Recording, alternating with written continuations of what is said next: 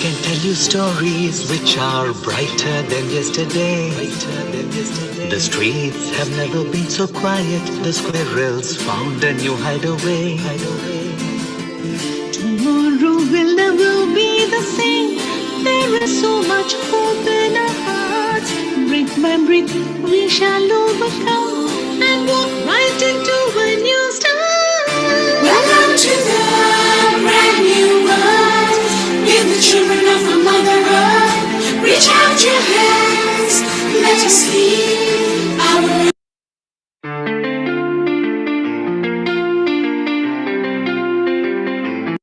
Namaste.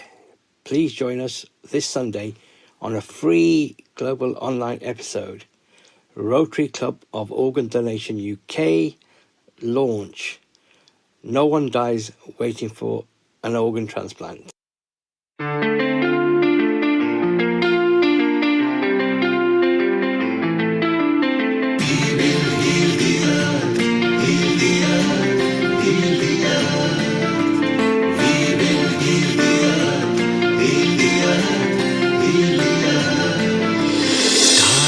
They can tell you stories which are brighter than yesterday. The streets have never been so quiet. The squirrels found a new hideaway. Tomorrow will never be the same. There is so much hope in our hearts. Brick by brick we shall overcome and walk right into a new start. Welcome to the brand new world. Give the children of our Mother Earth. Reach out your hands. Let us heal our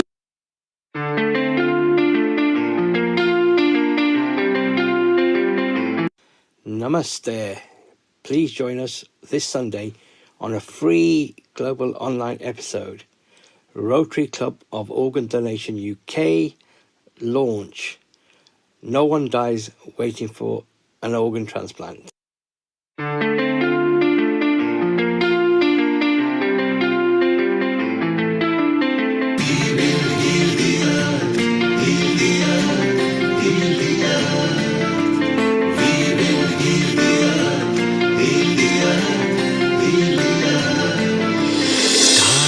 They can tell you stories which are brighter than yesterday. The streets have never been so quiet. The squirrels found a new hideaway. Tomorrow will never be the same. There is so much hope in our hearts. Brick by brick we shall overcome and walk right into a new start. Welcome to the brand new world. Give the children of our Mother Earth. Reach out your hands. Let us heal our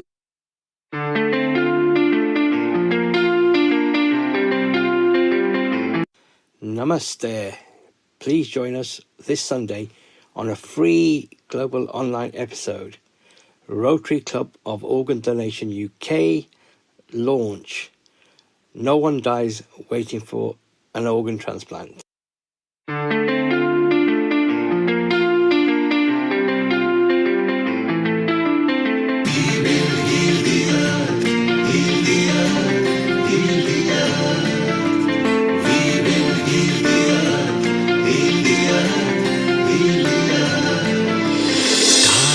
They can tell you stories which are brighter than yesterday. The streets have never been so quiet. The squirrels found a new hideaway. Tomorrow will never be the same.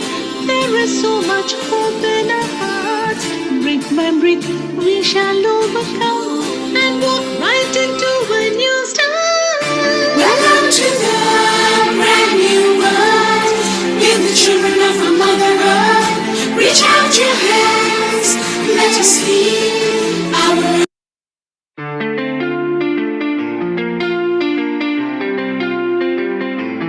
Namaste.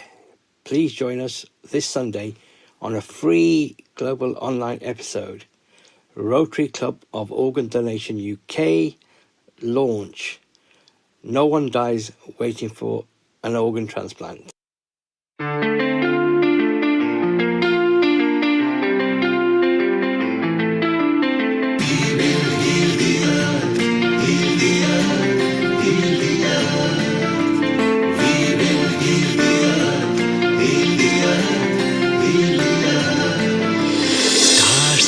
can tell you stories which are brighter than yesterday. The streets have never been so quiet. The squirrels found a new hideaway. Tomorrow will never be the same. There is so much hope in our hearts. Brick by brick, we shall overcome and walk right into a new start. Welcome to the brand new world. Give the children of our Mother Earth. Reach out your hands. Let us heal our.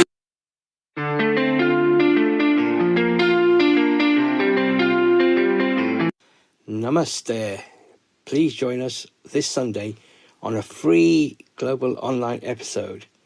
Rotary Club of Organ Donation UK launch. No one dies waiting for an organ transplant.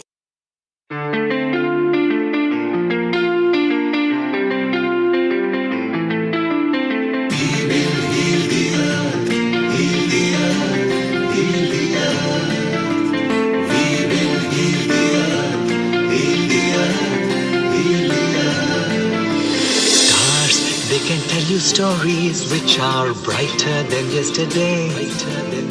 The streets have never been so quiet. The squirrels found a new hideaway.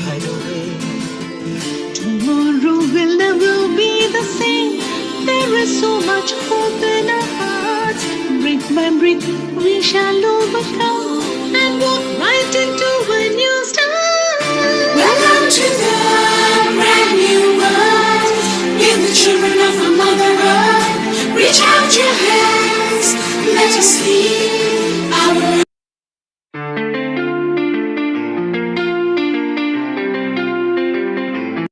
Namaste.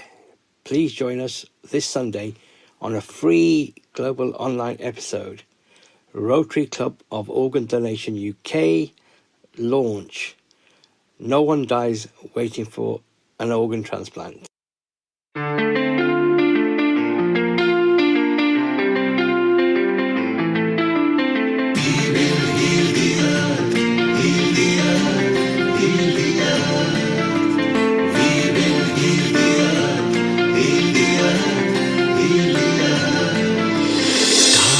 They can tell you stories which are brighter than yesterday.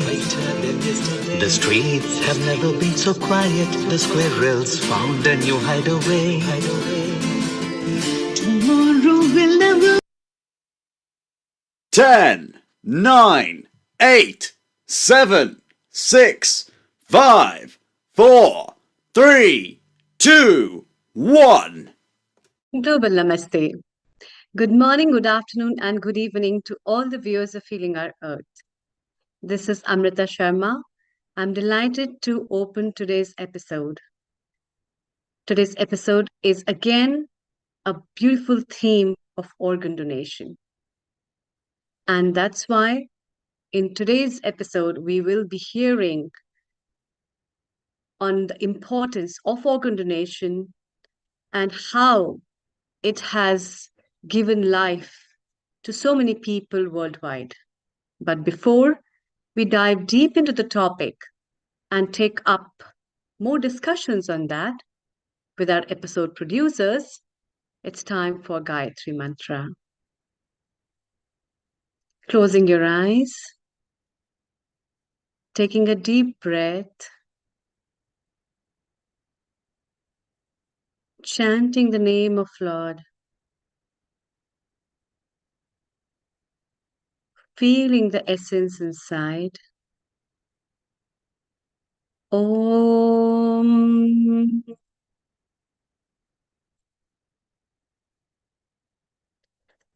Om Bhurbhuvasvaha Tatsaviturvarenyam Bhargo Devasya Dhimahi धियो यो न प्रचोदयात्. Om Bhurbhuvasvaha Tatsaviturvarenyam भर्गो देवस्य धीमहि धियो यो न प्रचोदयात् ॐ भूर्भुवः स्वः तत्सवितुर्वरेण्यम् भर्गो देवस्य धीमहि धियो यो न प्रचोदयात् ॐ शान्ति शान्ति शान्तिः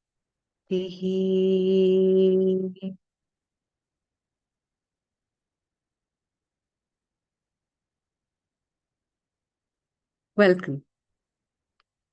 Today's episode on organ donation is specifically dedicated on hearing up the live experiences of organ donors and organ recipients, sharing up the experience and the expertise of health professionals who are in this field, and taking this leverage of organ donation, UK and beyond.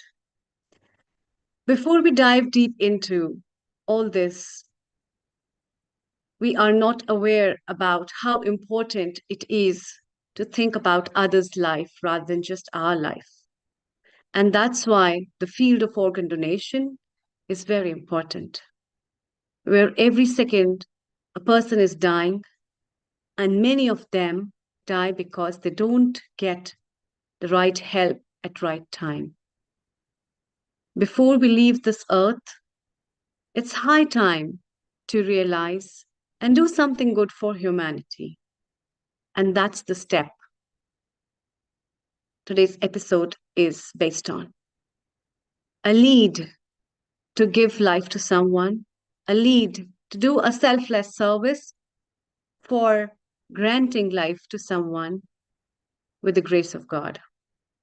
Science, with its advancement, has led to so many miracles that one of the best thing is it gives us an opportunity to take a privilege to give life to someone by donating our eyes, donating our heart, donating our kidneys, donating the liver, and much more to come.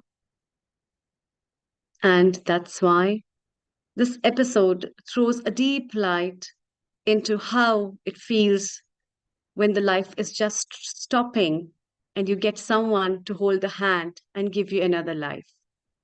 We'll be taking up the experiences of so many people who have the courage to donate their organs, and also all those people who are pretty thankful to God and the recipients due to which they still can see the life. And therefore, today with me, I have today's episode producer, Kirit Mystery from Midlands. And before I invite him to say something, I want to introduce you to him with my short biography. Kirit Mistry is a founder and lead of Health Inequalities. He's the president of Rotary Club of Organ Donation 2023-24, director of Health Portfolio for Hindu Council UK, and he has worked for over 30 years in health promotion, mainly in drug addiction, mental health, diabetes, organ, blood, living kidney awareness, and stem cell donation, cancer, and much more. And apart from that, he is a wonderful human being.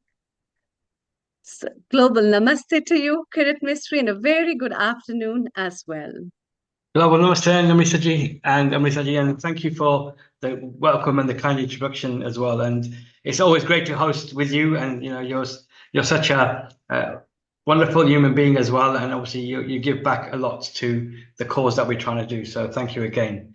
And again, to a global namaste to all of our listeners viewing from all over the world.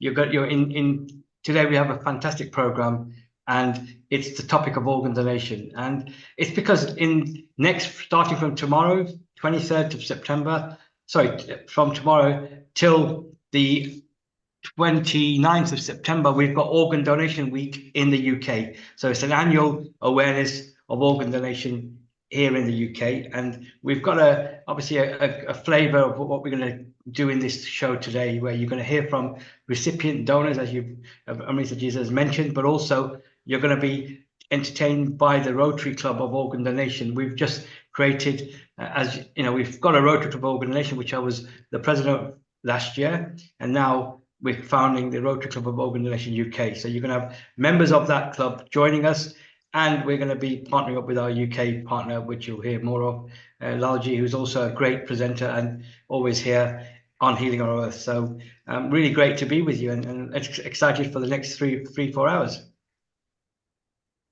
Yeah, it's really a good initiative on the part of you are in the panel of Saha as well, and from the part of the organ donation lead from the Rotary Club.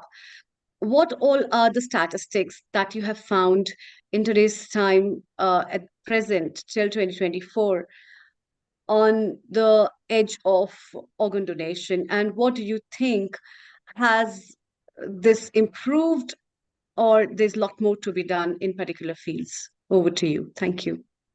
Okay, so as you see behind me, we have the organ donation law change here in the UK in 2020. And that means we've come to a system where we now have to opt out as opposed to opting in. And it's been a great change for this law, because for the last 10 years before this law came in, we were going out trying to encourage people to join our organ donor register. And this year, the theme of Organ Donation Week for the UK is 30 years of the organ donor register. So we've got an anniversary since the organ register came in place. But we have had challenges, particularly with the South Asian communities actually donating either after death or in some cases as a living donor because of their own health conditions. Statistics wise, in the UK, it's slightly improved, but not as much. Even we've had the law change in 2020, overnight, because of miscommunication, misinformation, a lot of our communities decided to opt out because the misinformation that was being portrayed was don't give your organs, the government are going to own your body, they're going to take your organs. And it's totally not the case. Here, even though with the law change, we are automatically going to be donors, but your next of kin, your family has the last say. So the messages that we've been working on is having those conversations with your loved ones, with your family, to let them know your wishes. But also, you know, from statistics wise, it's great to see the excellent work going on in India. But in the UK, we've created a number of campaigns, you know, to target those communities. So through the work we've done, we've created a Hindu campaign, a Sikh campaign, a Muslim campaign. Because again, the barriers that we were coming across was people were using religion or culture as their saying it's forbidden within my religion. So we've had to create campaigns and then start having dialogue with our religious scholars to get them to provide the message to their members as well, and to get the message out from a well source, because most of our communities we turn to at the time of need, we turn to our priests, our imams, our etc., our religious leaders. So it's important that they are helping us to spread the message. And we've got a wonderful chaplain who's also part of our Rotary Club for Organ Donation UK member, who actually works, he's the chaplain in the hospital, and he sees it firsthand in terms of those conversations. Now, going back to the statistics, you know, over a number of years ago, before the law came in, we still had this 35% of families were actually refusing their loved one's decision. So at the time when the person was ended up in ICU, that's when if the person was not going to make it, the families would be consulted to say, did you know your loved one was on the organ donor register? And at that time, the families could decide to honor their wishes. But because the families weren't aware, and because of the culture and religious kind of taboos around the subject, a lot of the families were refusing their loved one's organs to be donated. Now, what that means, and you'll hear firsthand from our Paolo, who's with us, what that means is because there's not enough donations coming from our communities, people will wait longer for a transplant, for an organ transplant. So that's the challenge, because of from our ethnic communities, we are not donating as much as our host communities, white Caucasian communities. And that's where, if somebody is in need of an organ donor transplant, our organ donor register is where everyone is signed up to, but also the actual register, whose people who are needing a transplant, they will then be contacted by their local hospitals or their transplant centers to say, we've found an organ for you, and can you come? And that's when. But a lot of our communities are waiting for that call, waiting for that telephone to say, is my turn coming? Is that organ coming for me? Is my life going to be saved? And sadly, it's a waiting game, and you'll hear that from members who are going to be joining us, because they can tell you their journey, but they still can tell you how long they waited. So what we still need to, our message here in the UK, but also in globally, is let's tackle whatever religious cultural taboos we have, right? Even if we put our religion taboos to one side, the real matter we should be talking about is, if you or your loved one will need an organ, will you take it? If you're willing to take an organ, then you should be thinking about donating, because somebody's died to give you that organ. So let's not, let's have those conversations. Let's have those, do your research. We tell people not to, make a decision without doing their research. But most importantly, think that if you are in need of an organ, would you take it? And if you're going to take it, then think about donating after death. And one of our communities who have got kidney disease, again, we need the people to come forward from their own communities, from their own families, because the best match will come. And you'll hear that from our doctors who will be joining us later, because the best match comes from their own ethnic group and from their blood type, etc. So if somebody comes forward, and I was really honored yesterday, we were doing a dementia awareness event. I was really honored to come across a community member who said, "Oh, I've seen your Facebook, you're doing some great work. I actually donated to my mother. Look, my mother's here. She's 69, and I donated. I was a living donor. And despite my family members saying don't do it, because again, when we talk about culture within our communities, there's this kind of taboo that if you're a female and you're going to donate one of your kidneys, then A, the community will find out. B, you will not get married. You will not get marriage proposals. And thirdly, you may not be able to conceive later in life, which is not the case. And this young lady actually has saved her mother's life. It was a great birthday present, and most importantly, she's seen her mother, now totally different, and they're traveling and doing what they couldn't do when their mother was having kidney failure. So really, and we hear stories, and you're going to hear, Paolo's story later on, but. Our message, Amrita, is in India as well. There's some fantastic work going on in Surat through Donate Life, and then through Lalji is doing some work, and also the Rotary Club of Organ Donation. That's another global club. So we are really trying to spread the message, not just in the UK, but globally. Yeah, that's really wonderful. In fact, just because it's not just one medical issue, it has a lot of things on social, religious, and ethnic basis that are linked with this, is also a big thing to think about, in which I think health education is very important at a vast level. And when I think children are taught about, this is how the heart looks like, this is how the kidney looks like, they must be given a lesson about the importance of these things in people's life. Because until and unless, I personally think it comes to your own personal basis, as you mentioned, that if you need an organ, then will you accept it? Then you must think about giving as well. So until and unless we put ourselves in that situation and think, it will not come up. So yeah, this is really good. Thank you very much. And let's have our words from our founder and director, Neil Kumar, as well. Global namaste to you, Neil Kumar, and a very warm welcome. A very big global namaste to you, Amrita. Thank you for anchoring here, and a global namaste to our episode producer today, Kirit Mistry, who does wonderful activity, not just for the South Asian community in Midlands. He's all over UK, now, they outreach other places as well. And the wider audience also include people who are not of Asian origin. So that is so beautiful, the work that he's doing. Since we are beaming live and streaming on social media at the moment on Facebook, YouTube, and our website, Kirit, a couple of UK people questions they are asking. Is there any cost attached to the organ donor?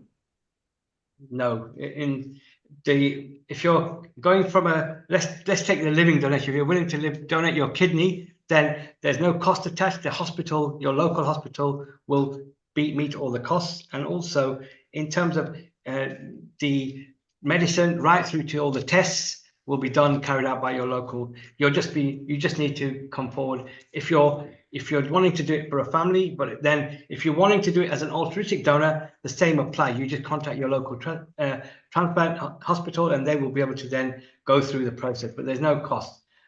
There is also, if somebody in the UK had a relative living in India, and they're willing to be a donor, then again, the hospital here would then look at the matching, all the tests would be carried out, and then they would be meeting their cost to come over to help.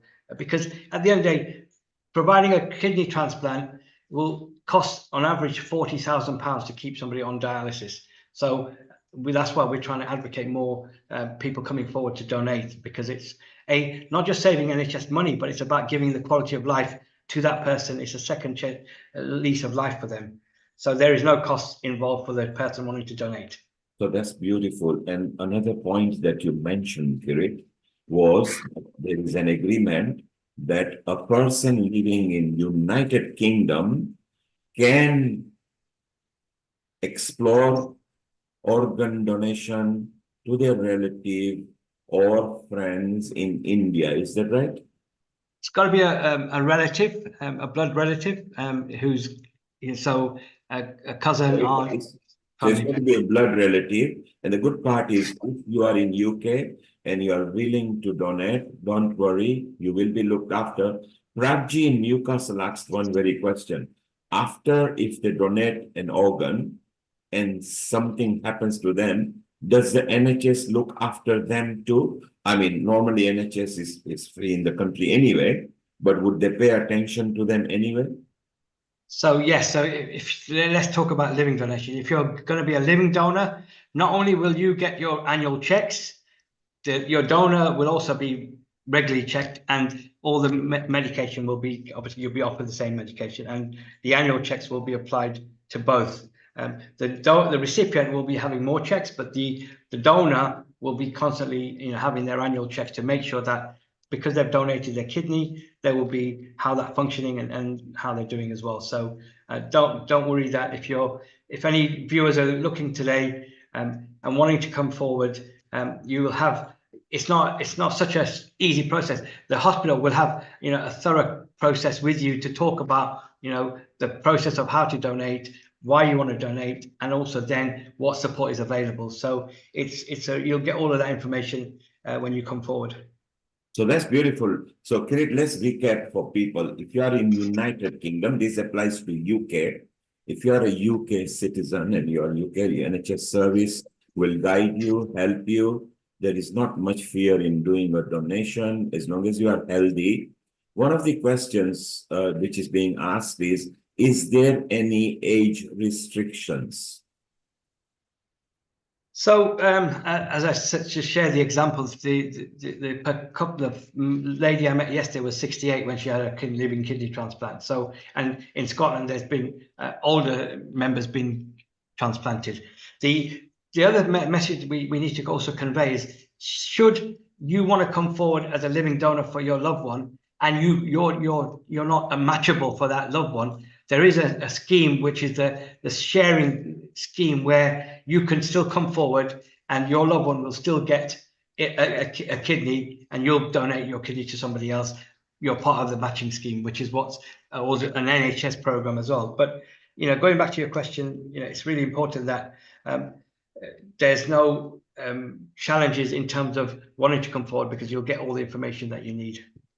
It's beautiful. So usually we are sharing information to people, and maybe those who are listening to us in different countries you can seek the guidance from your local health authority. Organ donation is becoming very popular now.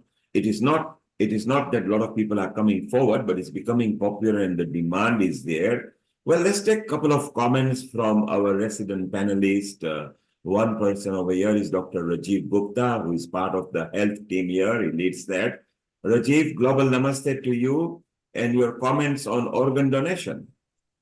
Global namaste to all families. So good to see. This is a great cause for the organ donation. So there are 2 points I wanted to make here.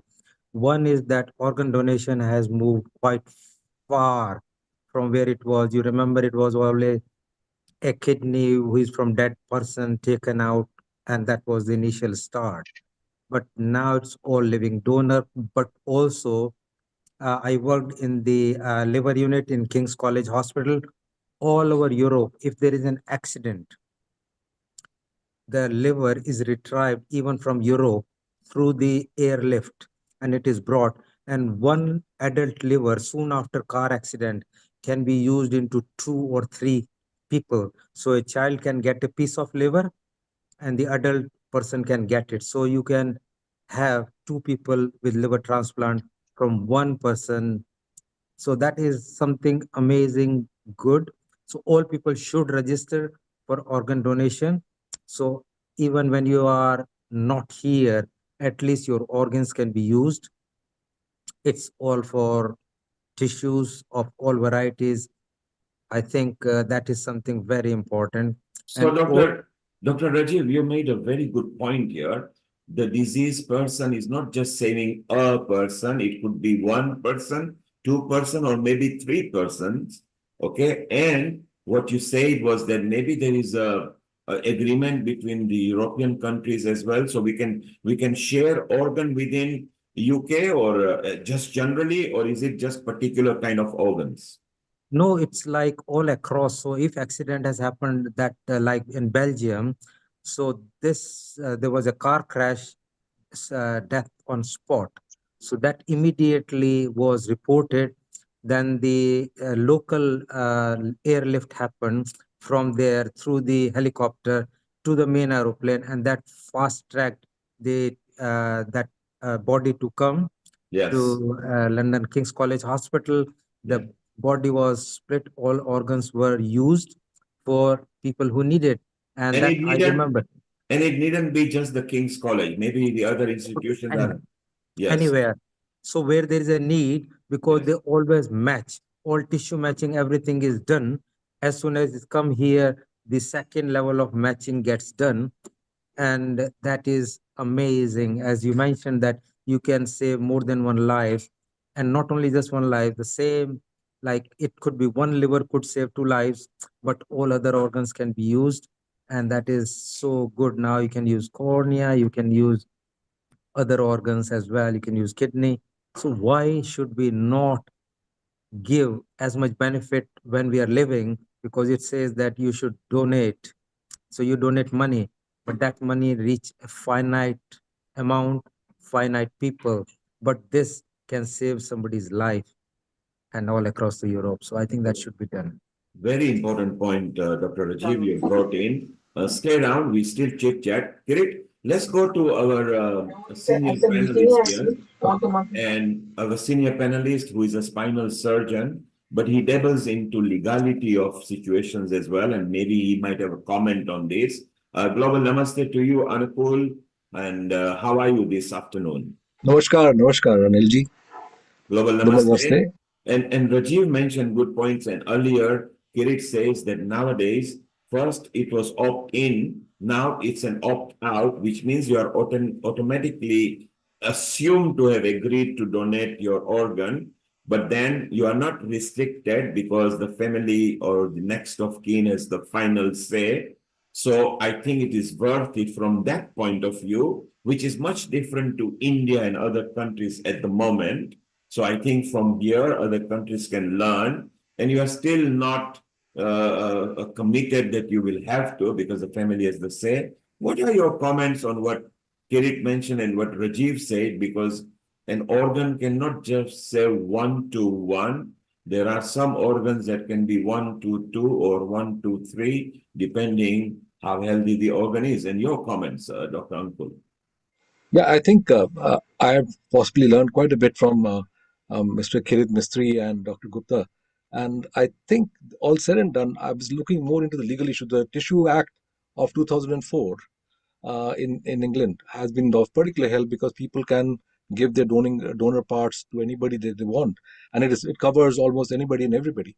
However, my major issue sometimes turns up when it comes to ethics and morality that many of the other religious practices have. For example, Shias and Sunnis have a slightly different attitude, and in among the Hindus, I don't find any reason why there should be so much of problem in India. Although there is, people don't necessarily give it because people consider uh, donating something is akin to mutilation of a body. Although we sort of go for cremation and completely burn your body off, but the reality is that in Hindus by itself, it is considered to be a dan, and it is a karmic positive attitude. So, amongst the Hindus, it's a positive attitude to donate any part of a body for anybody who needs it. The issue comes along with only with Shias and Sunnis, where there is a fatwa here in UK that it's a good thing to do, and everybody should be able to give it. And I think, by and large, the organ donations thing that come under the Tissue Act of 2004 covers that. So that way you're well protected that way, but still the essential part of it is that you have to have the human dignity and respect for whoever is donating. So it becomes imperative for any hospital to always ask the nearest relatives to seek whether they're happy to go ahead with the donation stuff. If there are Correct. objections, your best is to leave it. That's the way to take it. Correct. And Kirit made it very clear that you are not 100% committed because you do still have an option even after the death by the king to pull out. And Anukul, you mentioned that you can in UK you can donate your organ to anybody. Kirit, that is not the case from UK to India, isn't it? Because that has to be the close relative, or one needs to demonstrate that the person is closely related to you. Is that right? Just for correction, in terms of in the UK, the organ donation, deceased donation, which is somebody after death, Yes. that organ is made available on the people who are waiting for an organ transplant is made available, and then the one who's on the list of needing that particular organ will be then contacted. But obviously, how it works in the UK is children will be the priority, and then it goes up in terms of. But it has to be the best match. In terms of living donation, again, that's where it has to be somebody from that family, or from that next of kin point of view, to be a living donor. Or as I mentioned, if they've got a living donor, potential donor in India who's from their family, they will be then all the tests will be done in India to see if they're the match, and then they would be able to then take part, and they would then be brought over to the UK to make that living donation, kidney donation. So that's the difference. So there is a lot of flexibility now. There is a lot of advance. There is a lot of movement, so which is very beautiful. And Amrita, what do you think of it so far before we go to Paulo? Paulo is actually a recipient, so it will be nice to see when he got it, how he got it, and how he feels about it. So Amrita, your summary so far, and then Kirit, maybe we move on to Paulo and see. Just before Amrita ji comes in, I think Dr. Ankul just wants to. Yeah, Dr. Anukul wants to say something, I think. Yes. It's okay. Carry on, and we'll. I don't have a particular response. What I want to do is actually ask Kirit about what about people who commit suicide, or those people who want to go for euthanasia or things like that. Well, if they had wished before their death that they want to give their donation part, even if they wanted to commit suicide or something like that, how do you address that issue? Number one, and euthanasia issue, whether there any particular who go out of this UK, we have not legalized euthanasia. If they go abroad and they say, I want to give my parts to somebody else, is that allowed? And what do they do? What are the various legal parts behind it? And at the same time, in the Shia, they have said that unless the circulation is completely stopped, they would not allow the what you call organs to be donated. How do you address these three issues? So the first issue, when it comes to suicide, again, the actual person would have, in order to be able to be a donor, to use their organs, would have to have brought to ICU, and then that would be then the family would be then having this decision to donate. When it comes to euthanasia, that's a different, subject. And again, we in the UK have certain laws, and I'm not too familiar with that part of somebody from euthanasia donating. And then the final point, yeah, there is a fatwa that was done some years ago where all the different scholars, Islamic scholars, were brought together to have a fatwa, because we didn't have that. And that's where whether you're from Saudi, whether you're from Indo, Pakistan, there was difference of opinions around organ donation. And yes, the only challenge at the moment is when the last breath has been taken and the circulatory death is where the decision has to, the family need to decide whether they're happy for that donation to go. But as I said, one thing our viewers need to understand is we are probably in a 99% position to be willing to be a donor. Because if you've heard what I've said before, is that A, we've had to die in ICU. B, our health conditions as being Asians, we suffer with a number of health conditions. So some of our organs may not be, so we actually in a position where we need an organ, then be in a position to donate, unless you're healthy. So that's something that people need to understand, is that, it's not, you've got to be healthy. And I'm glad we've got Paolo here to I'm going to bring Paolo in, because Paolo, Global Namaste, Paolo, and thank you for joining us. And it's been a privilege to share your journey of over some 4 or 5 years since I met you. So Paolo, just give our viewers a bit of your story in terms of who you are and what your personal journey around kidney disease was. Thank you, Kirit Bhai, for bringing me into this. Namaste, everyone. My name is Paolo. I'm from Leicester. I'm 31 years of age. So I've been suffering from a kidney disease from the age of 9. So it's been a hell of a journey for me, because I've gone through from being so healthy to being so down in terms of like my low esteem. Everything was affected, depression, anxiety, everything took effect. So my second time, my kidney failed at the age of 25. I think I was about 24, 25. That's when my kidney failed. And the reason being was I had pneumonia. And that was the reason for my transplant kidney failed. That first kidney lasted me about 15 years. But with second transplant, I've had a lot of issues in terms of finding a transplant, finding a right donor, having the right blood type. Had to match everything. It's been a very, very, very difficult journey. I waited for around 7 years just to find a kidney, and I kept praying for myself. When will my turn come? When will my turn come? I kept asking doctors, nurses, but they just kept saying it's just a waiting game, waiting game, waiting game. I said, look, I'm young. I need a transplant. It's been 6, 7 years. I've still not had a transplant. And then, just out of luck, I received a phone call to say that they've found a transplant for me. And it was one of one of the best days that I could, celebrate myself. I had a transplant in 2023, which was last year in April. Transplant working perfectly fine, feel like a normal, healthy person. But in between that time, I did, that last 7 years of dialysis, I did suffer a lot. I went through, a big, big journey. Kirit Bhai has seen me from going from my ups down. I had my lows, my ups. But after this transplant, it's actually changed me completely. It's given me a life. I thank, whoever passed away and who actually gave me a kidney. I'm thankful for that person, their family. And it's something that I can never repay back. And the life that they've given me will always stay with me. And my job is to try and protect this kidney as much as I can from everything and keep it working. Paolo, just tell them. But yeah, explain thank you to Kirit Bhai. Yeah, Paolo, sorry, just explain to the viewers what is life now compared to, obviously, what is life in dialysis? Share what you were going through while you were in dialysis, and then life what is now. So being on being on dialysis has been, journey where, one day you go hospital, You're spending about 4 hours on the machine. You've got a machine stuck on you. One needle is taking blood out. The other one goes into machine, filtrates your blood, cleans all the blood, and it goes back into your body. So everything the machine does is basically an artificial kidney that the machine does.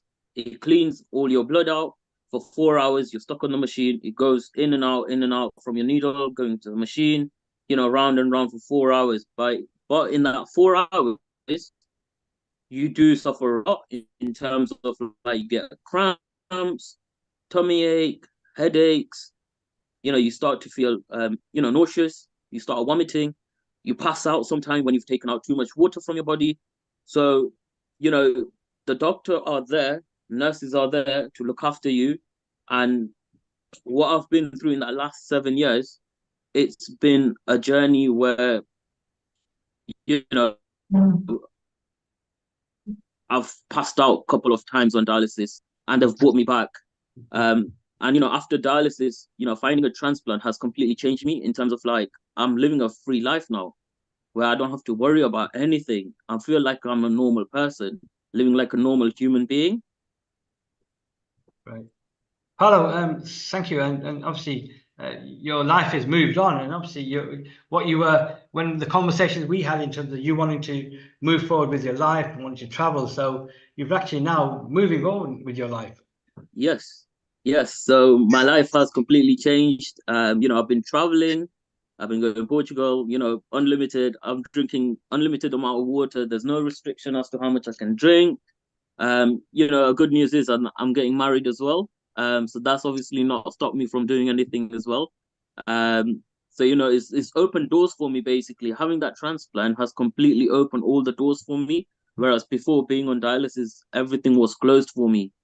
There was no socializing. Everything was, just stuck into one kind of little zone.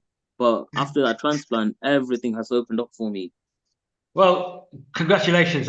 It's great to hear the good news. I know you shared that with me a few weeks ago, so I was really pleased for you, and also great that you're now happier, and obviously this transplant has changed, giving you that new lease of life, and it's good to hear that you're actually taking care of that kidney that you've got now. So, and obviously the donor's family who have made your second life happen. It's good to hear that somebody did decide to make that donation. And again, viewers, you need to look at Paolo's story. He was had 2 transplants, and then this is now he's now got a new lease of life. Anything else, Paolo, you feel that is really our viewers need to be we need to get through to our viewers around organ donation and importance of donating? Yeah, I mean, look, donating any parts of your organ, after death, it's like, you're actually giving someone else a life to live. Even if the person dies, either they get cremated, they get burned, they get buried, right? So why not use those organs to save the other person's life? Yes, the religion comes into this play. It's a huge part for religion as well. But I think if all religion came together and made a decision where, look, we need to get together and save other people's life around the world, there'll be less death. There'll be less waiting game for people like myself who waited for 7 years. There's people out there who's waited for 10 years. If everyone starts to donate and understands that, donating a kidney or any part of your organ, the process is not easy, but you've got a support there. You've got support from your doctors, your family members, and any question that you have, there's people around you as well that you can always approach to. So my only advice to everyone who's watching, everyone on this call as well, is that it's very important that you always stay opted in and try and save the other person's life, because saving the other person's life is not only going to make you happy, but the other person will give you so much blessing, and that will count towards your good deed. Neil Bite, you wanted to come in with your any messages from our listeners, on our viewers who have brought in or want to ask any questions to Paolo? Yes, Paolo, well done. You made very good effort from being anxious to know whether you'll get one or not, and now you are. Do you think life is just normal back to you, or are you conscious sometimes? And how often do you have to be checked up? Yeah, so life is back to normal, but it's not as back to normal as it is normally. Have you know how normal person feels? Yes, I get conscious about my kidney sometimes. So sometimes you don't pass. You drink so much water, but you end up not passing. Amount of urine that you're supposed to pass. So that makes you worried that, oh, is your kidney okay? Is something wrong with your kidney? So that is something that will always stay in your head. But you got your blood test happens every month. My appointments used to be every other day, but because my kidney has been settled, it's now every 2 months. Before it was every month, then it's now every 2 months. But in between that time, if I feel like, oh, I'm not passing enough urine or I don't feel well, all I do is go to the hospital, get the blood test done, email my doctor consultant. What they'll do is they'll check my results. If everything is okay, they won't call me. However, if anything is abnormal within the bloods or anything like that, they'll give me a call. And also, there's an app as well that anyone can use, and it's an online app. So any blood test that gets done at the hospital, it shows up the next day, in the morning. So you got results there showing you. So So always that's keep an eye on those fantastic. results as well. Paulo, that's fantastic because in this day and age of waiting for yonks and months, Yeah. as a person who has received an organ, you get to prioritize. There is an app that feeds you up at the moment, assuming reasonable normality. It is only 6 times a year that you have to go in to get checked. So Mm. that's not in too much inconvenience. And should anything happen and you don't feel good, you straight away go to the hospital. You are not in a waiting zone or anything. Within few hours, you are looked into. So let's encourage people that it is worth getting an organ transplant done. It is worth to give organ, if not to everybody, at least to your close ones, because you are not just saving their life, you are enhancing the quality of their life from what they are. You are also helping the NHS because that means the person is a less of a burden as opposed to they would be while they are carrying the ailment. So this is all getting very beautiful. Paulo, stay around because we still want to chit chat with you Sure. and we want to get more comments. And Kirit, so we are progressing. I think organ donation activities and outreaches, particularly the ones you are doing, we should get it more into community and society in their ethnic languages, where I think we would benefit quite a lot. Because here is a living proof, Paulo, who has actually shared information that he gets app telling him very fast rather than waiting for a month to know if there's an issue.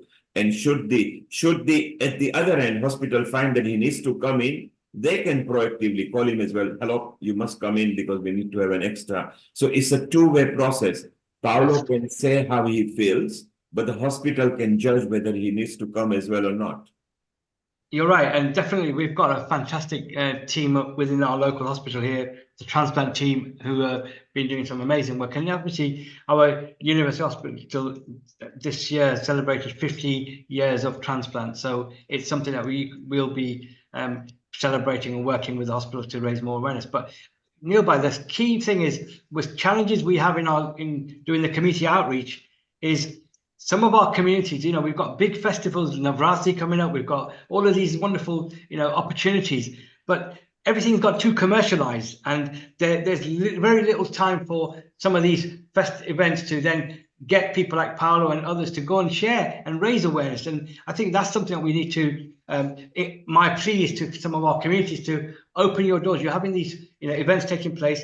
You have 9 nights of celebrating. Let's get some messages in there so it makes people not just they're there to celebrate and enjoy, which is wonderful, but also they go back and because they don't know whenever in their life they may be faced with certain challenges like we're talking about. So it's always good to get the message out. So, Kirit, a very good point. Navratri is where a lot of people accumulate, not just Gujaratis, but many speaking backgrounds. So, yes, maybe this year is quite well only coming very soon. We'll try to do it now, but for next year, I think as Healing Our Earth and Saha, maybe we'll be able to put you in many Navratris since we are connected to people.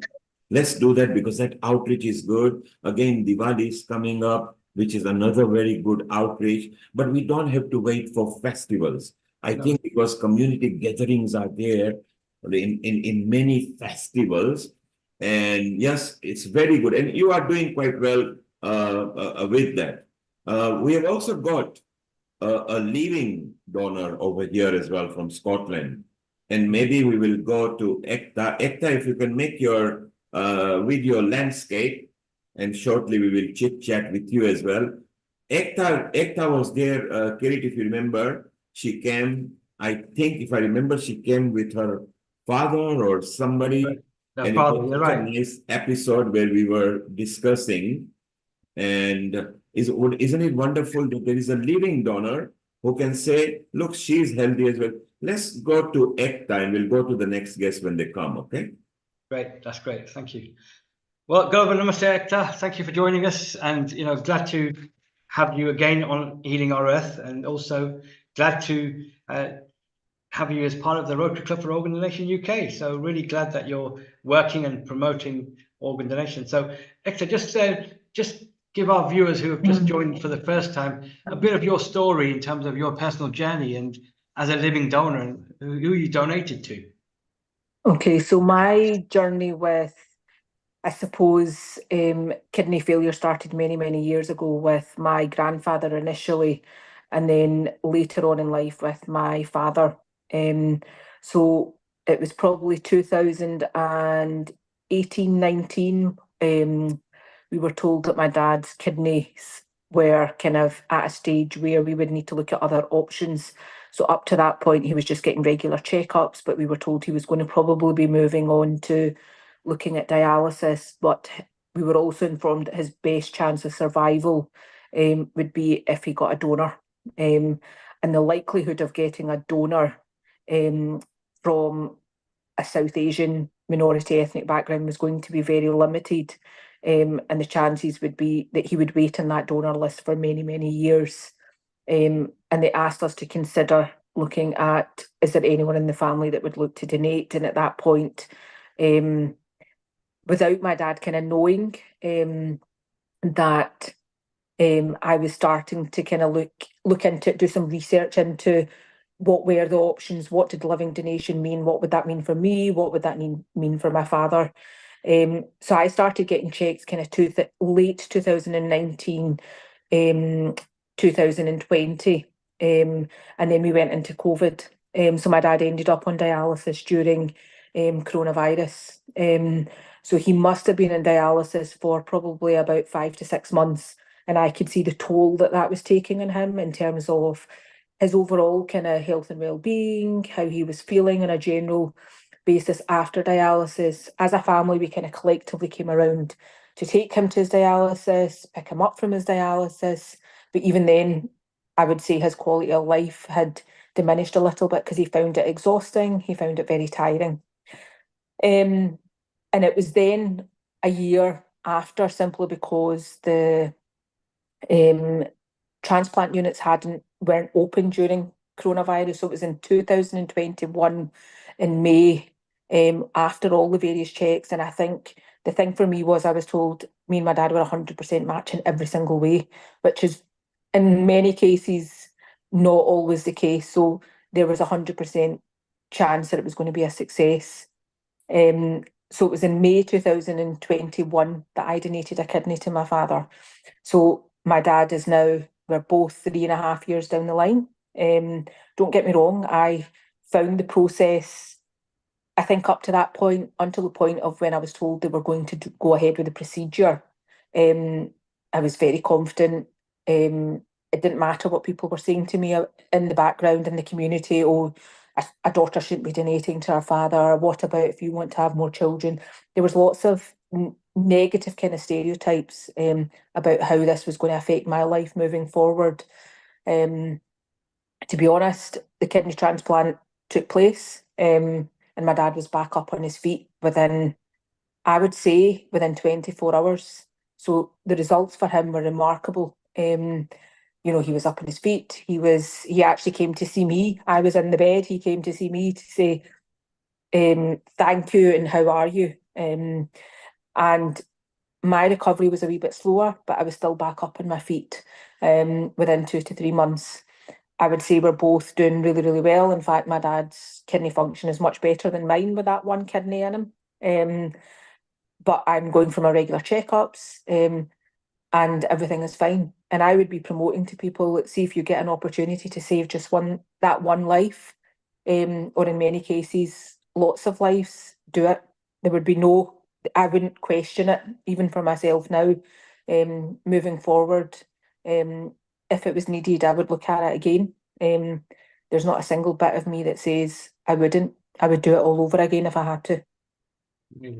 Sector, you mentioned some people you were trying to discourage you from donating. Obviously, you didn't tell your father. And do you think if you had told your father, he would have discouraged you in any way? Or obviously he would have, because that's a lot of fathers don't want their daughters to, But were there any other, apart from your father, were there any siblings that you didn't talk to, or you felt may have changed your mind? Yeah, so there was probably, even if I look at my direct kind of aunts and uncles, I think they were a bit hesitant about me donating. I didn't tell my father not because of any kind of cultural kind of stereotypes. I didn't tell my father because I knew he would say, "You're not doing it."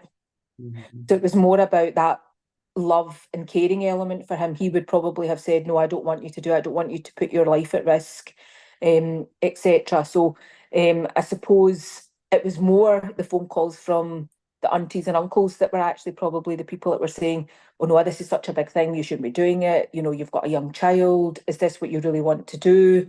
And for me, there was never any really question, because if I could help my dad to have, whether it was an extra 1 year or whether it's an extra 10 years, it didn't matter to me. He would still be around, he would be healthy, he would be able to be a part of my daughter's life. And we're now 3.5 years down the line, and it was the best decision that I've made.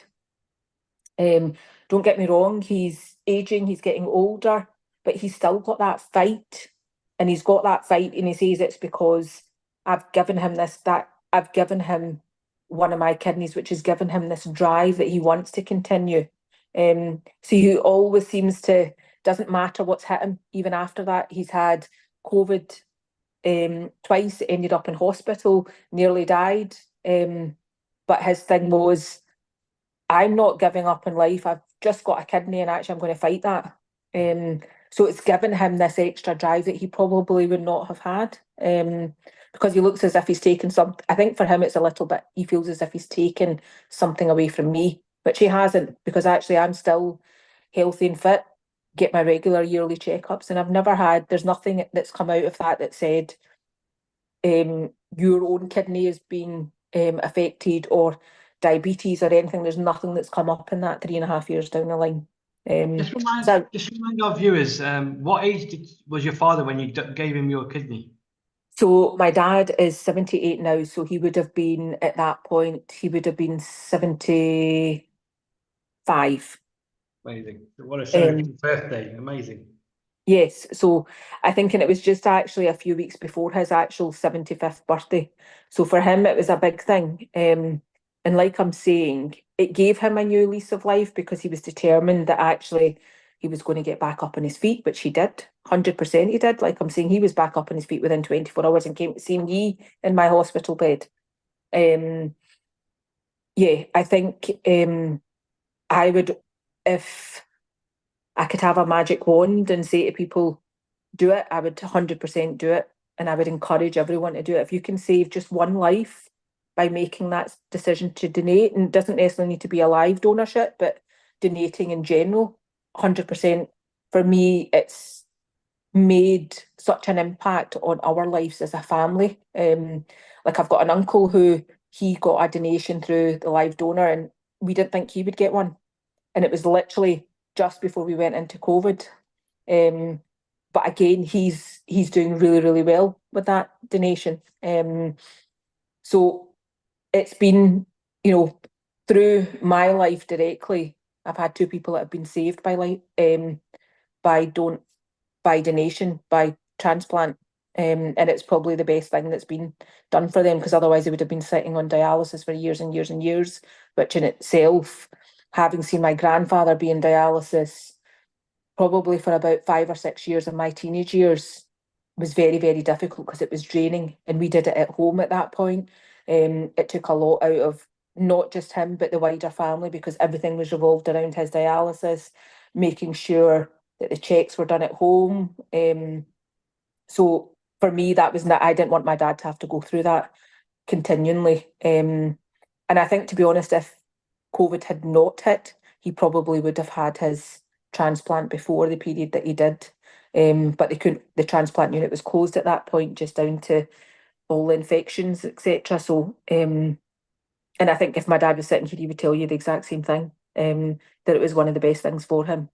It was a privilege to meet your dad a few months ago when he came to Leicester. So I was really honoured to meet him. And obviously we've had the telephone conversation and the Zoom calls, but meeting him, seeing him physically, and obviously what you've done, obviously you'd do it to anyone, but this was your father, and you saw that you've been through it in terms of your family, your grandfather. So really and is that why you've wanting to kind of continue that? Obviously now you're going to be part of the Rotary Club for Organ Donation UK, to kind of get the message out even more. And obviously in Scotland, we're going to be doing lots of more there. But is that what prompted you to continue this journey? Yeah, I think for me, it's been a little bit of, I know what our own family's journey was like. And I suppose, like I was saying, there were so many misconceptions about why I shouldn't do it. And like I'm saying, none of those misconceptions came directly from my dad. My dad's issue was me not donating, down to that father-daughter element, in terms of that love, wanting to nurture me and care for me. But the general kind of wider family, in terms of aunts, uncles, had phoned and said, we don't really know if you should do this. There's lots of things in terms of religion, there's lots of things in terms of reproduction. But when I did the research, there was nothing that told me that I couldn't do it. So for me, I suppose me wanting to continue, I suppose it's about giving people that message, that knowledge base, that actually you can save a life by donating. So even if it's as part of when you're no longer here, it's something that I would tell everyone to do, because that one gift of life for someone, you don't know how many lives you're going to save just by donating an organ, whatever that organ is. In my case, it was a kidney. So yeah, I suppose I want to do more promotion work. I want to be able to tell people that it's a really beneficial thing for individuals in the long run. So yeah, Great. so that's the reason I've got involved.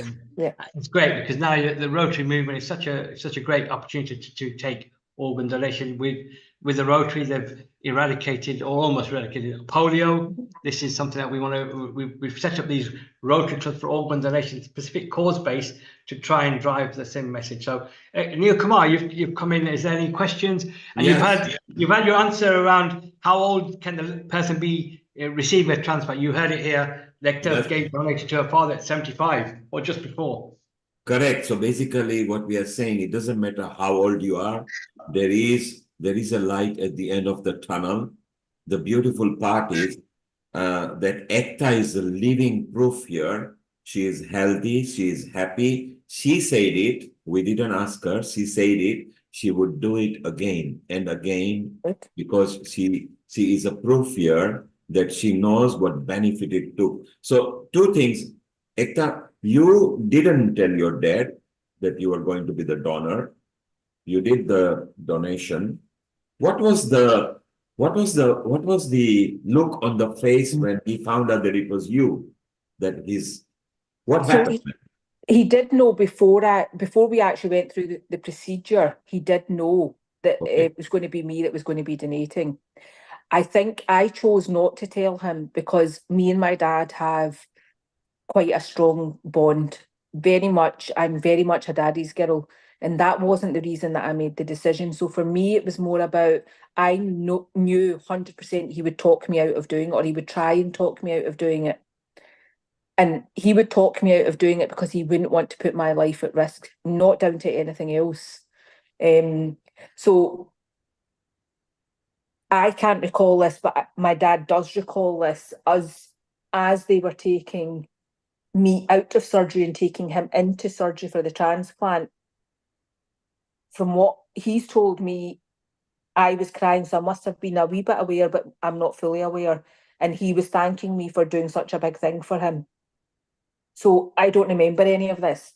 But I suppose for me, for him, I think even now he's grateful to me, he's thankful to me, and that was never the reason I did it. I did it because I wanted him to be around for a little bit longer, if I could have him around for a little bit longer. And there he is. He's still there as Yeah. as a person. We had him live here for a long time. He was bubbly. We talked about things, if you remember, Yeah. where we did a kidney special episode. So it's so beautiful. So here is an encouragement to people who are listening to us on YouTube, Facebook, and social media and our website, that you can be living and giving your donation. You don't have to go for people when they're diseased or when they're passed away. We wait for donation, and you can enjoy. It can be your siblings, your parents, your sons, daughters, whoever it is. Isn't it wonderful that maybe the journey can start now, and you don't have a fear? There are guidance and counselors who can actually guide you and help you. SAHA is one of the organizations, South Asian Health Action Organization Association, which is over there, that can even help you. I think it's so beautiful. Kirit, we have a living donor, we have a living recipient over here. Let's see what tips they can give to each other. And then we will ask Rajiv and Ankul to even help out in the summary so far. So Paolo, Ekta there in Scotland actually donated an organ, which is kidney, to her father. She obviously loved her father. She says she's a father's girl. Now she feels happy and she feels life is just normal at the moment. She's okay. She's monitored as well. And you are a recipient, Paolo. Mm-hmm. What would you two discuss? What questions would come in the mind of each other so that other viewers can learn? One is a donor to a family, one is a recipient, yourself. What can we bring? What tips or ideas can we bring to the viewers who are listening, who are considering either organ donation or an organ transplant? Over to you, Paolo. In terms of myself, that's fantastic what she's done. Amazing stuff. If I was a normal person, I had to donate it to, one of my family member, I wasn't hesitate at all, because I know I'll be saving my family's life, even though even if it puts risk on myself, I'll still do it because it's my family at the end of the day, and I'll do anything to save them. And she's done a fantastic job, by giving that kidney to her father. But one of the question that comes into my mind in terms of like being donating that kidney to a father and having that one kidney, does that mean that you get you're limited to what you can eat and what you can't eat? No, so it hasn't, Pablo. So I've carried on in with my completely normal life. It's gone back to sorry, I've got another phone call coming through. Give me a minute. I'll just try and so for me, Pablo, it's not changed my life in any shape or form. So I've gone back to exercising the way I was. I've gone back to eating the way I was. It's not affected me in any shape or form. It's had no hindrance health-wise either. I think the only thing, which I've always drank water before, was making sure I drink my water to keep my kidney functioning at a high. The only thing that it has maybe affected me with has been I have occasionally been anemic a couple of times, but once I've had once they've given me tablets for 6 weeks, I'm then back to normal. But other than that, I've had no issues after the kidney transplant. So let's pause here and tell people that if you are a living person and donating, chances are there is not too much shift from your life as it was. You can almost be as you are. And in case if you have to make minor changes, then why not? If you are good enough to donate your organ, you will be strong enough to change part of your life. which is not a huge culture shock, diet shock, social shock. So that's very good, Ekta. Then, Ekta, how often do you have to be monitored? So I'm just monitored. Initially, they were doing every 6 weeks for that first year, and then they've reduced it now to every year. So I just go in and kind of roughly the anniversary of when I donated. So in May, I generally get a checkup. So my last checkup in May came back perfectly fine. There was no issues there was nothing that came out of that they were concerned about. So roughly another good news, like normal body, and generally after a certain age, you do get yourself checked once a year or once every 5 years. Again, no hindrance there, Ekta, as opposed to Paulo, whose worst scenario in normality is 6 times a year that he has to go in. But then, even if he feels he wants to go early and he's not feeling well, or he has a doubt that he doesn't think he's well, he can still walk in. So you are not put on 2 year, 4 year waiting list. So don't get scared to donate. Don't get scared to get the transplant done. Don't worry. You can talk to people. NHS are also equipped to guide that. Your doctors are equipped. And then you got organizations like SAHA, who are there, who are a bridge between these mediums over there. Rajiv, here you've got a living kidney donor in Scotland, and you've got Paolo, who received his organ from some other person. What do you feel? What do you feel? Any tips as an NHS doctor? Is there any other tips that you feel that you want to give people, or anything else you picked up from your work? So I think a couple of important things. The whole trend of live donor has started practically in last 10 years only, and that is amazing because a lot more people are living, including those people who would have died because of lack of the organ transplant, as well as sharing of the experience from the donors because their relative is surviving and seeing them longer. We, particularly Asians, are so proud and closely knit with our parents or other relatives. If they live longer, there is nothing more happiness than that. So I think that's the first point. The second thing I always advise, and I have been on the part of the advisory list of people of South Asian origin for a long period of time. So one thing I say to people, particularly living donor, is that write down on a piece of paper why you are donating, because there will come a time where, sorry, I'll call you back. Um, so that is because there will come time where you will have moved down, other people will tell, or you will get through a situation where your own body is at risk. So which is what Ekta was saying, is that, when your own children or you yourself have an accident or something else where you have only one kidney and now that kidney is at risk and you think, did I do it right? Therefore, it's important to keep that upfront, and that is your motivation for that. The third thing is, again, probably mention more drinking, but also eating more food in a more regular basis, particularly first couple of months, so that your energy is equipped, because fatigue, depression, anxiety kicks in shortly after the organ donation. And then you think, oh my goodness, this is a phase which is normal phase. And I would say that if we keep remembering and keep, like her father came to say thank you, what more can you get? So I think that is the mental part and physical part are both important, and keeping in more natural way with food and drinking is going to be very helpful.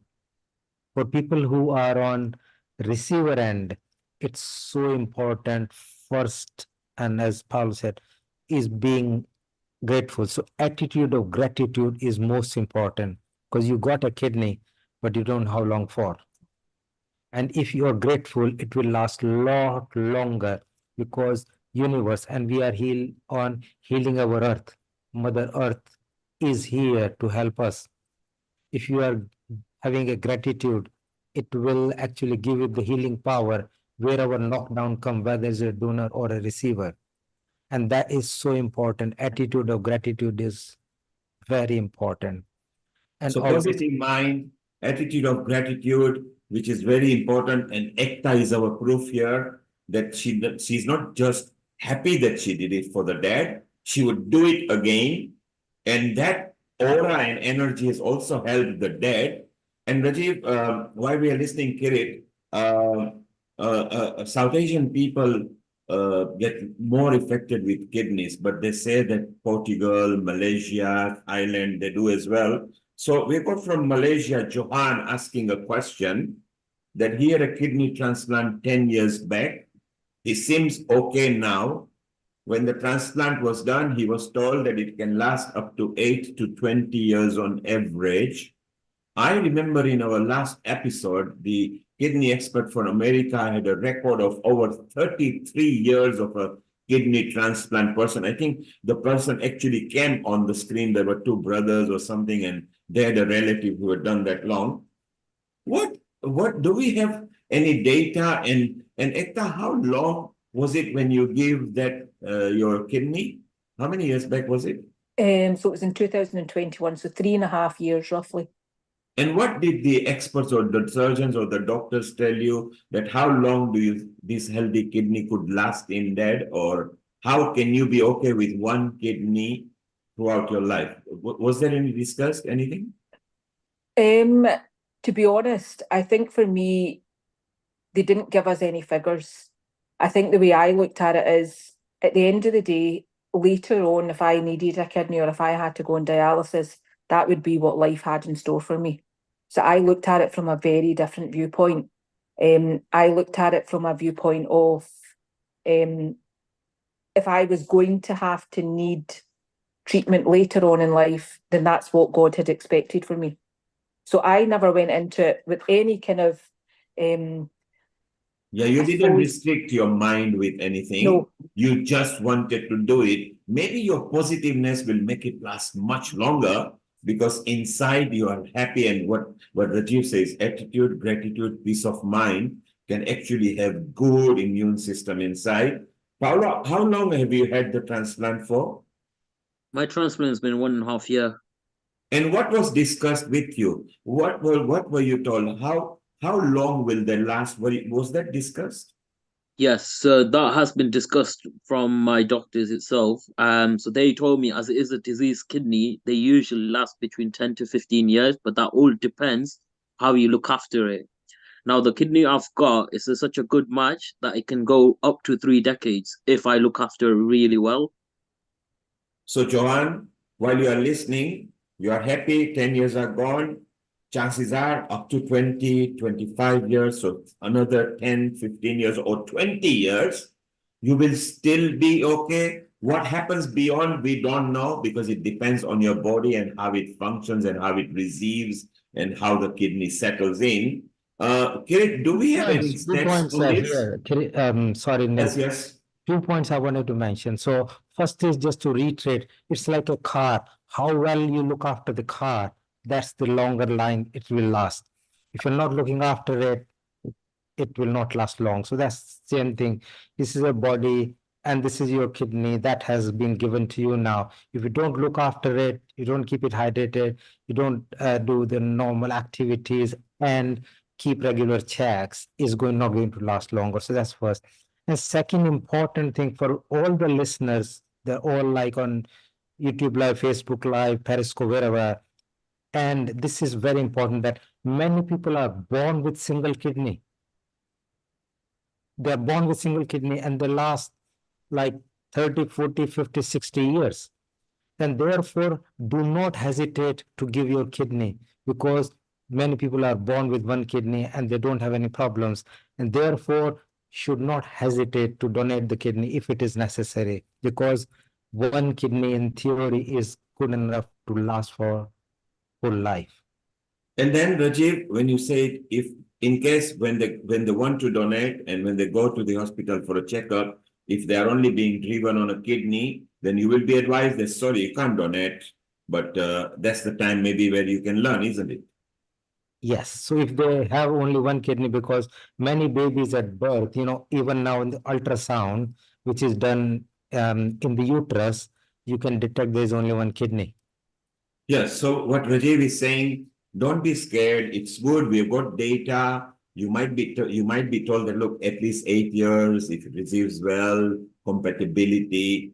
Rajiv compared to the car. So if you are going to go around the block and skid your car and go bend fast, that analogy applies. If you're going to go binge on boozing and all those things, then you're going to abuse your kidney. So just use that analogy. Do not abuse your body.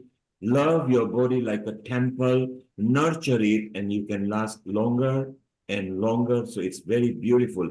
Paulo, you feel okay right now in your mind? How long do you feel? I mean, it's not occurred to you, is it? I mean, you just want to let it last as long as it can, correct?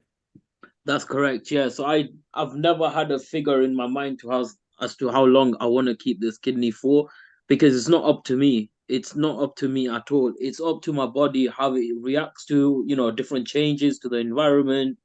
In terms of like the weather, everything plays that role into this part. And in my mind, I've never had that figure as to how long this kidney will last or anything like that. I just go as it is, and you know just trying to live the normal life like a normal human, and let it do its thing that it needs to do. If it's gonna Really? work, it's gonna work for the lifetime.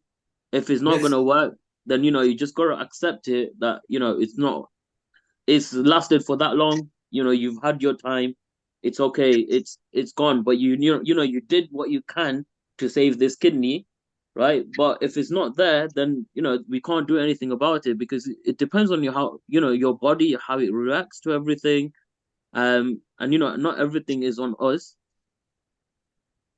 Yes, fantastic. So it's a good idea. Let's pause here for a moment, Hmm. and we will also go to Sunil, who has been part of our episodes before, and he's an expert as well, and he has got a lot of comments. So Sunil, if you could landscape your video, and shortly we will be chatting to you because you have got a lot of information for us, and we'll come to you. Anakul, you heard so far. Here is a living kidney donor. There is one recipient who are both here. Johan asked the question. He's okay with 10 years. So Johan is happy that, he's smiling now that he feels that, yes, he can still have 1 or 2 decades left. Anukul, what do you think, and how much more would you encourage listening to other people? How more would you encourage other people to donate or get a transplant? I think, Neil, there is something very important. The Ekta's message was very, very good. One of the things I've seen, I've had 2 or 3 people who have had organ donations from other people, and their spiritual and emotional contact with them have been just phenomenal. Some of them were from different race, they were from different places, and some of them were from their close relatives. But I've seen them change enormously in terms of their attitude, their behavior, and other kind of issues. And that emotional connect is very, very important. And that again puts us into my Vedantic approach of looking at the thing, that this is just my body, it is not me. And as long as you can get the satisfaction that it is me, which is allowing my body to be used for something else, that is something, and particularly when it is there to improve somebody else's life, it's a huge, huge, huge input. So I'm very much in line with Dr. Gupta's particular view, that emotional and spiritual connect is very, very important. And if that can be established better, I was just thinking of using that as a point of trying to help South Asian people to get involved in this, because in many of the ceremonies and what you call festivities, people like Ekta, people like others who have been recipients of the kind of things like that, can usually even offer a particular prayer or something, and let the people know that this particular person has come to thank the powers to be for whatever they have received as a part of help from somebody else, and that might actually tell many other people to donate, which would be a great thing. That's number one. Second thing is, I just wanted to ask some other question, and that was about that was possibly towards Kirit, is how does it work out when it comes to donating various different type of organs? I know that we give it for heart, you know, give it for heart valves, you give it for arteries, bones, pancreas, all of the blood vessels. How much of this thing is collected in the very first time when the people can give it? Because I use some of these particular bones and other bits for bone grafting and other kind of stuff. We also fall short of tendons and ligaments and rotator cuff repairs, and for which we have to often depend on animal products. So I wonder how you do that and how is that addressed in the NHS system. So I will, if it's okay, pass it on to Dr. Daga, who's actually joined us, and he's also worked with us. He's a nephrologist. So global namaste, Dr. Daga, for joining us.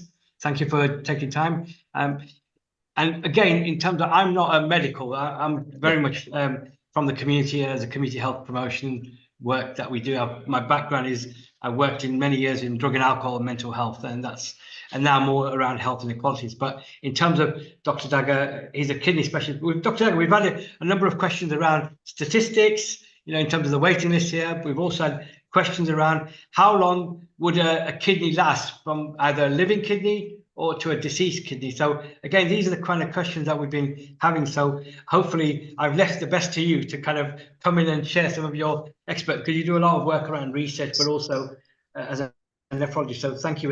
And if you can share some of introduce yourself and where you're from, and also you're also part of the Rotary Club for Organ Donation UK. So thank you. Thank you, Kirit Bhai, and global namaste to everybody. I'm sorry I was a bit late, but a couple of things really. So as a living person, you can donate your kidneys, you can donate part of your liver, and I think increasingly you will find that as a living person, you're able to donate other things as well. But the most common organs are kidney, and the next common is liver. So just to introduce, I work in Leeds, and we do various different type of transplant, but mainly kidneys and liver. And my background really is I was born in India, essentially part genetics Rajasthan, part Gujarat, and I've been in UK for now 22 years or so. And then the second bit that Uncle Ji has said about how we manage our organs, I suspect you are referring to after death. Now, after that, there are two things. One is consent. So in UK, individuals can consent which organs they would like to donate, or they would like to donate the whole body. So there is a consent process in place.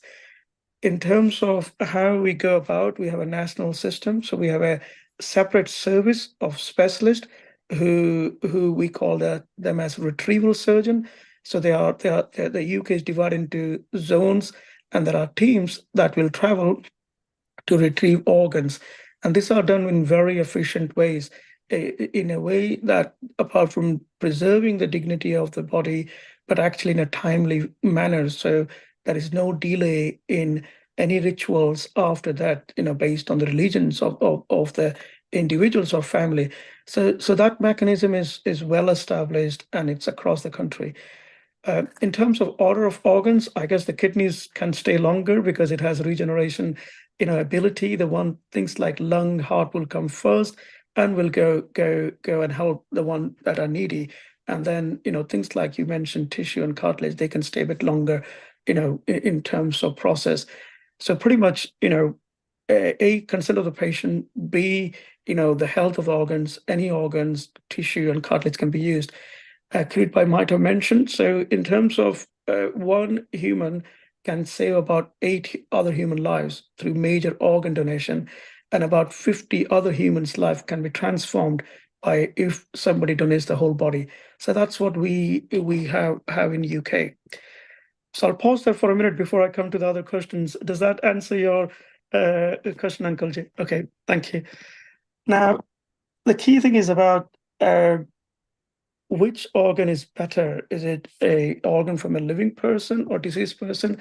I don't think there is any doubt. The organ from a living person is far better for a number of reasons. A, the living person goes through a stringent process, which is over months, to see how healthy they are, and not only the organ, how great it is, but also only selected people are allowed to donate organ who are almost, you can see, are super fit in the community, not only has trouble now for the health, but will not develop trouble later in the life.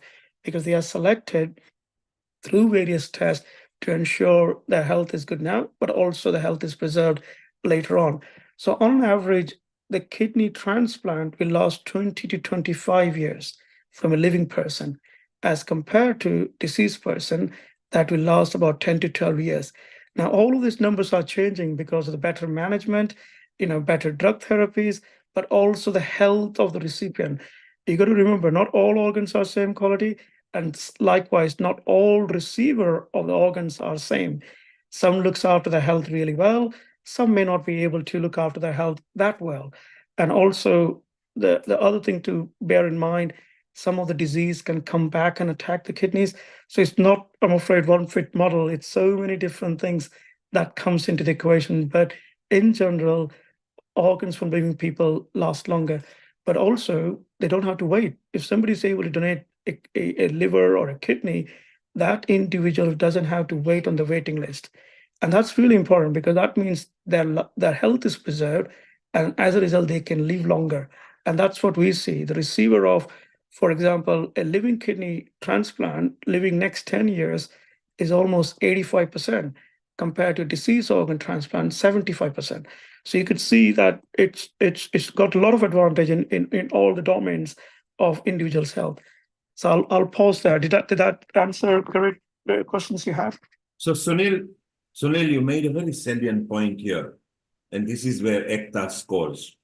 That if somebody is very important and you are in a position, whilst you are alive, when you give a transplant, it's got a probable chance of a longer duration to the person you are donating to, as opposed to taking an organ from a diseased person. Am I right? Is that correct what you're saying? Well, absolutely, but not everybody are in that situation to have a kidney from living people. In UK, only 1 in 3 individuals are lucky to be in that situation. But if you look at ethnic minorities, Neil Kumar, it's only 1 in 6 individuals are in that position. So the access and equity is very different. In UK, if you are affluent, white, rich person, well educated, you're more likely to get a kidney from a living person as compared to unemployed, uneducated women from ethnic minorities. You are very low chance of getting a kidney from a living person. So there's a lot of inequalities. Now, if that is what the case is roughly, then we need people and organizations like SAHA more and more to reach to the community and society directly and explain this. And people like Ekta, who is agreed because she wants to go out and reach people, more people like that should be in the community as a living example and do more outreach. So what is roughly a 16% chance now from what you said, 1 to 6, as opposed to 1 to 3, even if within 2-3 years we can bring it to 25%, that will be a tremendous achievement, and maybe we come to the 50% improvement. So Kirit, yes, this is very important for you and Hina and SAHA organization, that you guys are doing very good outreach, and Sunil has given rough data. You can't pinpoint to 100%. Roughly, he's just broken it down that a South Asian person has got 1 in 6 chance for a living donation of an organ, as opposed to general indigenous population, if he's in a good background, maybe London or vicinity of London or other vicinities where there is more affluency. So I think we are almost half at that level and we need to do something to improve. Sunil, have I summarized that correctly? Absolutely. Thank you, Neil. Yeah, super. So we need to do, so Ekta, look, you are a very good example, not only there in Scotland, but your contribution, your drive that you want to do more will be very useful. And also, Paulo, yours will be good because you are proof that it's enhanced your life, because now you are out of that and you don't have to be on dialysis. You are reasonably improving. You are happy at the moment. So that's very good. Kirit, your thoughts on so far what we have discussed? Thank you. We've had some really good inputs from obviously Hector and Paolo sharing their personal connection and journey of why it was important to donate. We've also have another recipient who's actually just joined us, is Declan, who's joined us. But again, he'll also be. We can bring him in to share his perspective as well. But I think what Dr. Jagger has also highlighted is that the living donation is something that we've been plugging a lot more in terms of getting our communities to come forward and think about being that, giving that gift to their loved ones. Because, and obviously, Dr. Dagger, I did mention about the pairing scheme, because obviously with the conditions that us South Asian communities may face, we may not be able to be in a position to be the right match or be able to donate. But that if they're healthy, they can be part of a matching scheme. So that was something that is also there. In terms of it's great if we can just let Declan come in and give Declan Global Namaste. Thank you for joining us, and also it's great to see that you're also you've been involved in raising awareness and being part of the transplant journey. So just want to share a bit, give us an introduction about yourself and your connection with transplant, really. Yes, okay. Hello, everybody. I'm Declan Logue. My connection with transplant is quite simple. 25 years ago, I received a kidney transplant. So the fact I turned 60 yesterday was only possible because somebody else donated their kidney to me on the occasion of their death. So that person, whoever that person was, I don't know who that person was, had the foresight to think about other people and the compassion to go through with it and to make sure that his family were also aware of that intention.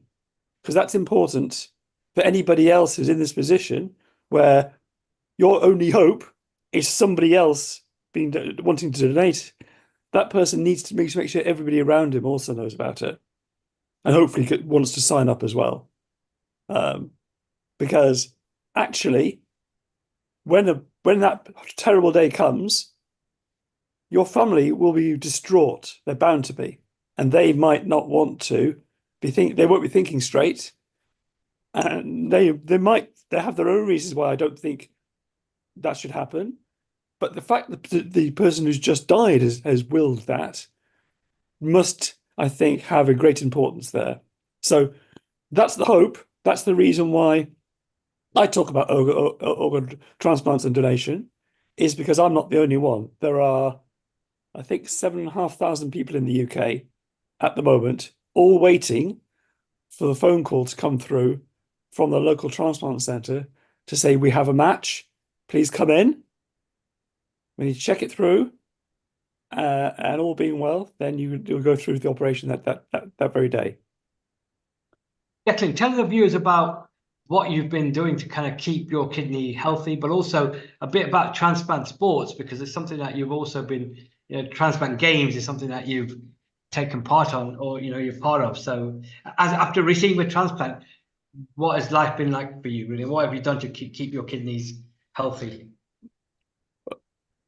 Well, if I can answer the question by just going back a little bit, okay. When you're waiting for a transplant, you're, not surprisingly, really unhealthy.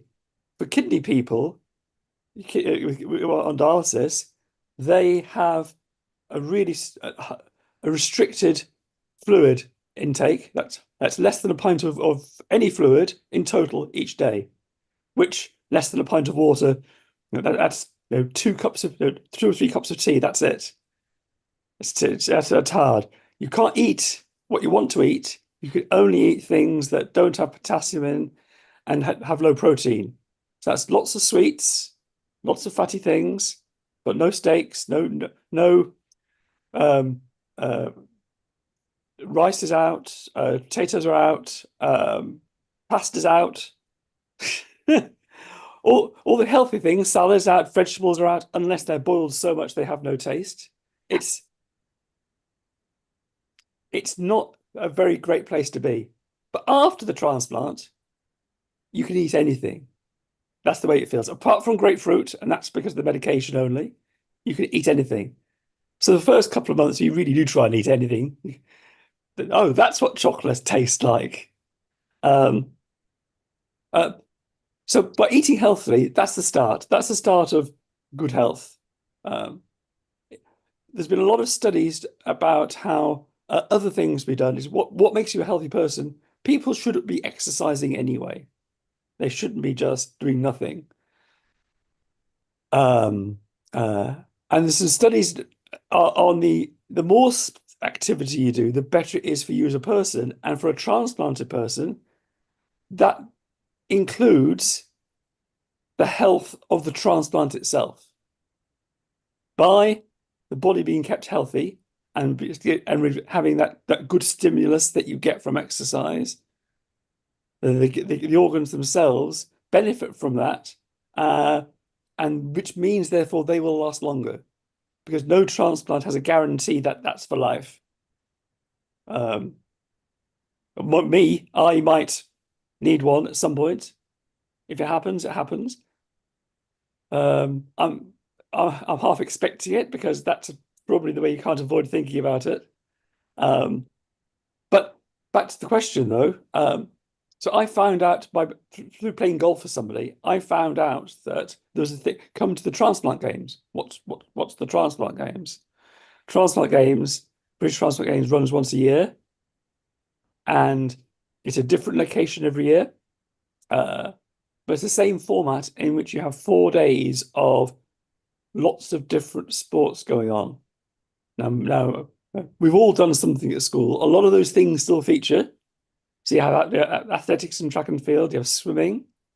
Some of the things that aren't in at school. So you have darts and you have 10-pin bowling. At least I didn't do 10-pin bowling when I was at school. All of which is this is a sport that you can do, but actually it's something you should be able to do anyway. So it encourages you to do that, and it encourages you therefore to want to come back and do it again better the following year. Because something that's really underestimated is the emotional impact, not just the physical impact, the emotional impact of the whole transplant journey that you go through, that we've all been through, I think, in which you all I felt like I was the only one. No one's going through what I'm going through. And that's true, but not entirely correct, because yes, you're going through your journey when you go to the transplant games and you're surrounded by other people that have all been through a very similar journey. You realize that actually you're not unlucky, you're not alone. You are very fortunate to still be alive through the transplant. But then you can open up and discuss some of the things that you've been through or they've been through, and help each other and have that form of community.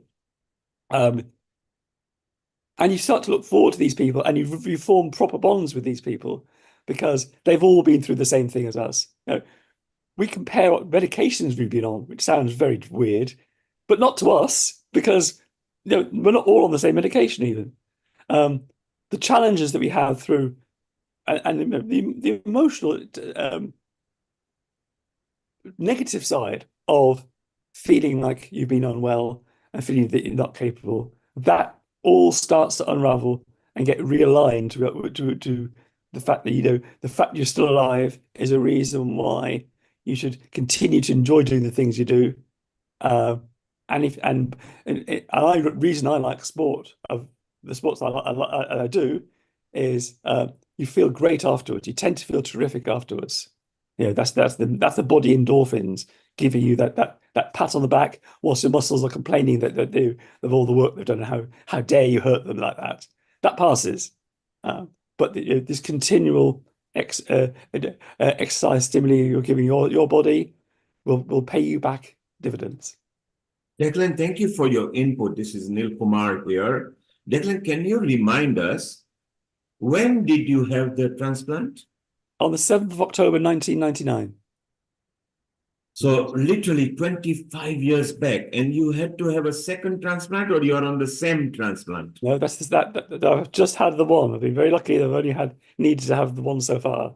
Now, Johan, if you are still listening to us in Malaysia on the social media, here is a living proof of a person already achieved 25 years, still healthy, So the idea that it can go beyond is a possibility there. And Declan, was it a living person who donated, or was it a deceased person?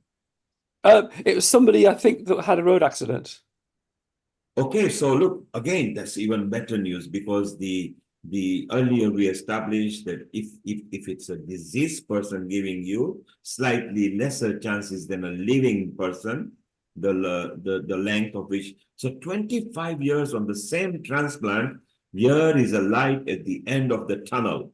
If you know how to psych your mind and body, and Declan has been saying that some thoughts did come, but he fought them, and he's a living example here. And how do you feel now, right now, Declan? How do you feel? Do you feel like how we feel like a second-hand car, or you just, now the thought doesn't come in your mind? I feel like I'm 60 years old on one day because my birthday was yesterday. That's exactly how I feel. And again, that is beautiful. That even as you were aging, you are positive. You got this sense of humor. You even confess what thoughts were coming and how you got over it. So for those people who are listening, don't get scared to get transplant. First, get it done, and then hopefully it lasts even longer. Then, secondly, do encourage people who are still living that there is a facility where you can give it while you are living. You don't have to go and die to give it to somebody. Do it while you are living. So it's beautiful. Declan, stay around. We still want to talk to you. Sunil, let's come back to you. How many cases do you feel that a person have had to have the second transplant or a third transplant? And can person have a second transplant and be successful again? Thank you, Neil. Yeah, so increasingly we are facing individuals who are needing second transplant in our kidney world. Now, the one who needs third and fourth have started their journey in the kidney disease right from the birth, for example. Yeah, in a pediatric when they are very little. Now, getting fourth time is very limited numbers. I don't remember exact proportion, Neil, but I believe about 20% to 30% are a second time transplant that we perform now in UK. It's great, Declan, you got kidney going to 25 years, and I hope it continues to go. But in terms of numbers, I mean, Leeds, we got about 1,200 patients that we follow up, and I think we can count on our fingertips individuals who've crossed 40 years, and we got one individual's got 50 years after having received kidney from a deceased organ transplant. So I'm afraid the number goes down. It depends on range of things from the kidney, the match, the health that you preserve. So well done, Declan, to cross the 25 years landmark, and I really wish that it goes well beyond 40 to 50. Wow, it's fantastic. So look, there's so much light at the end of the tunnel. Declan, stay around. Paolo, stay around. Sunil, stay around. Let's go to a wonderful soul from the Rotary organization from UK and Ireland. David is here. Let's welcome David. Kirit, can we introduce David? Apart from being a sponsor, he's also Rotary GB, Rotary Ireland over here. And let's get some input from David. So Kirit, over to you. Thank you. Okay. Global Namaste, David. Thank you for joining us. David, Right Honourable, Rotarian David Kendrick is a president of the Rotary Club of Rushden, and also a board member of the Great Britain and Ireland Rotary Club. And he's also supported and sponsored the Rotary Club of Organ Donation UK to help us charter our own club. So, David, welcome. Thank you for joining Healing Our Earth, and really pleased if you could share a bit about the Rotary movement and the kind of work the Rotary does, and why obviously organ donation is something that you obviously wanted to support, and helping us with the work that we're trying to do in the UK with Rotary Club of Organ Donation UK. Yeah, thank you very much indeed, Kirit, and good afternoon, everybody. It's a pleasure to be here, and thanks for the opportunity to say a little bit about why Rotary wants to get involved in this very important subject. Rotary is the biggest service membership organisation in the world with over 1.2 million members. And everything it does is based on the United Nations Sustainable Development Goals, all of which are very relevant to healing our Earth because they revolve around things like stopping people fighting each other through conflict resolution and peace building. They revolve around helping people have a better life through things like community development. They revolve around providing people with those things which a lot of us take for granted, like basic education and literacy. They also revolve around making sure that people who are disadvantaged in certain parts of the world because of the way that women and children in particular are treated in certain parts of the world where there's more of a misogynistic attitude towards them than there is in other parts. So they need to be looked after as well, and that's something else we look after. We also want to make sure, we made a promise to the world that by 2030 everybody in the world would have clean drinkable water, good sanitation and good hygiene. So that's another project we are embarked on. And we're also very keen at the moment on looking after the environment and making sure that planet Earth survives so that all us people that want to live can live a full and meaningful life and not be hindered by the potential issues of climate change. But most importantly, the seventh one, and the one which is more relevant to what we're talking about this afternoon, and when Kirit first came on, he mentioned it, is the Sustainable Development pillar around prevention and treatment of disease. And as Kirit said already, in 1986, we set out as an organisation to get rid of poliomyelitis, that scourge which used to keep people of my generation, a number of them, in iron lungs and leg braces and everything else like that. So in the 1980s, in the mid 1980s, there were over 100,000 cases every year being reported globally. Last year, there were less than 10. And a lot of this has been done because we initiated a big global immunization campaign, and it's been very successful. And the only two countries in the world at the moment where polio is still endemic are Pakistan and Afghanistan. And we believe that by 2026, because of changes in attitude in government over there, that there's a fighting chance that both of those countries will be declared wild polio free, and we shall then have got rid of polio. We're also looking at how we can help with things like the immunization against malaria and other things. So preventment and treatment of disease is very important to us, and it's natural, therefore, that when I found out about the work that Kirit was doing and the work that the International E-Club of Organ Donation were doing, that I wanted to assist and help in his plans to start something in the UK, mainly because we're one of 4 countries in the world where you have to opt out rather than opt into it.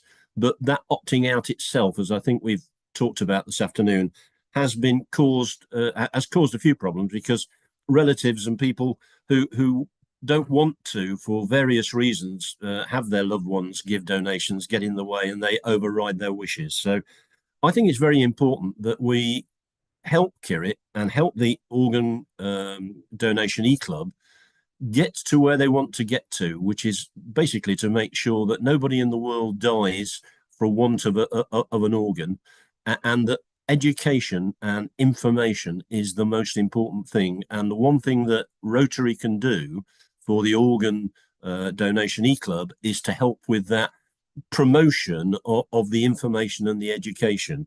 So that's the reason that I got involved. That's the reason that Kirit and I became acquainted, why I helped him to establish the UK-based one. His ambitions run beyond that. We want to try and get to the point where we've got an E-Club of Organ Donation in England, Scotland, Ireland, and Wales. So we have 4 separate entities, and it becomes geographically more localized.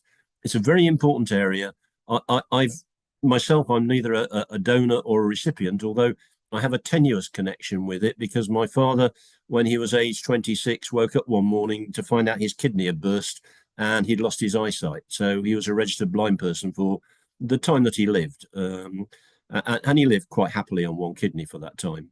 He did drink a lot, I have to say. He drank about 18 pints of Guinness a day, but that's by the by. I'm not sure that's the recommended way of doing it, but my father lived from 26 to 66 on that regime, so he didn't do too badly. Anyway, that, for what it's worth, that's what we're all about. As I say, we are a big organisation globally. We've got 36,000 members in the UK. one of the first things I'm going to do is to promote the organ donation e-club through our Rotary magazine, our national magazine, but I'm also trying to get a video sorted out so that we can get the message across to people, not only to our Rotary members, but for them to actually spread the message about why this is so important and why it is so critical that misinformation and fake news don't get in the way of people actually giving something to help others. That's my pitch for what it's worth. Thank you, David. As you know, it's been great to have met you, and also obviously with your drive and also support of our ambition to kind of, as you say, our mission is really to ensure no one dies while waiting for an organ transplant. And that's, you know, UK, but globally, we're connected to the global clubs as well. And I'm glad that we've got a few of our members who have joined us today on Healing Our Earth. But I think the key message, which is what you've said, is not just about the misinformation. We're still having to look at, since the law changed in 2020 and then in Scotland and changed in 2021, there's still a lot of communities deciding to opt out because of misinformation, and that's something that we need to have those conversations, education, and raising that. And you know, anything, Rotary exists in every city, every county. So really, it's a powerful movement that we can really get organ donation. And some of our members, as we grow, we can get them to champion, and Rotary clubs to champion the work that organ donation and saving lives. So really grateful. Neil Kumar, I'm going to bring you in just to, again, introduce you to David, who's the board member of Rotary Great Britain Ireland, but also, luckily, he's also the sponsoring club. Who's David, you're going to have to say the second one, but I only say Rotary Rushden, but it's quite amusing. I belong to a Rotary club. It's the Rotary Club of Rushden Chichele. But the Chichele bit causes people lots of problems because it's spelt Chichel. And when they come to look at it, they have difficulty actually knowing to put a Y on the end of it. It's actually named after an Archbishop of Canterbury, Henry Chichele, who was an Archbishop in the 1200s and the longest serving ever Archbishop of Canterbury, who happened to be an inhabitant of Higham Ferrers, where we're based. And so we took his name and incorporated it. And funnily enough, in Canterbury Cathedral, if you go there, whilst his name is spelt correctly, Chichele, on his tomb, on the marble plaque, which tells you who all the archbishops have been in chronological order, it's spelt with a Y on the end of it. And if only he'd got a Y on the end of it, nobody would ever have a problem pronouncing it. But there you go. But yeah. Thank you for pronouncing that for me. But yeah, so you're our sponsoring club, and obviously you're going to be helping us to charter and obviously then drive it in the nation. So thank you again. Neil Kumar, I'm going to bring you in, and Amritaji. Thank you.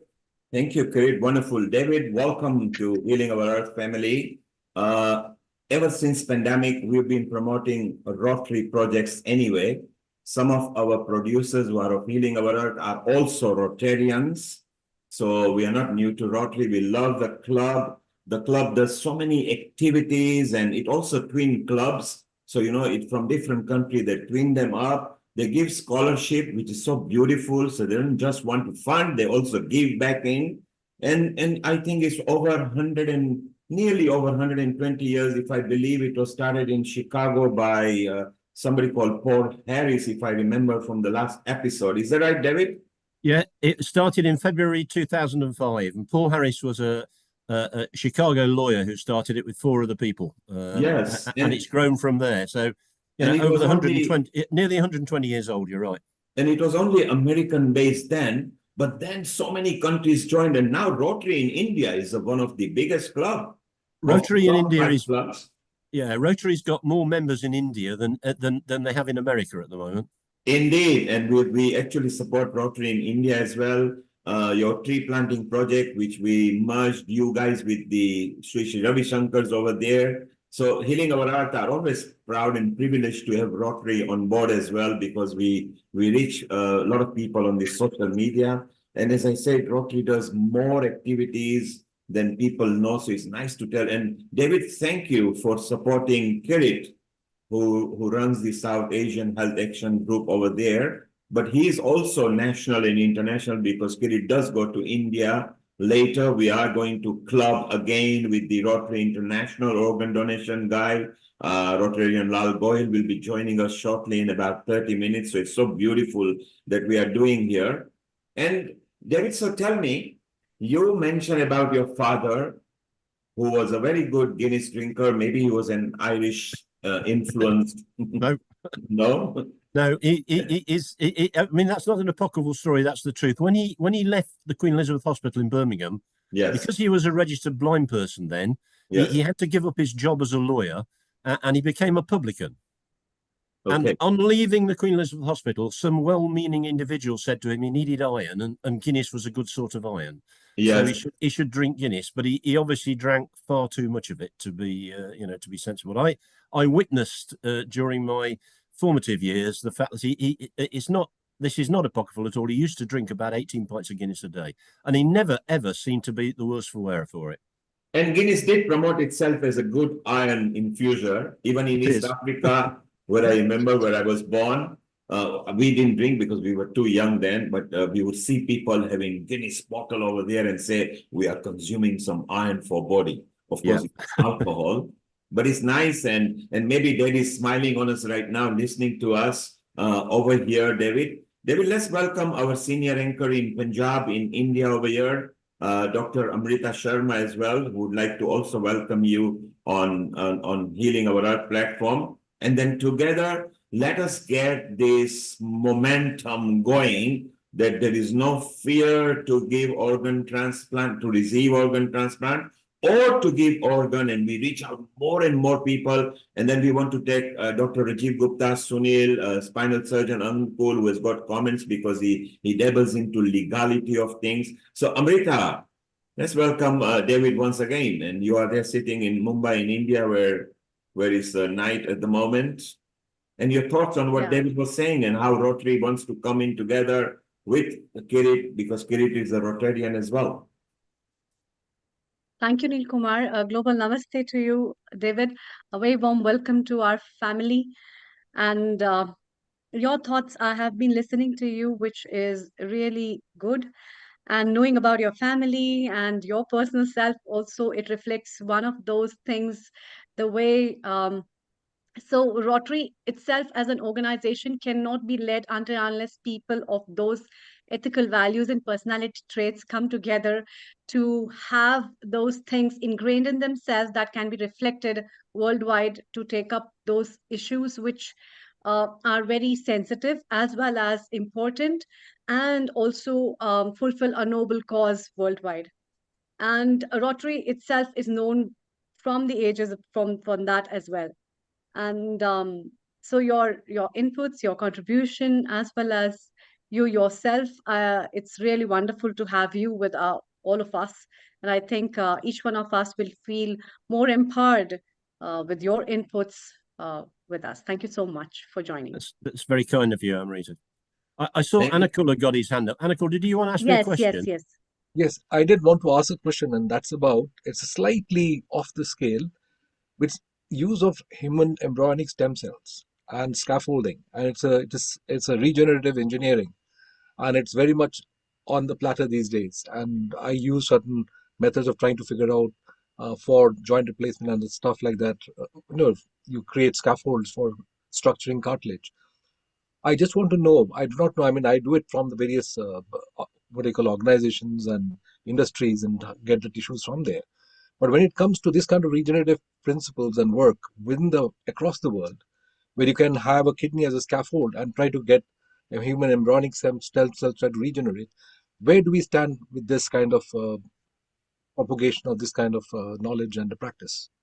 Well, I think if it can be put into layman's language so that people can understand what it is you're trying to do, then we are capable of sharing whatever you want to try and achieve out of it with whoever you want to share it with. And in the same way that we want to try and proselytize the importance of organ donation, if stem cell creation or whatever you're doing on the stem cell on the genetic side with stem cells, that you want to simplify it and make it something that people can help and assist with, then we will do all we can to help with the education and the information, if that's an acceptable answer. Absolutely. I think Neil should be able to get somebody from genetic engineering group and see if we can get them to tell us more about us. And maybe Dr. Sunil Daga can give us some ideas to how that's going on, because it Yeah. comes to the ethical issue of getting stem cells from embryos, and how does that work out in our standard NHS system, and where are the legalities and where are the obstructions, and does he come across anybody who has come across that kind of situation? So Yeah. we have discussed this on healing and on a health episodes. Yes, we can go a bit further. Sunil, you've got a comment on this as well. Go ahead, and so has Rajiv. So Sunil, you first, and then Rajiv, and then we get back to organ donation and encourage more people. Over to you, Sunil. Thank you. Thank you. I think that's a really good question and something we're going to be hearing more out, the regenerative medicine, the stem cell. I'm afraid I don't think there is anything going on in UK around that because of ethical issues around that. The one that I remember is in America. They are trying at a very early stage. I mean, the scaffolding and regenerating kidney is incredibly complicated. It's a much more complex organ than actually, for example, a cartilage or a joint. So, yep, progress very early stage. I suspect we'll be doing xenotransplant well before organ regeneration in kidneys. As you know, the pig transplants are going to be a reality probably much sooner than actually embryonic stem cell regeneration of kidneys. So watch the space. There's quite a lot going on there. Yeah.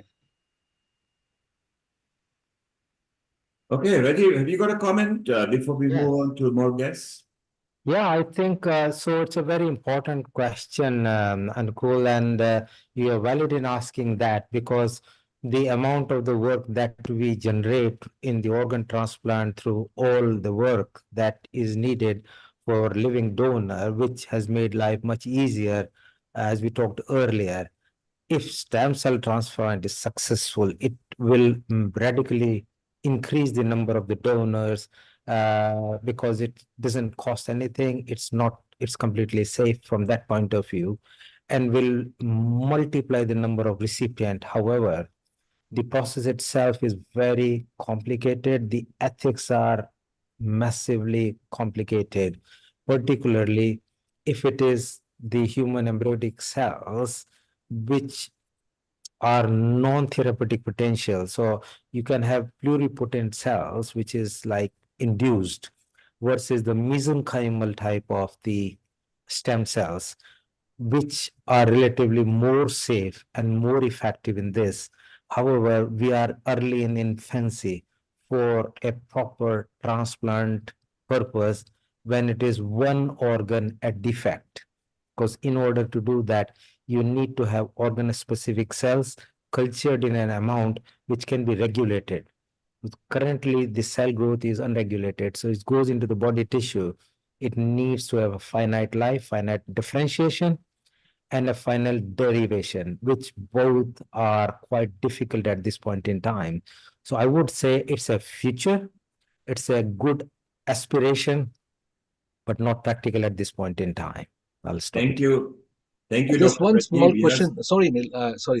I just wanted to ask one small bit, and that is, it is possibly likely to be a big help for people where there is a possibility of rejections of kidneys or heart or anything like that. And that's where I thought of trying to introduce the idea of scaffold and rejection issues, which may have some help. But I thought I'll take the opinion from experts like you or Dr. Daga. So it's a good future. So you're right. It's a good future plan. It will solve a lot of problems. And in theory, you are absolutely right, particularly rejection issues, because you can't have multiple kidneys. A man has or woman has two kidneys only. If you've donated one, your own one is at risk. So like that will be a good rescue operation to do. And I think a progress has been made, but I think we are still far from a real life practical donation.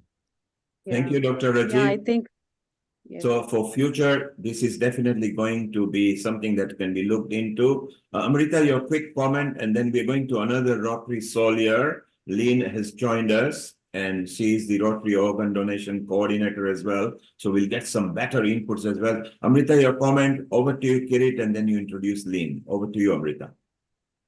Thank you, Neil Kumar.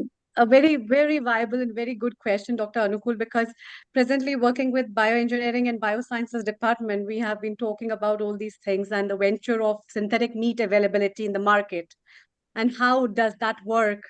But the stem cell derivatives from the human fibroblast or from the uh, um, CHOs or from any other animal cell and propagating it in artificial conditions has also very, very big questions for human adaptability, as Dr. Rajiv and Dr. Daga has pointed out. But yeah, and it will take a lot of clinical trials to study before things to venture up and a lot of animal studies on intensive level. But yes, we can look up into the future if we can talk about the mystical chakras and the healings on that way, then this is also possible. Yeah, thank you so much. And yes, Neil Kumar, it's time to welcome our new guest, Lynn, from the who is the Rotary Organ Donation Coordinator.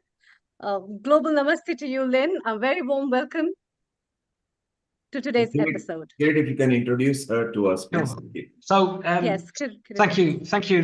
Lynn is joined the Rotary Club of Organ Donation UK, and she's also heavily previously now retired, but was a transplant coordinator. But correct me if I'm wrong, Lynn, in terms of your official work that you did, but also a trustee of transplant sports or a patron of transplant sports. So welcome, Lynn, and thank you for joining Healing Our Earth. Great to have you here, and also for you to share this important work that you've been doing, but also your passion about raising awareness of organ donation and supporting people who have had transplants. So thank you. Over to you, Lynn. Just introduce yourself and what you've been doing over the many years around organ donation transplantation. You're on mute, I think. Sorry, Lynn, we can't hear you.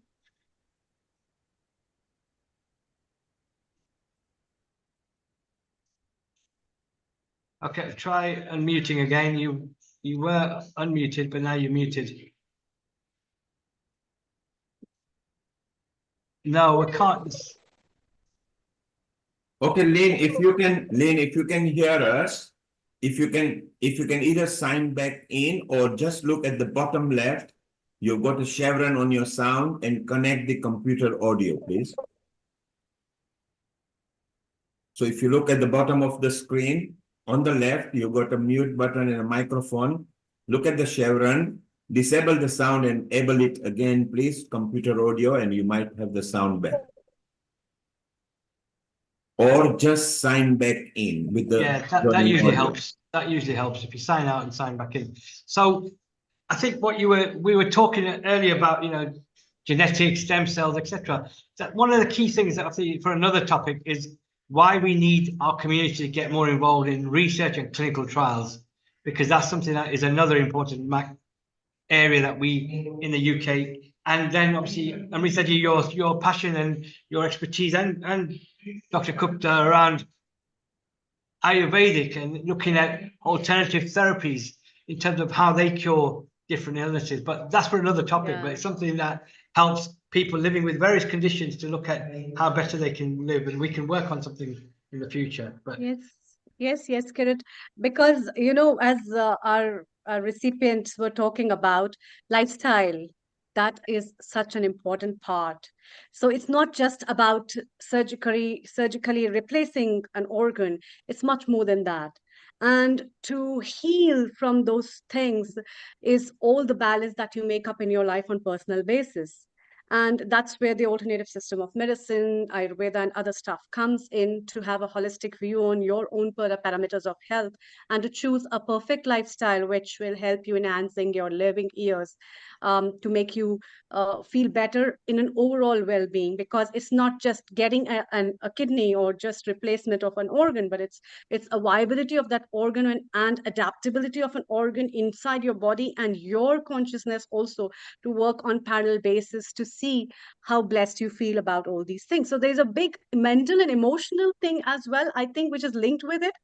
And in that way, that context of how positive and optimistic you are in life and how thankful and humble with the great gratitude, as because I see a lot of people's perspective towards life change once they receive these things, because they have seen their life very close to death. And when they see the life very close to death and coming to life and getting those years, they really value that years of their life. And that's what makes a big difference. So valuing that which is given to you, now it comes up as a gift, and then you take much more care about it. But it's not just that we take a lesson and then we do something. It's all about caring from the very beginning, where I think most of the population will also be repenting on things, why I lost this thing and what has happened. Because in India, a lot of cases comes with diabetes, with alcohol poisoning, with a lot of other things of drug toxicity, where kidney failures are very common. And in all those cases, once you lose a particular part of your body, you really start to open your eyes to look into, oh, what I've lost really something, on how I have achieved that. Then those kind of aspects where lifestyle medicine and holistic medicine plays a very important role. And this helps to keep you up with the viability on physical, emotional, and mental basis as you go on. And I think Dr. Rajiv and Dr. Anukul would be best persons to add on to that. Over to you, Dr. Rajiv, and then we have Dr. Anukul. Okay. Wonderful, Amrita. I was just about to say that prolonging tissue life through natural means, including whether yoga, Ayurveda, all natural ways, is far better than using the chemical things. And I know that tissue transplant happen, it's not the end of life. You need to use immunosuppressive for a very long time. So one part is before transplant, if you have been using these natural means, you probably don't have the organ damage because there is tissue repair happening naturally. Oxygen is the big test, and I know Nil Kumar is a big fan, and I have written a book on this, Breathing for Life, which is like if you breathe properly and have good tissue oxygenation, you probably are giving a lot more power to your organ to have a self-repair. And the same way after the transplant as well, if we can do this naturally so that tissue survive a lot longer, that would be something amazing. Perhaps will reduce the amount of the immunosuppressant we need, because body has got a power which is particularly the gut associated lymphoid tissue, and that immunity is fantastic. And while the rejection happened because of our bodies rejecting the tissue, if we can get a friendliness between the body own tissue and the implanted tissue, we can have a friendship, and that's fantastic for life. So I think that's a very, very important point you brought. Thank you. We got Lynn back. Let's see if the sound. Lynn, can you speak up, please? Can you hear me? Loud and clear. Go ahead, Lynn. Okay. Listen, I'm so sorry about this. And I'm enjoying listening to all of you. I really feel that you have a much more global, holistic view that you so eloquently are expressing. So I won't take up much time because I can't talk like you. I love it. Holistic and natural remedies are great, but I know with transplantation, which we're putting a load of chemicals into our patients to keep them alive, and there's not many I know that manage without drugs. A few liver transplants manage, they've accommodated their organ, but with most of the other organs, they still require their medication with side effects. But my work has been so wonderful. I was in the right place at the right time. Talking about xenotransplantation, I was at Papworth back in the late 70s. And already then they were doing laboratory research down in Cambridge on exactly that, xenotransplantation. And then eventually it all got stopped, and then it's resurrected itself. And the Americans are really very close to doing it. But I think my commitment to transplantation is, yes, I used to be a very young sister in the intensive care at Papworth when we started heart transplants, but then I came up to Newcastle to help with the heart and lung transplant program, help set it up. And so I've seen my patients die waiting, a lot of them waiting for hearts and lungs, and livers are in the very same position. A kidney transplantation is not fun either. Fortunately, there are dialysis machines, but that's not quality of life for very many. So providing a quality of life with organ donation, as well as saving life, is what's so vital. And this week being Organ Donation Week, hopefully we'll all make a difference. There's an awful lot going on around this country. Interestingly, NHS Blood and Transplant, I'm just a volunteer. They call me, I'm not into titles, but it's a very long title, isn't it, Kirit? Organ Donation Ambassador. It's crazy. I've always talked about organ donation without having to have a title. And so don't worry if you don't know which title to use, Kirit. The NHSBT, though, they're relying on us volunteers to educate the public, and that's a problem in this country. And this is why so over 10 years ago we were at the same level that we are now, 7,600 people waiting for an organ transplant. It's awful. It's gone up. It went down a little bit, but it's way back up, and it hasn't stopped climbing. And I think the main thing is their message about sharing our wishes with our families has sort of disappeared this campaign. And they provided new pink T-shirts which don't say discuss your wishes about organ donation. So I carry on doing what I feel is important, was getting that message across and discussing what we'd like to do when we die with our family now. And I don't see death as a morbid thing. Death is a release for many, and it's moving on to something else much more wonderful for many as well. And it's inevitable. So it's not a morbid discussion. And I just say, and tomorrow I'll be at the main entrance of the Freeman Hospital with my table full of all sorts. And I'll be just saying simply, if you would like to save life after you die, please tell your family. And that's the message. I don't really think getting all confused with the law and the opting in and the opting out. At the end of the day, we will not be retrieving organs if the families say no. That's what happens in this country. So the only way to try and increase organ donation is educate the public, which all of us are trying to do, and just get that little simple message over. You must talk to your family. I'm talking in a school next week, and again, go home and talk to your parents. And so I think it's, there's a lot of very academic and scientific people on this call, of which I'm not one of them, but I just keep it simple. And my life has been enriched with meeting these amazing, I call them casual heroes. They didn't ask to be put in this position of the ones you see on this screen, but they are my casual heroes. And for the families who have to go through it all, feeling helpless, I just applaud all of them.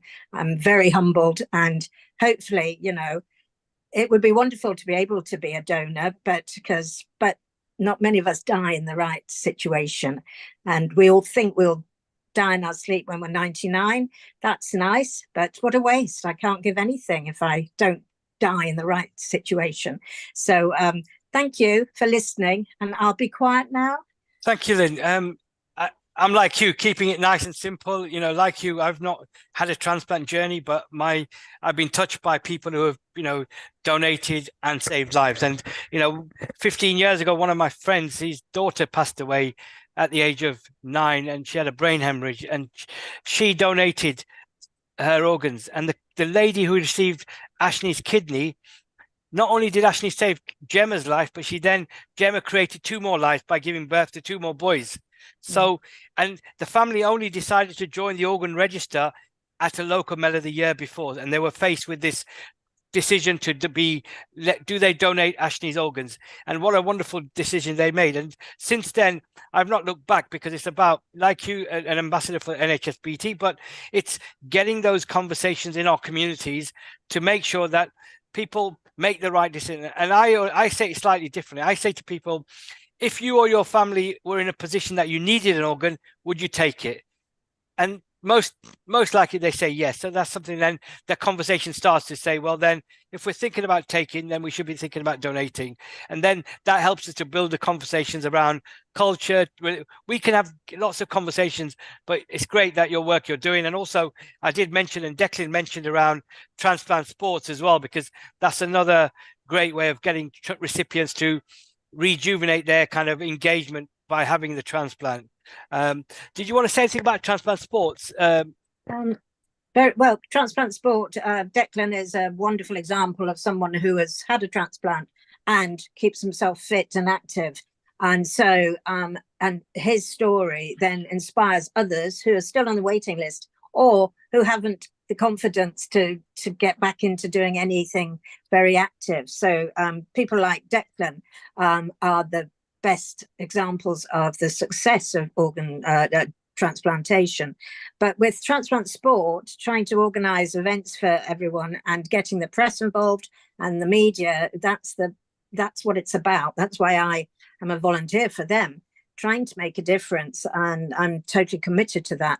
But and we're taking, I've managed the GB team for the World Transplant Games, and amazingly, one of my old swimmers, he doesn't compete anymore, but his wife, she was at the recent games in Nottingham, and because their daughter was swimming, because their daughter needed a kidney, just like the father had. It's a familial disease, and she was swimming, but the mother, who I've known for years, she asked me today whether live donors can compete in the World Games. And I said, yes, of course they can. And I thought, oh gosh, she must have given her kidney to the daughter who was swimming this year in Nottingham. So I said, yeah, you gave your kidney to your daughter. And she said, no, I gave my kidney to my husband, but my oldest daughter gave her kidney to the younger daughter. So what a family. So at the World Games next year, we're going to have a real family of recipients and donors, live donors though. So that's the gift of life. That's what it's about, the gift of life. So it's great to be part of that whole family, really. Brilliant. And thank you. You're joining the Rotary Club of Organ Donation UK as well. So it's really a great way to kind of get the Rotary promoting organ donation. As I said earlier, they've done a fantastic job trying to eradicate polio over the last 25 years. And now, obviously, every city has a Rotary Club. So if members, as we grow our members to the Rotary Club of Organ Donation UK, we can start influencing and championing the cause locally, regionally, nationally, internationally. So that's great. And obviously, if you just stay tuned, because we're going to be, obviously, Rotarian Lalji's joined us, and we're going to be working in collaboration and having a good opportunity to sign an MOU of working with the Indian-based, international Rotary Club International, as well as our club, to learn from each other, to share knowledge, to share activities, but also the message is the same, the goal is the same, to try and ensure we save lives. So it's great to have you, Lynn. Great to have you, Declan, as well. Dr. Dagger, anything you wanted to? Obviously, you've heard Lynn speak. You were in the medical advisor for Leeds Transplant Games a couple of years ago, and you saw it firsthand. What life changes are there. So, anything you want to add? Well, I think the games are a great place for somebody like me, because I usually would see patients in an environment where they're coming to ask advice from me for their health. And the transplant games are totally different. There you're seeing your patients and their family in a great health.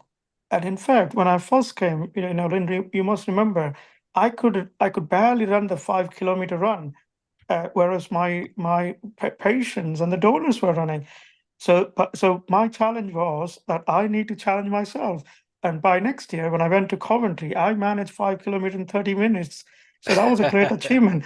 So it's a great thing to bring transplant games. It's such a great way to promote health, promote the well-being, physical activities. There's so much there, really, the community spirit.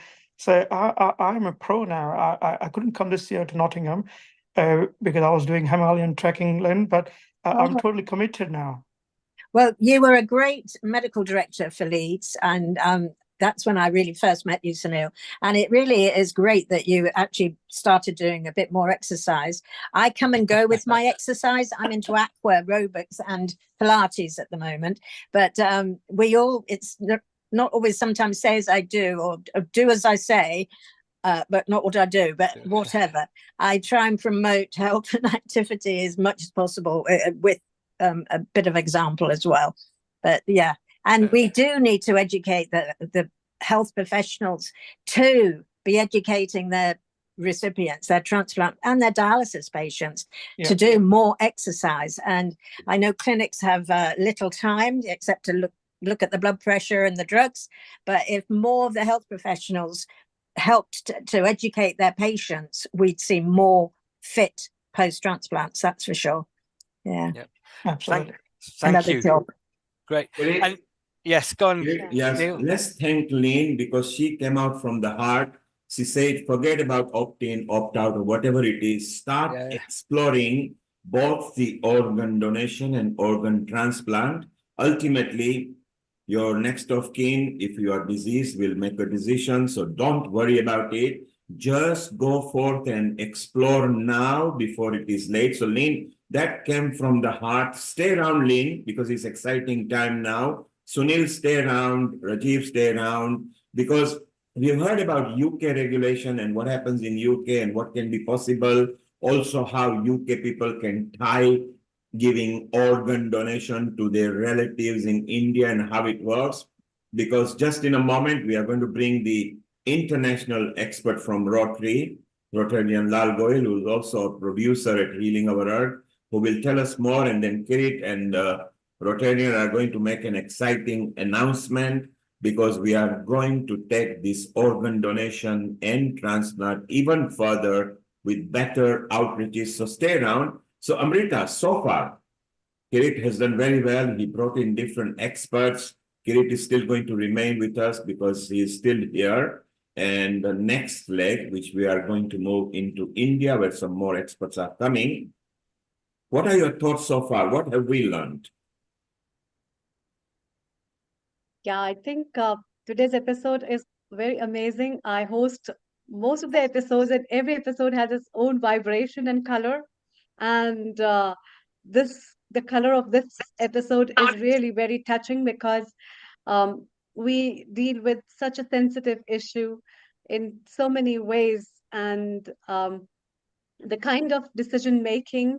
In fact, next week I am addressing one of the conferences in um, decision making and judgments. And it's a very interesting topic to address. That's kind of a conference as well, because these kind of topics, as far as mental health is concerned in today's time, and our energy and our direction to make right decisions in life makes a big difference in organ donation, actually. So these kind of things are so important in that way. So it is really amazing to have Lynn and other guests with us. Over to you, Neil. And the beautiful part is, still here on the screen in the gallery is Declan, who is a living proof, 25 years single transplant only, which means it can be longer even. And Declan, we hope to see you back in next 25 years, where you can bring in more news, more positivity. Declan, stay around because we want to go to our India leg. And Amrita, let's introduce our senior anchor and a producer for this hour here, who him together with Kirit, who know each other personally as well, are going to make a nice announcement as well, because this momentum is going ahead quite well. So Amrita, please go ahead and introduce Rotarian Lal Gohil. Over to you. Thank you, Neil Kumar. It's time to move to India with our regular episode producer and our contributor, Rotarian Lal Goyal. Rotarian Lal Goyal is a charter president of Rotary Club of Organ Donation International, as well as he is a chairman of Organ Donation India Foundation and GAN. And today we have with us Rotarian Lal Goyal, who will be sharing with us his expertise on organ donation, and we are going to have something really exciting for everyone just in a few moments. Over to you, Rotarian Lal Goyal. Global Namaste and a very warm welcome. Global Namaste. Thank you very much, Amrita. Thank you very much, Mr. Neil Kumar and the entire team of Healing Our Earth for producing world-class episodes every Sunday on different topics. And today's topic is also very, very exciting. And I'm so happy that you have included the Rotary clubs, two Rotary clubs. One is Rotary Club of Organ Donation International from India, and the Rotary Club of Organ Donation UK. So these two clubs are joining hands and signing the MOU and that you are going to show today with views from the experts from UK as well as from India. Now, as always I say, we are not God, but God has given us the power to give new life to up to 9 people and to improvise 75 lives. This is the power of organ donation. And when we talk of organ donation in India, then we have to understand what are the challenges and what are the solutions. But before that, I would also like to thank Rotarian Kirat Mistry today, because he is a person who is totally dedicated for this cause. I was introduced to him by our Mr. Neil Kumar only, and then I had an interaction many times on phone. Even we had a joint program on radio. Then he invited me to address Rotary Club of Leicester in UK, where we met for the first time, and I found that a person who is totally dedicated for the service of humanity through his own organization. He is doing very noble work, I must say, in the field of organ donation, in the field of diabetes and other health issues for saving the mankind. And a person who is down to earth, always ready to talk, give his inputs, and very, very valuable inputs. So thank you very much, Rotarian Kirat Mistry, today with us. And because today's program is having two components. One is the MOU signing. So Rotarian Kirat Mistry, are we doing it now or after this episode? What is the plan? What you have decided to do that? So there is no objection, whichever way you feel.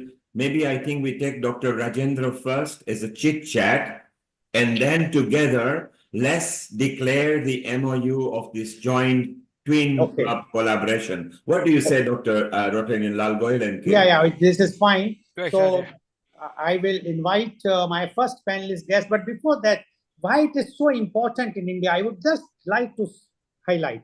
In India, more than 5 lakhs people are dying every year. These figures are not mine. These figures have been given by NOTO, the National Organ and Tissue Transplant Organization, a NGO set up by the Government of India under Ministry of Health and Family Welfare. So one can very well imagine the conditions why we desperately require organ donation awareness in India. And India is having opt-in system. I could not join earlier because of my Rotary meeting, but what I just overhear about opt-in and opt-out, the UK earlier was in opt-in, but from 20th May 2020, they have adopted the opt-out system. USA is following opt-in and India is also following opt-in, while the majority, or I can say the majority of the Europe is following opt-out system. And there are many advantages of opt-out system which are not there in opt-in system here, and that's why so much mortality. But we are doing our best. We all are trying, and I'm thankful to the Rotary International and especially those Rotarians who are dedicated for this very noble cause. And among them, I would like to introduce, because we will be talking about organ donation whenever I will get the chance to talk. I would like to introduce my first panelist guest, Rotarian Dr. Rajendra Agrawal. Rotarian Dr. Rajendra Agrawal, service above self, empowering communities through selfless leadership.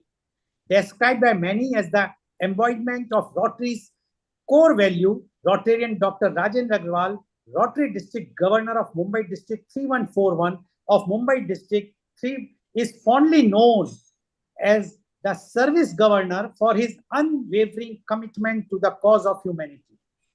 As Dr. Rotarian Dr. Rajendra Agrawal states, I quote, the true essence of Rotary lies in serving humanity, uplifting the underprivileged, and embodying the spirit of service above self, unquote.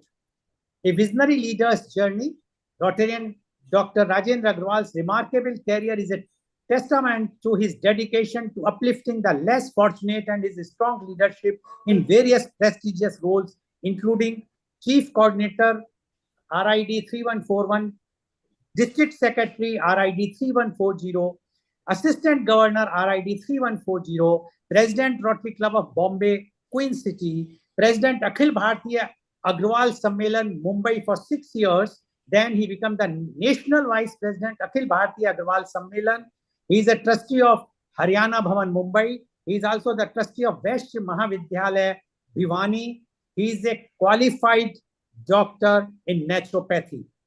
And he's got the recognitions, accolades. Dr. Rajendra Agrawal's tireless efforts and selfless service have earned him numerous awards, including the prestigious Corona Award, recognizing his exceptional contributions during the pandemic. Welcome, Rotarian Dr. Rajendra Agrawal. And I would like to inform all our viewers and especially the Rotarians that the Rotarian Dr. Rajendra Agrawal is the mentor of Rotary Club of Organ Donation International. He is a guiding force. He is a light of hope for the entire Rotary Club of Organ Donation International. So, Rotarian, welcome Rotarian Dr. Rajendra Agrawal on a very, very special program of today's, because we are signing an MOU between two clubs, Rotary Club of Organ Donation International, which belongs to Rotary International District 3141, and Rotary Club of Organ Donation UK, which belongs to Rotary International District 1070. You being a past district governor of Rotary District 3141 and being a Rotarian for so long, and you have been termed, it is not just to say, but whenever I go and meet anybody, because my journey, excuse me, is very short in Rotary, but I will tell you, everybody respect him as a service governor. His mool mantra is never say no. That is something which is remarkable. I also want to practice, but it is very, very difficult to practice.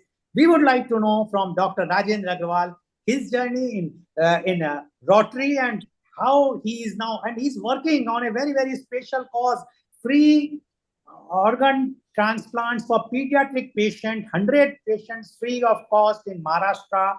He's very soon signing an MOU with the government of Maharashtra along with Rotary Club of Organ Donation International and his organizations. We all are signing where entire transplant organ transplant of kidney, liver and heart will be done free of cost for the pediatric patients, for 100 patients. He's such a dedicated person. Welcome, Dr. Rotarian Dr. Rajendra Agrawal. Your views on today's very special episode. Thank you, Rotarian Lal Goyal, Charter President of the Rotary Club of Organ Donation International in India. Thank you for introducing me. I also welcome Kirit Mistry, the Charter President of Rotary Club of Organ Donation UK, and all the members present over here. It is absolutely wonderful being present over here. Mr. Lal Goyal, you just mentioned about myself. I'll just share few things. I've got 32 years of journey in Rotary, and I've been growing up with Rotary so many years, but last 6-7 years have been very important. 6-7 years back, I started with the project of helping children with heart surgery. It was starting with heart surgery, where till today, me and my team have helped 8,000 children with free heart surgery in Mumbai. So that was one journey. 5 years back, I got an opportunity to help a child with heart transplant. So that was a turning point where we saw the reality of a child getting a heart and the procedure and raising the finances, and that girl is still, we call her in our programs regularly. Then we got a chance in Corona to help a boy with heart transplant. In the lockdown in Mumbai, we could manage getting a heart and also a successful surgery. So personally, I've been involved with these two transplants of heart and many of liver and kidney. So it was a beautiful journey realizing the heart surgery we have helped 8,000, but heart transplant is not that easy. So last few months we have been working on this project.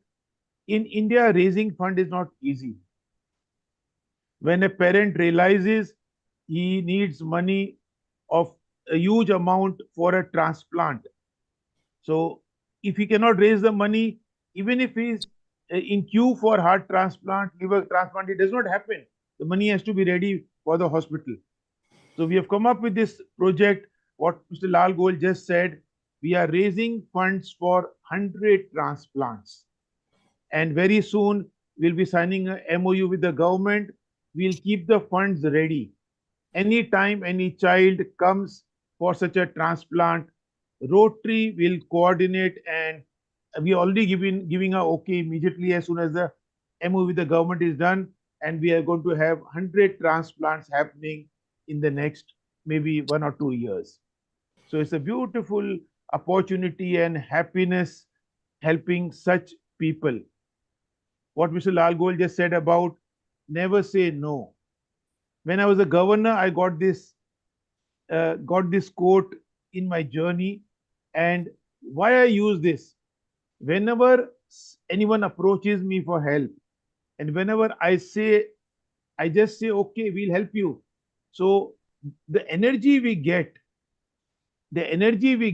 of committing to someone opens up all the doors for that to happen.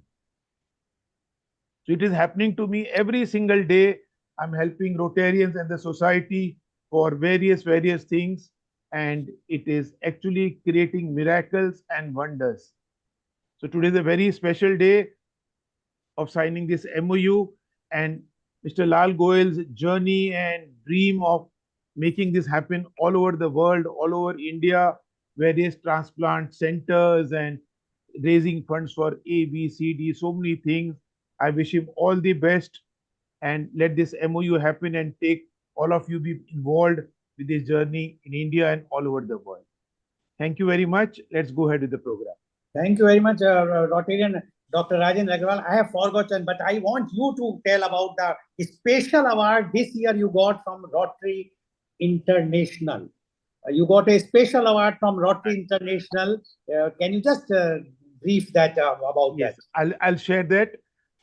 This year, Rotary International recognized me with an award called Service Above Self.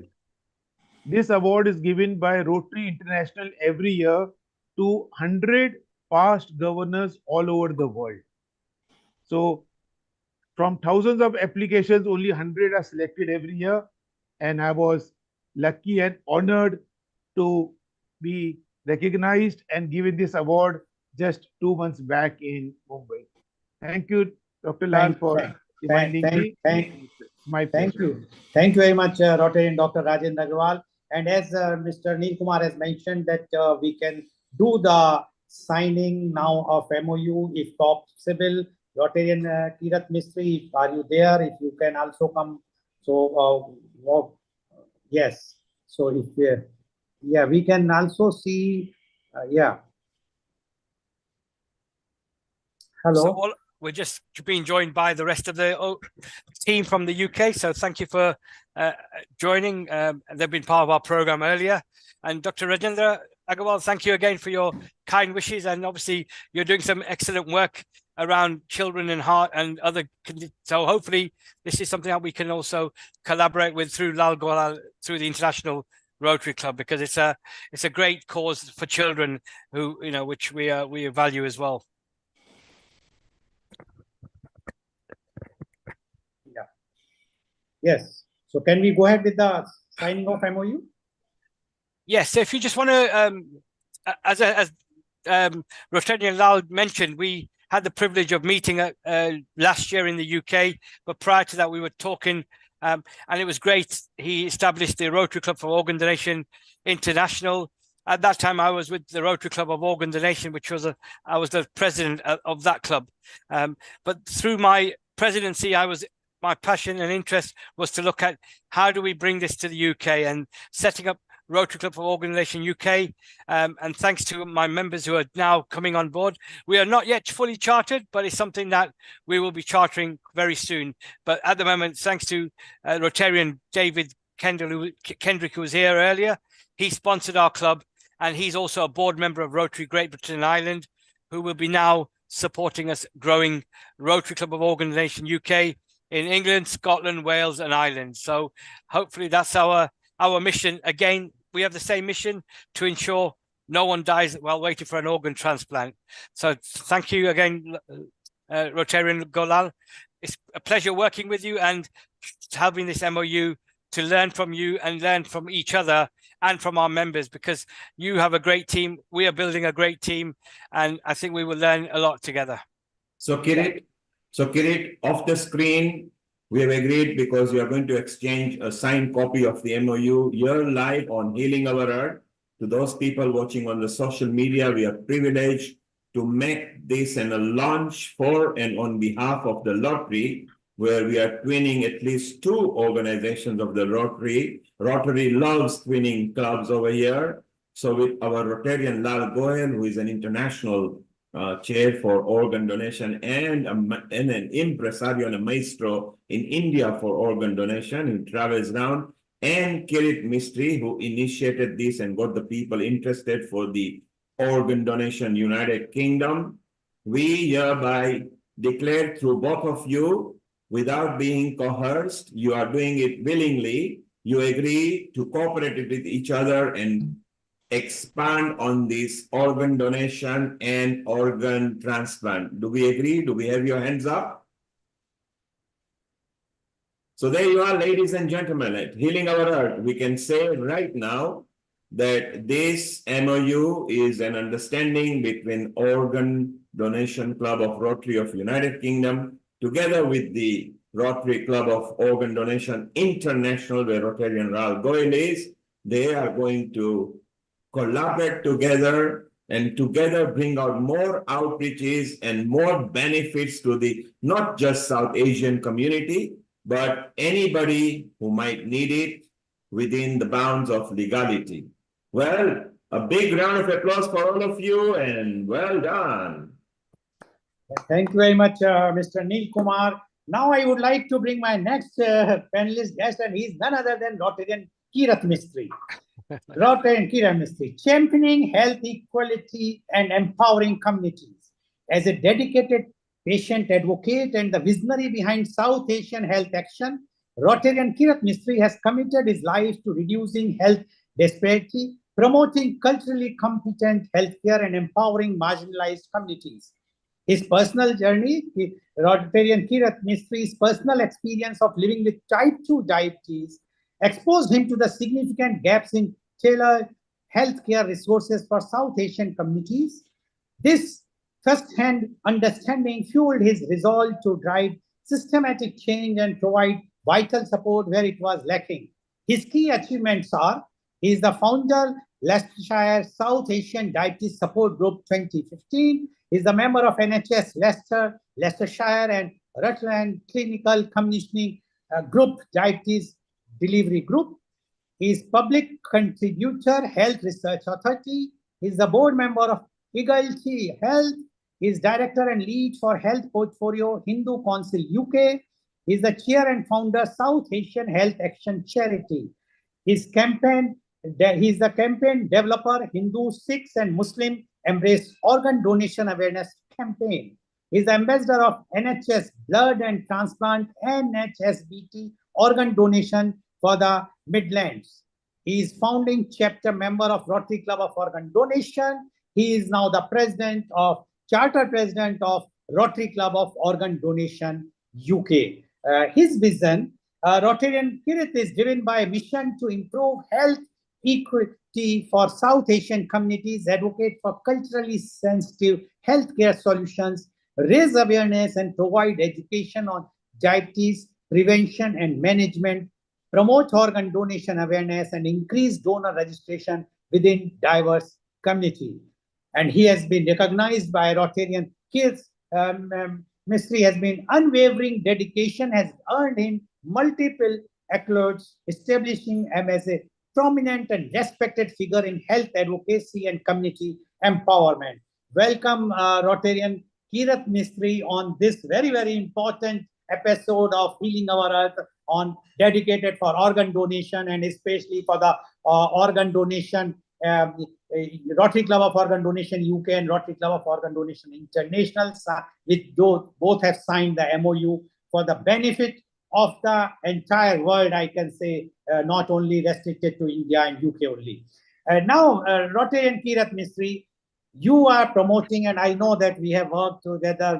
I went and we meet you and we discussed a lot, although it was a meeting was very not that long. But whatsoever I found that you are a person who is totally dedicated, who is having no personal life, sorry to say, but his personal life, his priority is only to serve the humanity. You have heard what Rotarian Dr. Rajendra Agarwal has mentioned, service above self, and he has been recognized also. We would like to know from you your views on organ donation, role of Rotary Club of Organ Donation UK, and how you are planning to collaborate with Rotary Club of Organ Donation International and to do service to the humanity. Rotarian Kirat Mistry, please. Thank you for the kind introduction, Rotarian Lal Golal. It's been a pleasure and privilege meeting you when we did, and to look at how we collaborate. And my inspiration is driving from you, because every morning your lovely messages, you know, when I wake up to and see the causes of organ donation you're passionate about, is helping me to kind of do this. And I've been passionate for over 15 years on organ donation, just because a family friend of mine, you know, his daughter, they made sure that she donated when she passed away, and she's Ashley created 3 lives, for not only for the recipient, but the recipient's gone on to give birth to 2 more boys. And then since then, the challenge has been, why is there such a problem or a taboo of organ donation in our communities, particularly the South Asian communities? So I was, you know, very fortunate to work with 2 hospitals, organ donation committees, and they were saying, Kirit, we are having problems with reaching your community. We are having problems reaching, you know, the Hindu, the Sikh, the Muslim communities. There's, you know, cultural taboos, there's religious taboos. So that time, my kind of engagement with, it was fortunate. I had people in the community that I knew that had a transplant. So it was really just connecting them with the hospital. But then we decided we will create an ambassador program locally in the 2 hospitals, so that they would then do more awareness in the community. And thankfully, some of those ambassadors are now still connected with us. But it's not just about having ambassadors in institutions. Those institutions have to come back into the communities. And this is what we're trying to do in the UK by having Rotary Club of Organ Donation UK, is to look at how we connect all the charities, all the national charities, all the national institutions, but also the hospitals and the communities, to kind of join forces to get the message of organ donation. How we collaborate is really looking at, you know, having an action plan of what we would want to do in the UK. This will be a plan drawn up by our members. We will also, as we would like to kind of have joint meetings with your club to see, you know, how we can learn and how the MOU is going, but also how do we learn about some of the good work you're doing in India. Our club is very much focused around all communities, although, you know, my passion and work has been over the many years of addressing health inequalities within South Asian communities because of the higher prevalence of health conditions, illnesses existing. But our club, for Rotary Club of Organ Donation, is the journey for all people who are waiting for transplants, who've had a transplant, those families who are, again, caring for their loved ones as well, to be advocates, to be supporters for them, so they have the information, they have the opportunity to influence institutions to get their voices heard. And I think Rotary is a great opportunity for us to do that, like they've done with other causes like with polio. If in the UK, our vision for our club is, once we get the members growing, we've got local Rotary clubs, we've got regional, national, and international. So we can start championing organ donation within local clubs that will then filter to our national clubs that we will be setting up.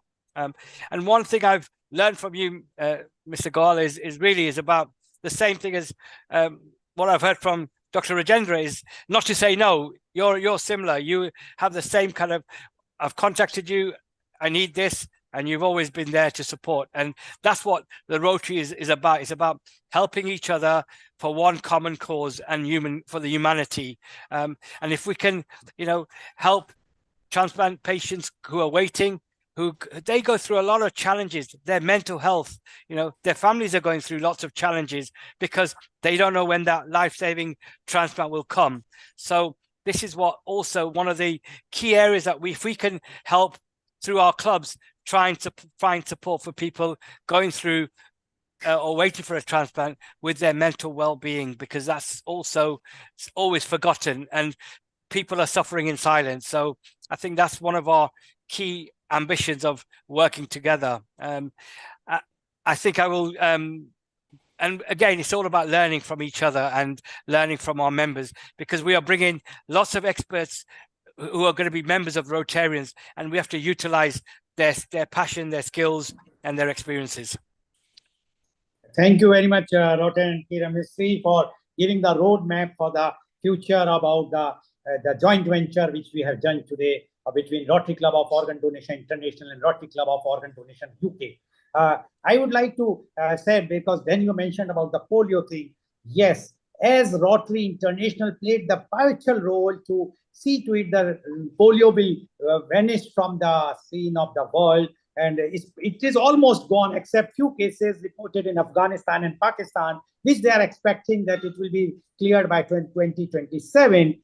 Similarly, we require that we must work together to see to it that the Rotary should set up a fund like they have put for End Polio Fund for organ donation, so that those countries which are having no such type of infrastructure, retrieval centers or transplant centers can have those things. You are lucky in UK, you have the NSH support, so that all the transplants you are doing it free of cost.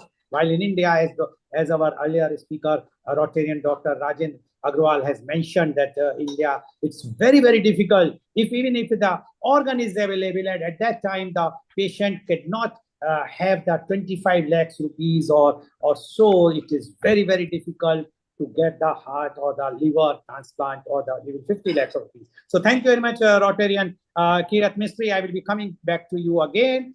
I would like to now move to my next panelist guest, and he is Dr. Varun Mittal. Dr. Varun Mittal is the head of kidney transplant and uro-oncology and robotic surgery at Hartness Hospital, Gurugram. He is MBBS, MS, General Surgery, MCH, Urology and Kidney Transplant, DNB, Genitourinary Surgery, Fellowship in Minimal Invasive and Robotic Urology, Fellowship on Robotic Urologic Surgery, University of Miami, USA. Dr. Varun Mittal specializes in kidney transplant and advanced robotic urologic cancer surgery.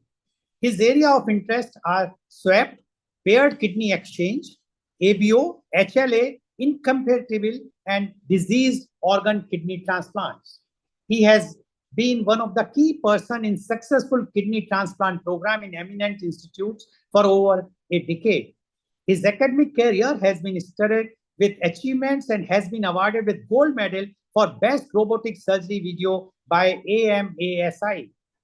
He is a recipient to International Cavill Fellowship Award by American Urologic Association in 2015.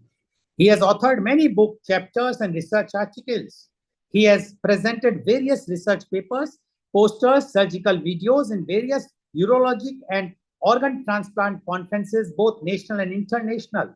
He is member of Urological Society of India, North Zone Urological Society of India, American Urology Association, Indian American Urology Association, Indian Society of Surgeon Transplant Robotic Urology Forum. He received several awards and honors, namely Dr. C. Palanvelu, Best Video Gold Medal, MSc Con, December 2017, Kochi, Second Best Poster Award at Robotic Urology Forum 2017, Mumbai, International Scholarship Award, Vachikuchi International Scholar 2016, International Fellowship Award, AUA USI Olympus International Resident Travel Fellowship Award 2015, Second Best Poster Prize at UACON 2015, Lucknow, India, Honors in Biochemistry, October 2001, Honors in Pharmacology, October 2002, and many, many more. Welcome, Dr. Varun Mittal, on our very, very special edition of the program on organ donation, and especially you have seen yourself how the two clubs, from one or Rotary Club of Organ Donation International and Rotary Club of Organ Donation UK, signed an MOU for the benefit of the patients around the world. And you being a person, I know you because you have appeared in our Rotary meeting also, and I am following you also. You being such a busy doctor, you have a time to organize Nukkar Nataks, the corner street plays we organize on organ donation. Very, very remarkable thing to create awareness to rural areas or those areas, because this plays a very important role to create organ donation awareness. Dr. Varun Mittal, you have heard what our previous speaker, Rotarian Dr. Rajendra Agrawal, as well as Rotarian Kirat Mistry has spoken. Now, being a leading doctor, and especially in a robotic surgery for transplant of kidneys, we would like to know your views on today's very, very special program organized by Healing Our Earth. This Healing Our Earth, led by Mr. Neil Kumar and his team, is organizing program every Sunday on different topics benefiting humanity, thus the earth, and that's why the name is Healing Our Earth. And this topic today has been chosen especially in the way they have selected the speakers. It's remarkable. Hats off to them. Your views on organ donation, challenges and solutions in India, especially in India. Dr. Varun Mittal, please. So thank you very much for the kind introductions. First of all, I am thankful to all the senior members, Dr. Lal Goyal and Kirat Mistry, for inviting me to give my views on the organ donation in India. So my talk would be just limited to the what is the current situation in the world and actually in India, and what we are facing and what we are doing right now. So, and what all of us together can do. So let me start with my presentation.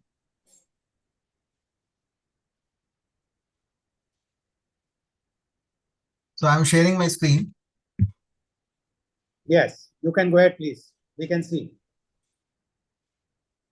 So I would not be talking general things about the organ donation. All of us are senior members, and but I would just like to start with Bhagavad Gita. So it is like our holy book. So in verse 2.2, as a person puts on a new garment, giving up the old ones, the soul similarly accept the new material bodies, giving up the old and useless ones. But I would just to put my view on this. I would not believe this, the last line, giving up the old and useless one. Why to give up the old and useless one? So in this, in the last sentence, the Gita is actually wrong. So in my viewpoint. So Dr. Varun Mittal, can I just say a few things? What you said, that in my opinion, what my thing is, that as we leave our old clothes, we are not burying them, nor we are burning them. We are just giving to a needy person. Similarly, what Gita means is, once the soul has gone, your body, which is otherwise useless but can be beneficial to accept, because you need not to burn, you need not to bury it. Rather, you donate. So that is what my interpretation. Yes, you have put into a right box. So like, so I just wanted to say it is not useless. So it can give lives to many people. So they like, you can see it can give life to 8 or 9 people, and then we can save life of the 75 people more. So like every one of us can be a donor. So there is actually a note limit. Anybody more than 18 years can be a donor in living donor. And in case of diseased donor, there's actually a no limit. So depending upon the organ and the recipient or donor, the situation is different in all kinds of organs. So like in India, anyone can be a donor. So nowadays, like we have an online form, anybody can pledge online just by scanning to the QR code. There's a noto form, and then immediately in 1 minute time, somebody can be a donor and just inform to our family members that I have donated the kidneys, I have donated my organs. So like coming to the worldwide situation, you must all must be knowing that like the like last 2023, the more than 150,000 kidneys were performed, and more than 40,000 livers were performed. The numbers are increasing for the heart, lung, pancreas, and small bowel as well. But still the demand is actually more and supply is really less. So we are not able to balance for where the role of like such big Rotary club is like, I would say you people are contributing in this scenario, why just to solve this problem, demand versus supply. So coming to the like larger US data, like more than 1 lakh people are really waiting for the life-saving organ transplant, and US is able to perform like only 50,000 transplants. So every 8 minutes, another person is added to the transplant waiting list, and 17 people are dying each day just for waiting an organ transplant. So this is just the data shared by the statistics by the last of the March 2024. More than like 80,000 people are waiting for just for the kidney transplant, and the rest of the organs you can see in the graph. And only like 30,000 transplants are being performed the kidney. And the most common, the organ waiting is actually for the kidney only. And this is the more serious situation. Like the most common people which are on the waiting list are like our elderly people or middle-aged people between 50 to 65 years of age. They actually are suffering more than the younger people. And the disease donation by age is also in this age. If this is a serious situation, like those people who are contributing to the disease donation, they are the people who are actually on more on the waiting list. So this fact is actually disturbing. And number of disease donations still are more than the living donations are more than the disease donation. So this is like very disturbing fact. 90% of the adults support organ donation, but only 60% are actually fit finally to be as donors. So you mean to say like if we need to have a very big number of donors to have actually the successful donors. About 170 million people are registered to be donor in US, but only 3 in 1,000 people die in a way that allowed for deceased organ donation. So like we have to have a more and more number of organ donation pledges. And like if you look at the global scenario, the Spain is still at the top, United States is second in number, but in India the situation is still not happy. So we are only 0.52 organ donors per million population. So we are actually not in the news. So coming to India, more than actually 3 lakh patients are waiting for organ transplant right now in every year. And we are just able to perform 10 to 15,000 transplants in a year. And only around 3,000 transplants are from the deceased donors. Still, you will like some of us, I like when I shared this slide to my residents in my department, the people were actually laughing at this slide. Somebody conducted a study in last 3 years in which country the people are willing or coming willing to come forward for organ donation. Surprisingly, so in India, 74% people wanted to we are donors. But you can see the situation is really bad. Even the people of 74% are donors, but still we are not able to create as many as donors we actually want. Still the waiting list is very high. So, but anyways, we are doing good. Like we are the third number in the world which are performing organ transplants. The total transplant performed in year 20. This data is from the NOTO, which is our central organization by the government, which is providing the data regularly every year. So like in 2022, we performed 16,000 transplants. And the number of disease transplants were around more than 2,500, and around total donations were 941. The deceased donors were like kidney transplants were done 1,500, and living donor transplants were around 10,000. But still, we are improving day by day. So every year, we added 3,000 transplants next year. In 2023, India performed more than 13,000 transplants. And out of that, disease were 1,635. A liver transplant number is also increasing. But the deceased donor transplant is more or less the same, around 700 only. So we always say Delhi is the best, Delhi is the best, Delhi is the best. But you can say it is best in the living donor transplant. It is number one in the living donor transplant. But the rest of the states in southern India are performing actually very good. So these are top 5 states in India which are performing really good in terms of deceased organ donation: Telangana, Tamil Nadu, Karnataka, Gujarat, and Maharashtra. So the numbers are more than 500 now. So this is the data. I would just see this chart carefully. We always say in India, the living donation is more than the cadaver donation, but 1 or 2 states are actually going to reverse the number. You can say in Karnataka in 2022, the cadaver donations were more than the living donor donation. This is just for the kidney transplant. I am not talking about the liver transplant in this slide. 125% were cadaver donation. So this is actually we can just have we should learn from the Karnataka. So then other states are also doing good. But when we come to northern India, if I talk about my state, so we are not doing good. Only 2% donations happened in 2022, and even 1 or 2% in 2023. Total out of 80 to 100 transplants, only 2 were cadaver transplants. In Delhi, the living donors were more than 2,000, but only 56 transplants were done.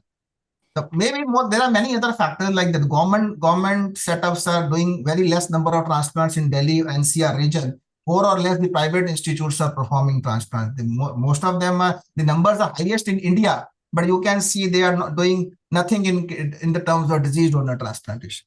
Only 2%.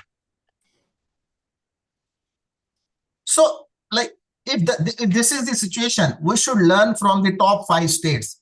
Why are they doing so good? I was, when I was making this presentation, I just came to know the first deceased organ transplant was done in 2020 in Gujarat. After that, they did such a hard work, the organ donation rampantly increased. In 2021, 2022, and 23, you can see from 113 kidneys to 250, and now it is 254. So they are projecting the live chart on their website. So since 2021, they have added 75 new retrieval centers in whole states, even in a small town. Even after COVID, even a 20 or 30 bedded hospital had a ventilator or a very good operation theater setup. So they made all those hospitals, even with 20 to 30 beds, which are maintaining good amount of sterility in the operation theater. They have a mini ICU or a ventilator setup, or the surgeons are good. They made a retrieval centers, 75 retrieval center in small towns. So this added up to the program. In Kerala, the brain death certification was made mandatory in all the intensive care unit, irrespective of whether organ donation is going to happen or not. So they de-linked the organ donation from the brain death. till now the brain death is defined by 3 laws in India. Only the Transplant Act is correlating or linking the brain death with the organ donation. So like they said, brain death is nothing to do with organ donation. And let us first increase the numbers of brain death declaration. Then only we can think of organ donation. So, and like now coming to Telangana. So this is the like some best state organ Dr. in India. Mittal, you have to be a bit this Yes, thing. just give me 5 minutes. Just give me 5 minutes. Thank you. So the Telangana is right now doing more than 200 organ donations, and they have set up 40 government hospitals which are authorized to perform the transplant. But coming to Haryana, still we have to go a long way. We are like, this is the study which we did, and like still the numbers are very low. So our hospital was at the top list in last 5 years. And this study showed that even the doctors don't know the correct facts about the organ donation, what we can expect from the public. This is a real study recently done in Haryana. So like India is doing very good. So like in disease donor, India in 2023 first time crossed more than 1,000 mark. So the total 1,028 donors. Telangana donations were more than 200. Odisha government decided to the cremation of deceased organ donor to be held in full state honor. Rajasthan registered the highest number of organ donation pledges, more than 38,000. Even the Manipur government, Manipur hospital performed 2 cadaver transplants. PM Modi is also very much involved, and like they are giving regular updates on Man Ki Bharat program. The Aadhaar verified organ donation pledge is like a game changer. And India topped in hand transplants. Like they did 52 transplants in last 2023 year. So this was the last hand transplant performed in Haryana only. Now there are some changes in the policy of donation, like cadaver organ registration, like center has removed the 65 years bar. So we are also doing like some activities regularly regarding the organ donation, poster competitions, brain death activity among all the doctors in the nearby region. Like this activity was done, I would like want to like just show this activity. Like this activity was done by the police personnel. So we just ask them the question, what they know about organ donation. Whether are they geared up to bring a like injured patient, road traffic accident patient to a trauma center, whether they know what is the seriousness of the any accident which is happening on the road in India. More than 150,000 accidents are happening in India right now. So we did an activity with like 100 police personnel in Haryana. Regular organ donation pledges are being done. This is the last photo which we did Nokar Natak recently. With this, I would like to like have, if there is some any questions, I would love to have those. Okay, thank you very much, Dr. Varun Mittal, for elaborating. Just close your this thing. For elaborating and informing about the organ donation through PPT presentation. I would like to add few things. First thing is now the time is changing. The recent survey done in Karnataka, the 20% of IT professionals, which are young generation people, young people, are now suffering from organ problems. And this is a very, very alarming situation for the country like India, because if the young generation will start, because of the lifestyle, they have to work overnight, they will be eating unhealthy foods, snacks, etc. So that is why now the situation is changing. As you have mentioned about North India, the last week I have a program in Bihar, Patna, and the figure in Patna is till from 1994, when the THOA Act has come in force, till from that to 2024, last 30 years rather, only 2 brain death surgery organ transplant took place.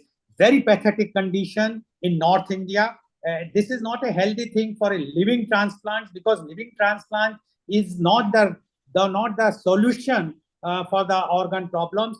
You require the brain death persons in India, as you rightly said, about 167,000 people died through the road accident last year, and almost 50% of them can be declared brain death if there are brain death committees in place, because there are no brain death committees in North India, especially North India hospitals. So the people are just taking them. So this is lots of challenges, solutions. But thank you very much, Dr. Varun Mittal, for giving the idea about where we stand today. And that is why this program today is very important of MOU signing of Rotary Club of Organ Donation International, Rotary Club of Organ Donation UK, so that they will also understand the situation here. We will also understand the situation there, and we will try to bring the best of the policies, best of the expertise from both the countries. Thank you very much, Dr. Varun Mittal. Now I would like to introduce to you a very, very special couple. First, I would like to introduce Rotarian Rupa Arora. Rotarian Rupa Arora is a teacher and organ donor lifesaver. According to Rotarian Rupa Arora, I quote, "Life's greatest gift is the gift of life itself. I am humbled to have been able to give my husband a second chance," unquote. Rotarian Rupa Arora, a dedicated teacher at Chandigarh Administration's Government High School, exemplifies compassion and selflessness, touching lives for beyond her classroom. The ultimate act of love. In 2011, Rotarian Rupa Arora performed an extraordinary act of love, donating a portion of her liver to her husband, Mr. P.K. Ratan, and saving his life. This life-changing decision reflects her unwavering commitment, courage, and the profound bond between them. Welcome, Rotarian Rupa Arora, on our show. And I would like to inform all the viewers as well as the Rotarians who are present here. The policy of Rotary Club of Organ Donation International is very clear that if any living donor is available and if he or she is interested to do the work creating organ donation awareness, we are making them as honorary member of Rotary Club of Organ Donation International, and in that, Rotarian Rupa Arora is the honorary member of Rotary Club of Organ Donation International. And both husband and wife, Rotarian Rupa Arora and Rotarian P.K. Ratan, are involved in creating the awareness, organ donation awareness. I would also like to introduce right now only, then both will be talking, the Rotarian, not Rotarian, Mr. P.K. Ratan, a grateful recipient. I quote what Mr. P.K. Ratan says, "I owe my life to my wife's selfless act. Her courage and generosity inspire me every day," unquote, said Mr. P.K. Ratan. As a senior accounts officer with Chandigarh Administration's Engineering Department, Mr. Ratan is deeply grateful for his second chance at life, continuing his service to the community with renewed purpose, a testament to love and resilience. The Arora's story is a powerful reminder of the life-saving impact of organ donation, the strength and support of family in times of need, how one selfless act can uplift an entire community. Advocacy for organ donation, Rotarian Arora performed experience has turned her into a passionate advocate for organ donation, working to raise awareness and dispel myths surrounding this vital cause.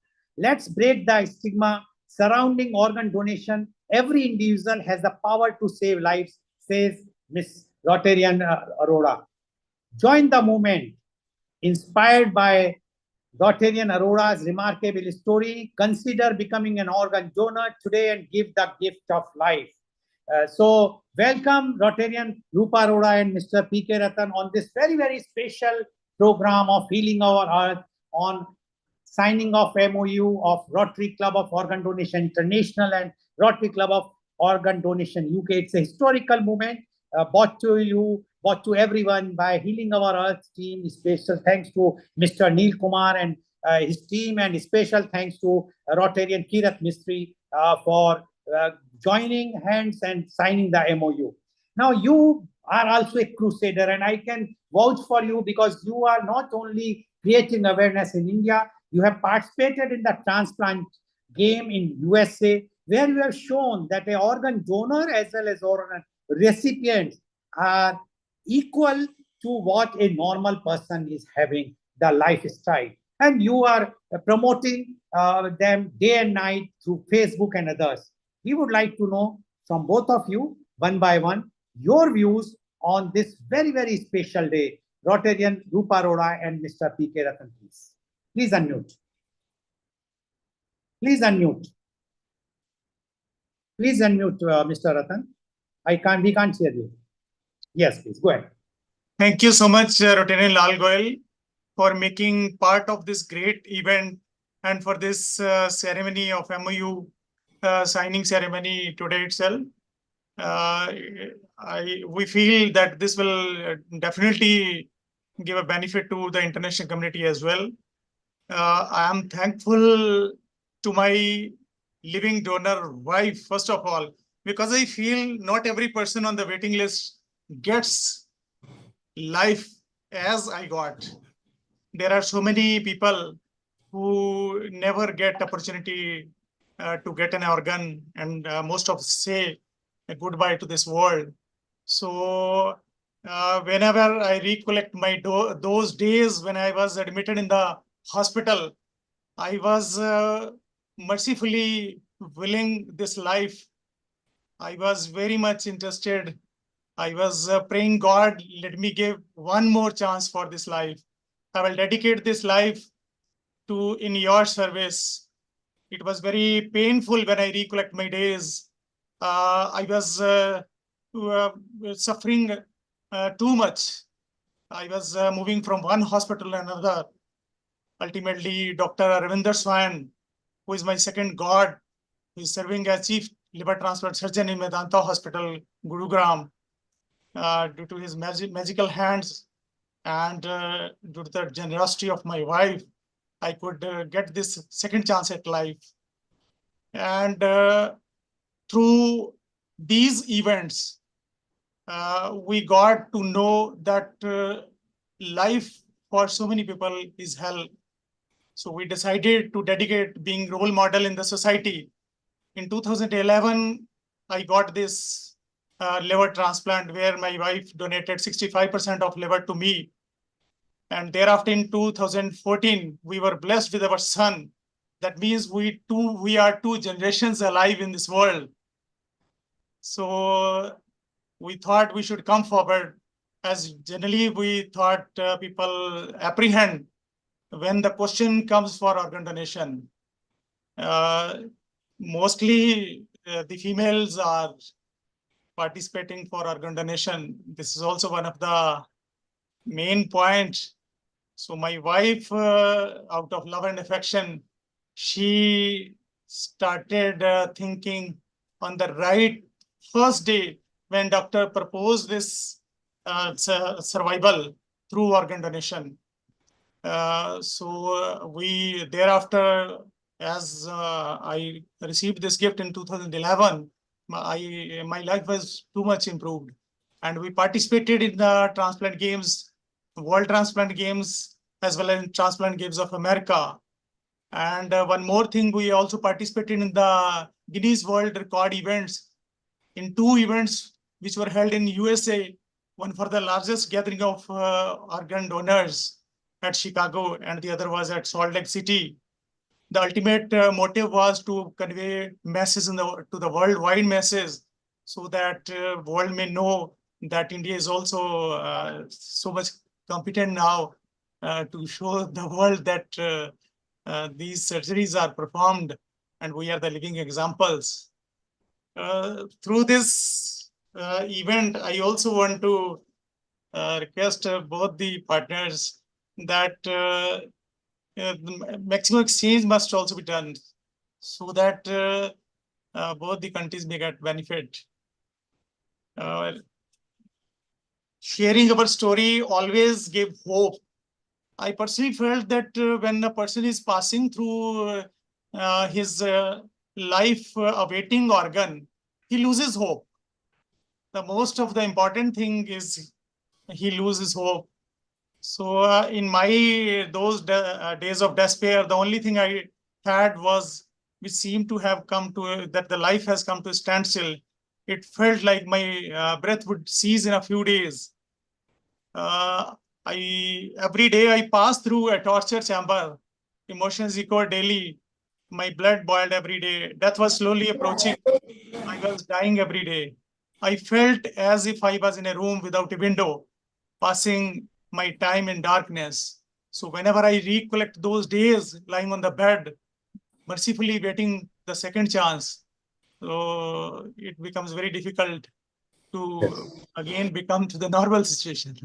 I Yes, pass thank, on my, thank you very much. We can understand your emotional feelings and the pain which you have suffered. It's really only those persons who suffered, they know the pain. But the unfortunate part is that in India, especially in India, the donors are very less. We do not want to donate, whatsoever the reason is. But they should understand that tomorrow their own very family member, anyone can also suffer with the same pain. And then if you are not ready to donate for others, who is going to donate for you? Thank you very much, Mr. P.K. Ratan.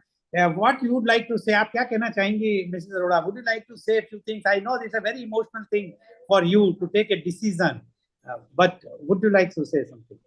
First of all, Can you just turn your camera towards that because yes, please. First of all, I want to say global namaste to all the Rotarians, and I am very thankful to Rotarian Lal Goyal for making me honorary member of Rotary Club of Organ Donation International and making us part of this great event. That's MOU. When I donated my part of liver to my husband, my age was 36. I was 36 years old. And I willingly choose this decision because choosing to donate a part of my liver to my husband is solely emotional and personal decision. It was my desire to see him healthy again. Okay, so Saving it was the major issue at that time because my husband was suffering from end-stage liver disease.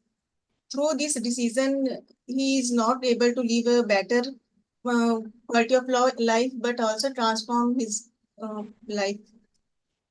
That's okay. Thank you very much, Rotarian Rupa Arora. Yeah, yes, you want to say something? One thing I want to add, after donating a major portion of the liver, we completed two post graduations. I completed two post graduation, one for social work and another for journalism. Together we completed two, and recently she completed one more post graduation. You can imagine, after donating such a major organ, we are still leading a very healthy life. Yes, yes. It's a great message for the Yes, whole world. and we did a program last time about the human values for women, and we know that how strong the women are. Although it is an unfortunate part in India, as you also mentioned, that 80% living organ donors are women in India, and only 19% recipients are women, which is not a good sign for a healthy community or a society or a country. So we want that the men should also come forward and donate to their loving ones. It should not happen that everyone should look towards the female only, the women only, and that is why India has to learn many things. Although the condition of UK also is not that great, because I did the research the last year, and the last year figure says that the 55% donors are women and the recipients are 40%, but they are far better than India because there the recipients are only 19%. So long way to go, but I'm sure these types of programs, these types of signing MOU, we will learn from what UK people are doing, what we are doing here and other parts of the world.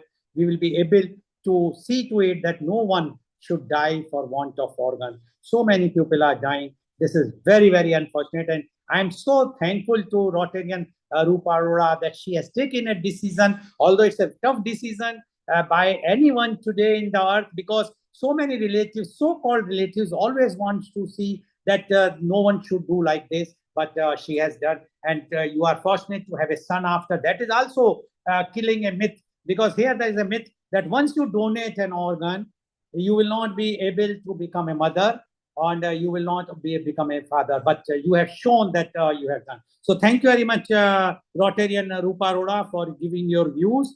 Now it is an open forum for the questions or the anything to be discussed. Rotarian Kirat Mistry, we have seen the scenario in India. And it is an alarming situation. It's not an easy thing. Whenever I talk, people say, oh, you are always talking about organ donation. Why you are talking about only organ donation? The reason is very clear.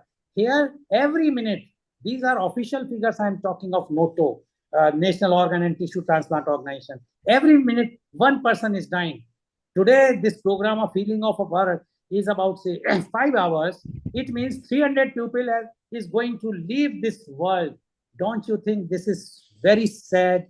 In only in India I'm talking. I'm not talking of the world, and the situation in UK and other places are far better. So there are lots of challenges. We have to see to it. We have to face those challenges, and I'm sure the Rotary International, with a signing of MOU of today's with the Rotary Club of Organ Donation UK and Rotary Club of Organ Donation International, we will be able to do something. Because if one life, extra life is saved, is something which is very, very important. And I'm sure with guidance of yours, being so much work what you have done in organ donation and other fields, definitely it will be beneficial for the countries like India, as well as for other countries where we require more and more organ donation. Over to you, Rotarian Kirat Mistry. Yeah, so it's great to see Rupaji and PKG as well, because I was fortunate present. I met them in the UK at the Transplant Games, and then they kindly met them in Chandigarh as well. So it's really great to see that you're part of the Rotary Club of Organ Donation International, and really look forward to seeing you in Germany if you're there next for the World Games in 2025. But I think what you're saying, Rotarian Golal, is very important. But I was very great to see the statistics that Dr. Mittal has produced, because although in the UK we have lots of free services, we have lots of opportunities, but the population is not so great as India, right? And I was fortunate to be visiting India 2 years ago, and I did meet Donate Life and Dr. Nilesh Bhai, who actually is doing some fantastic work in Surat. So if we could only, in the UK, if we took Gujarat's successes and planted in one part of UK, where Leicester I'm from, we should be doing, triple the amount of donations, only if we can get the education and getting the people to understand the importance of organ donation. We are getting there slowly, but we need more work. And that's why NGOs are very important to do this work. And joining hands with Rotary International and the clubs, with your club, we can further, ensure that we get more, we save more lives. Dr. Sunil Daga is also, doing a fantastic work around statistics, and also, but it'd be good to just get your thoughts on what Dr. Mittal has presented, because you're a frequent visitor and you'll be going to India soon as well. So it'd be good to learn from giving the UK context, but also the Indian context, and what could we do to jointly increase that? Thank you, Kirit Bhai, and thanks all the passionate, colleagues on the call. I think there's a lot of learning that we could do from each other. As you said, Kirit, the Gujarat, although there are a huge India diaspora outside India, they are always connected to India, whether that's a Bollywood movie, cricket, food, or whatever it is. No, so just focusing on our population in UK with our own model, it isn't going to work, because they're always on the phone, to Indian communities. So that's really good to see that the organ donation taking center stage, Narendra Modi and everybody supporting it, it is also going to help us. Now, my own work, Goyalji, when we did some interviews about people who are waiting on the waiting list, because in UK, the waiting deceased donor is so good that almost automatically everybody will go and wait and not put their loved ones through a living kidney donation or living liver donation, because they say, well, I can wait for a year or 2 or 3. on an average, in Leeds, an individual wait for 500 days for a kidney transplant, and they'll just push that rather than asking their loved ones to donate. And hence, we have the numbers. I mean, in India, 9 out of 10 is from living kidney donation, and we're getting 1 out of the 6 in Asian community. So you could see how, and I would challenge that with the deceased donation getting better in India, you probably are going to face that at some point, because people are just going to take the easy route and not put their loved ones through. At some point that will happen, not now, but probably 10, 15 years down, when the programs are better. And you suppose it's a good thing, if that can happen, because individuals are living longer, they will need second kidney, third kidney. So in a way, that's good, but then that in itself creates a challenge for us. When we interviewed individuals who decided to wait as compared to ask, it's quite a lot of things, from culture of silence, like a woman not having empowerment to ask from a man or anybody from the family to help them. Even in Britain, we have the same things that you would probably face in India. What I think is the key thing is the general education level. The more they are, educated, more earning, they are the one who feel confident, whether they are men or a woman, to go and ask for an organ from their friends or a family or whatnot. So it's quite a complex societal issues, from cultural to that person to individual factors. I don't think all of that can be sorted out, in one go, but I think working together is the key thing. I would love to, for example, adopt some of the resources that Indian colleagues have on different languages. Kurit and me have been working on having better resources to make decisions. Amrita, you said about decision making. If you aren't going to have good resources, people aren't going to understand what you're talking about. Health literacy is so poor in UK. 55% of individuals can't even read 8th standard book and understand. So just because it's a developed country doesn't mean people understand the health information. So we would love, for example, immediately to copy paste some of the resources like Dr. Mittal might have that in different languages. We can give that to we have 200 languages in UK. I'm sure you can help us with 20 different languages. There are so many things we can exchange, and that's what I'm excited about. The Rotary Club coming in with multinational, bringing all of this together, rather than all of us reinventing the wheel. The wheel of Rotary is one. We just take it from each other and use for the benefit of the patients. That's what I think we need to do, is work collaboratively and maybe have a resource bank where we can put all of them and we just take it from each other and actually support our patient. That's all I would say, Craig. Thank you, Dr. Sunil. I would like to just add one thing here, that as Rotarian Kirat also said, that in UK, the mortality rate. But even if you multiply, the population is less. Yes, I understand. The population is about 1/20th of India. So multiply 20 with the 432 people who lost their life last year. So it works out not even 10,000. While in India, the figure is 5 lakhs. It's very, very alarming. The same population. That's why the Indian conditions are requiring lots of awareness, as well as the changes in the laws, which is now the need of the hour. And I'm sure that this joint venture or the MOU which we have signed today will definitely come out with the new things. And as Dr. Mittal mentioned, as well as Dr. Rajendra Agrawal and our Indian donors and recipients, as well as from your side, that if we will have such type of interactions frequently, definitely the ideas will be exchanged. The people will understand what is why it is happening, why the more donation, or why the so much lives are saved in UK, why it is not possible in India. There is either the mindset has to be changed or the law has to be changed. We have to work on this. As far as women conditions are concerned, I gave you the statistics.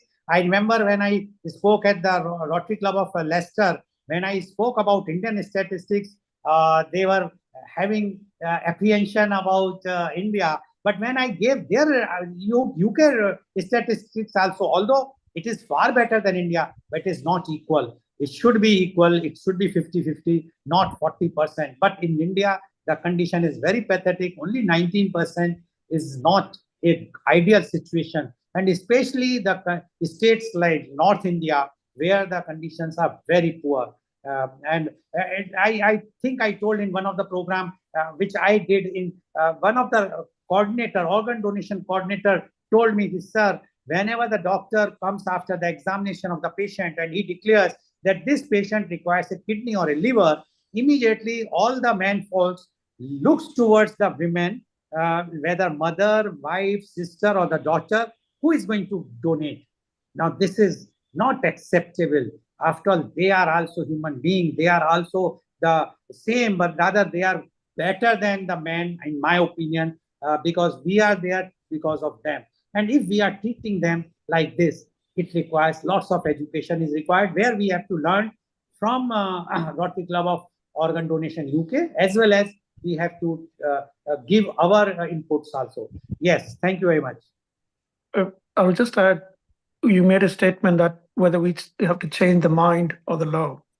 UK, as you know, there are 4 different countries in UK. Wales had change of law well before England. England had change in law for 4 years.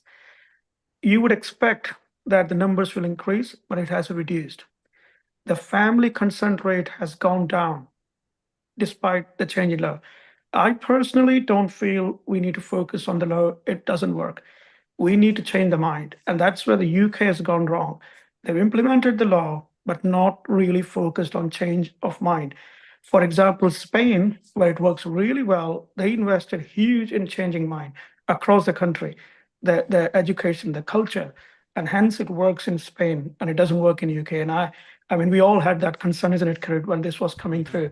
4 years down the line, it isn't working. So I would suggest if we have to focus as a Rotarians, we need to focus change in mind through our clubs, through our membership, and not so much advocacy on change in law, which is important, but I don't think it's going to really have impact without the other. Totally agree. And I think that's why the Rotary clubs in every city is where if we can champion organ donation, that will then spiral and cascade people's thinking and changing mindsets. So definitely. Rotarian Kirat Mistry, can you just correct me if I'm wrong? In 2019, the 770 approximately were the mortality for want of organ in UK. While in 2023, it is now 432. That is the figure available on Google. Is it correct or not? I think you're right. 432 is the current one. And then 2019, before the law changed, it was 770 or so. Well, the important thing is... So that it means the mortality has gone down after the changing of law. Anyway, we'll not discuss that point because that is a thing which we can discuss. But I mentioned earlier, Dr. Is that since the law changed, because of the misinformation and communication, 500,000 people from predominantly South Asian diasporas decided to opt out. So that also shows that the figures you're referring to may be also that. But again, it's something that we need to do more work on around changing conversation, having conversations. Yeah. Okay. Fine. Any questions from our Indian panelists? If you want to ask, you are free to ask.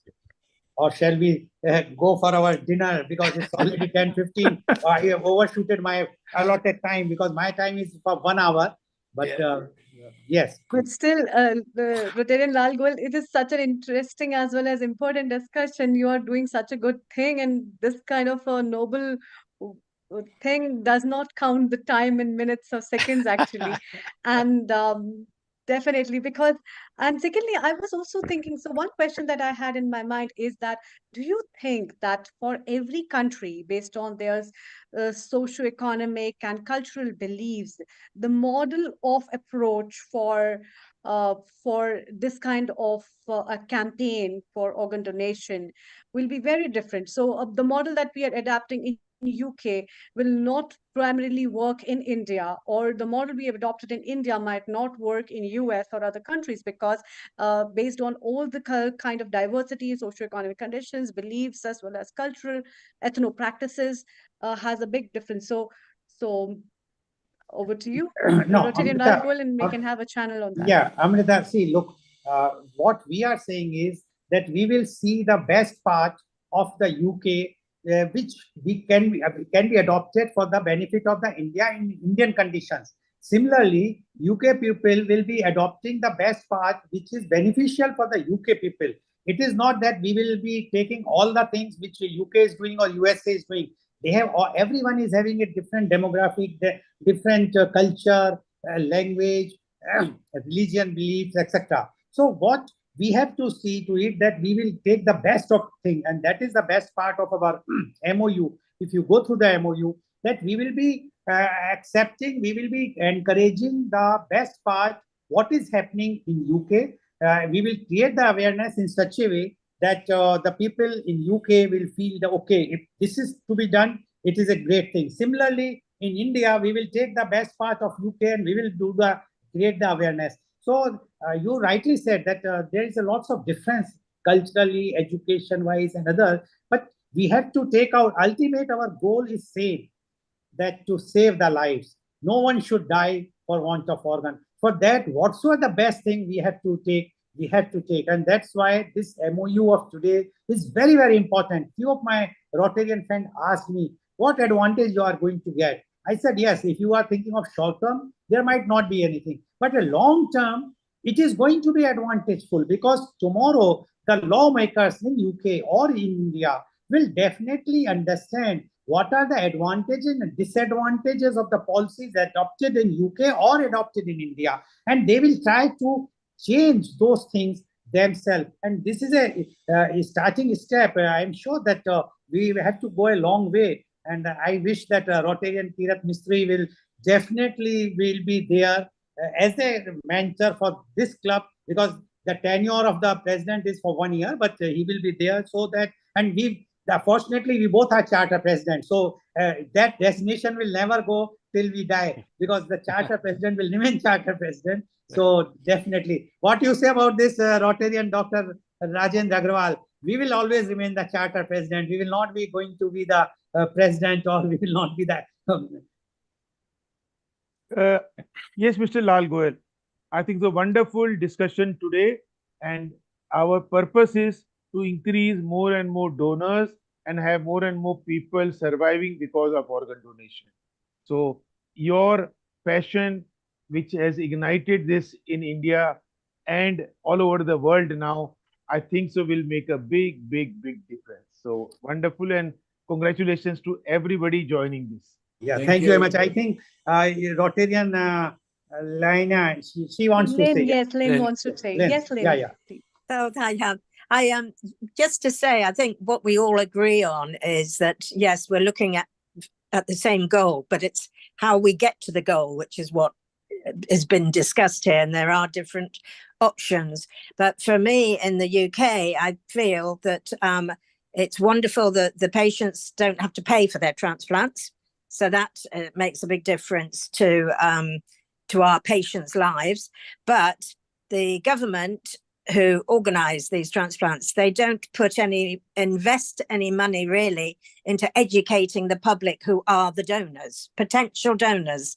And that's what is lacking in this country, is there's not enough invested in educating the public, be it the schools, the universities. It's Fresher Week this week, and going to the Rotary clubs, the WI clubs, etc., educating the public, because it's the public who are the potential donors. Yeah. The recipients, they're the converted, going and having a stand at the transplant games is preaching to the converted. We need to be in, Central Station and in airports, etc., where the public are, high footfall. So I think our goals are the same, and how we get to our goals differ in each country. But the law is not made a difference in this country, and it does need to invest in education. So for us volunteers, we do our best in educating, but it's still not enough. We need more people doing it. Totally agree. Totally agree, Lynn. The Rotary Club will help with that, I hope, which is great. We need to get that article in your newsletter. David's probably gone now, Kirit. Yes. But 37,000 people read the Rotary Club newsletter, I think, in this country. That's correct. That's a good way. And so we're just about to put that together, I think, an article in there. just little steps. Yeah, one step for whatever, a giant step for mankind. Whoever it was said that, landing on the moon. So anyway, And lovely to meet you all. We'll make sure that this MOU is part of our that's going to go out to the 33,000 Rotarians in the UK, because we, as I said, we want to grow the club in England, Scotland, Wales, Ireland. And I think it's powerful what you said, Lynn, about education, but also most important, the powerfulness is having people like Rupa-ji and PK and recipients and donors coming out and sharing their stories. That's what's going to change people's minds and thinking. Oh, yes, absolutely. Thank you. Yeah, very right. Thank you, Rotarian Lal Goyal. Thank you, Rotarian Kirit Mistry, and all the guests who joined and all the Rotarians. Isn't it wonderful that we've all agreed that organ transplant, organ donation has to be more outreach within the community, not just Asian community, the community at large, the whole earth. It will be very useful. And two of our stalwarts who got together and said, let's get Rotary coming in, and both of them are Rotarians. Rotarian Lal Goyal in India and Kirit Mistry here in United Kingdom. And Lean, exact point you said that yes, more can be done, but let us not stop. We keep on plowing ahead so we can bring more outreaches, more people interested. And talking about more, let's go for a quick round before we wind up, starting with Rotarian Lal Goyal in case he has got a meeting. What encouragement or tips would you like to give people listening in the social media so that when either explore organ transplant or donation whilst they are living, and or if something happens to them? What would you like to tell them over the minute, Rotarian Lal Goyal? See, in my opinion, the organ donation is a supreme donation, because today we can donate money in temple, church, mosque, gurudwara, but we cannot save life. We are not doctors. Even doctors are helpless. If the organ, if the heart is failing, or the kidney is not working, or the pancreas is not working, they require replacement, and they require that organ. And for that, only solution is organ donation. So we are giving new life, and one brain death can give up to the 9 new lives to new persons. We are not God, but God has given us power. So I consider organ donation as a supreme donation. Secondly, which I always say, that if you want to become immortal, earlier people used to drink nectar, but today, if you lucky enough to donate your organs, after 100 years, you will be remembered. I always tell, two children, if suppose tomorrow I declare brain death and my organs were donated, and one life has been saved by the heart transplant of my heart, after 100 years, two children might be talking to each other, and one of them say, you know, my great-great-grandpa or great-great-ma was saved by one Mr. Goyal. After 100 years, and I know that after this meeting you might be forgetting who is Mr. Goyal, or after 2 days, or after 1 week. So if one has to become immortal, please be an organ or even tissue donor. If it's a natural death, donate your eye cornea or the skin or the bones or the tendons, so that the lives can be improvised. So I always say, everyone, please do something. And the motto of the Rotary is very clear: service above self. So the service above self is the best thing, is organ donation. That's my take. Very passionate appeal from Rotarian Lal Goyal, who is a very much organ donation person, 24/7, 365. And he breathes organ, he talks organ, he loves organ, he promotes organ. So what better than coming from a man who passionately believes what he does? Let's ask our resident panelist here, spinal surgeon Anukul Goswami. Over the 1 minute, what encouragement would you give people so they can either donate or think of organ transplant? Over to you, Anukul. I think it is very fantastic what the Rotarians are doing. I never could understand. I never knew that you can go right across the world and spread the message of doing the good for everybody. And the very idea that you live through the other people's body for years. We are only remembered for as long as our kids or grandkids remember us. But when you're giving it through the organs, you're remembered for many, many times. And that's a huge thing. It is It's a privilege to be able to donate. I think that's a idea people should be able to get in their mind, and it's something that people and our hosts like Neil can do, is to propagate that particular value within our society and communities over here in UK itself. It'll be a great thing. So feel good to give and get the joy by seeing joy on the person you are giving. Is that right? Absolutely. Thank you. And somebody who has received for last 25 years is over here, Declan. Declan, what would you like to tell to people so they feel more encouraged to come forward like how you did?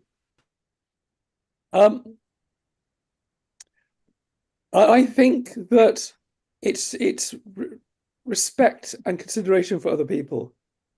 I think that their appreciation that when a person dies, that person has gone, but others can still live and will be benefited hugely from that. That's so important, and that's what needs to be communicated across. Very beautifully said. Respect for others.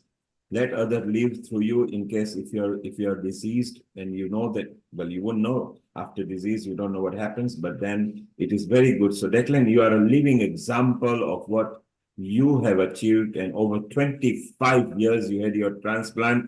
You are still going strong. So there is a very good light at the end of the tunnel, which is so beautiful. And Lynn, you were made very passionate. You were very clear, very succinct, and Rotary have come forth very much. So it's not just two people in Rotary. Many people, David was here, Chris was there, and many Rotarians who are part of Healing Our Earth.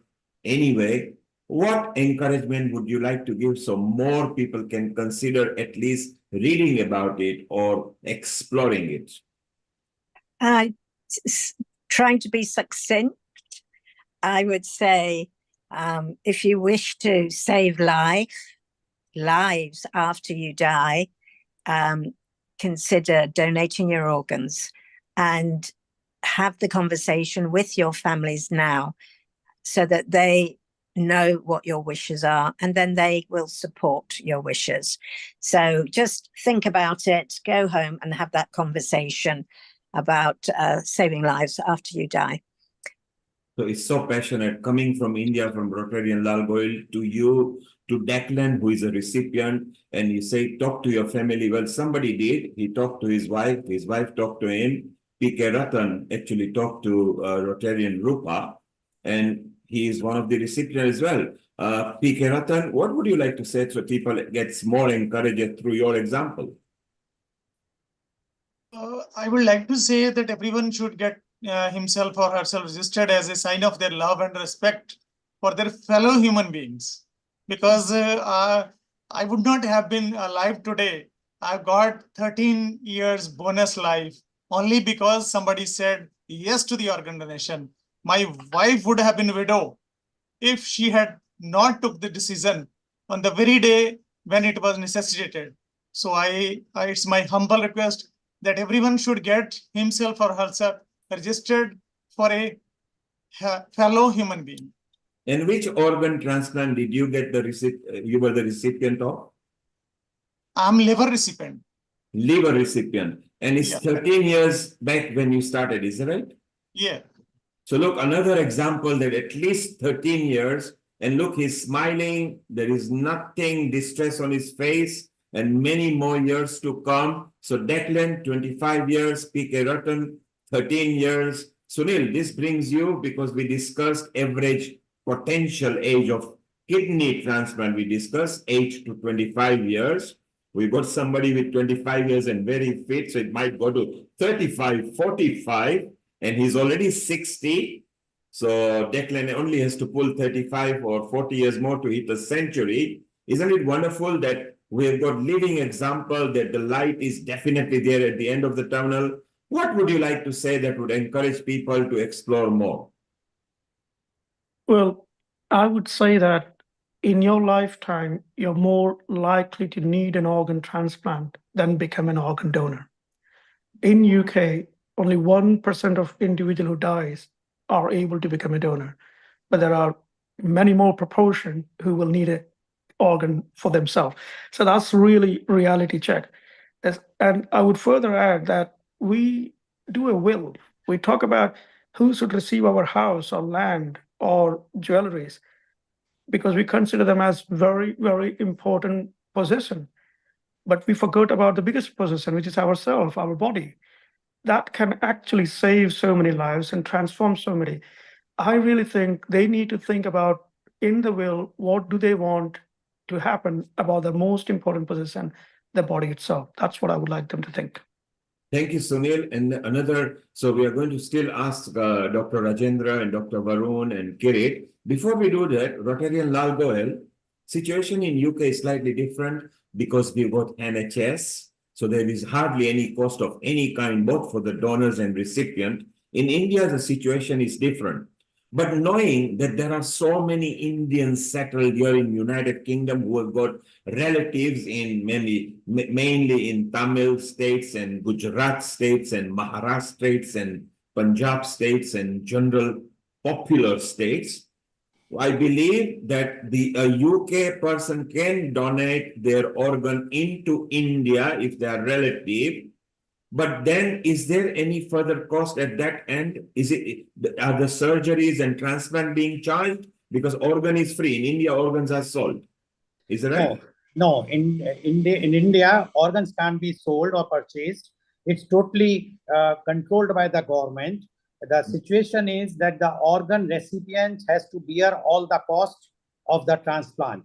So if a person who is taking the organ, he or she has to bear all the cost, and the donor, once they decide to donate the organs, then the cost stop at their expenses or the office bill, etc. stops there. But the problem here is the recipient has to bear so much cost. As I told you, the kidney is costing between 250,000 to 800,000 rupees.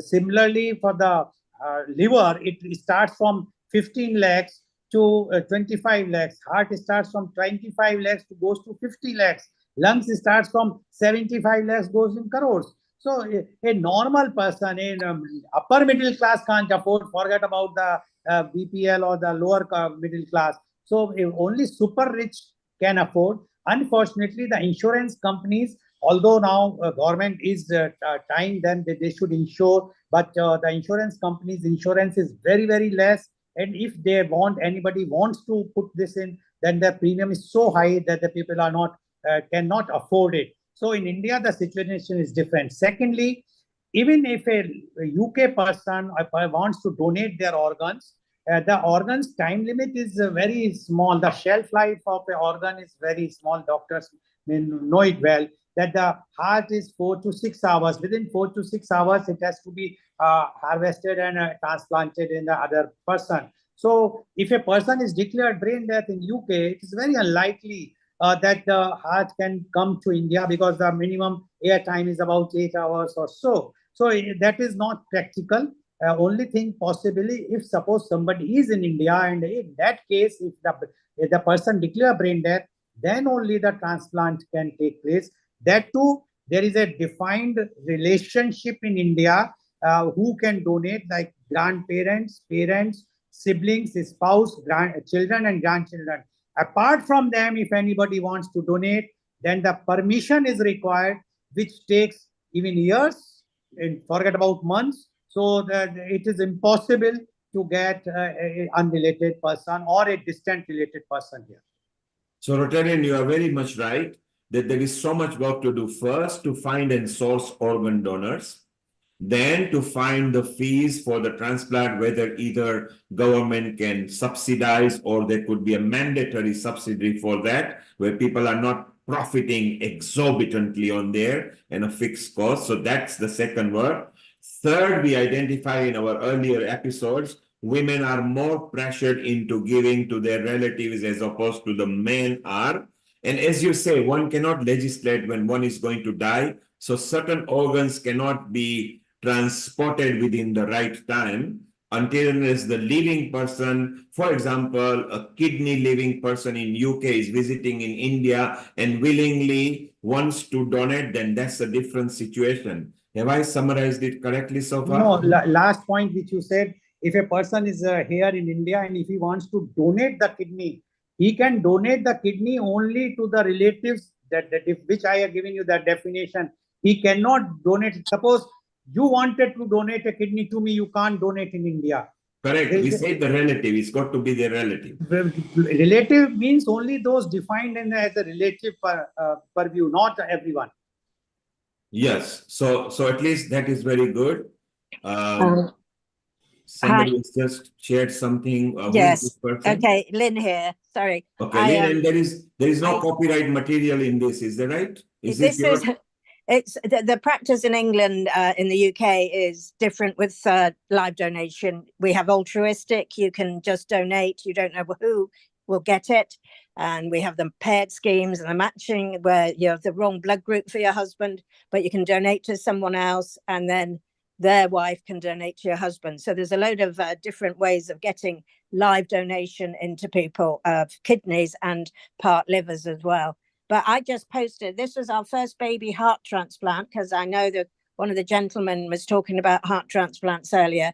This was our first baby, 5 months old, Kaylee, and that's Kaylee. She's now 37 years old with her first heart. So just to put it into perspective, that baby had a baby donor that the father said yes to donating. His wife was killed in the accident and the baby was brain dead and donated. So this is the reality of donation, saving life and giving life. And we have lots of other medical issues that still need to be overcome as to in which country we're in.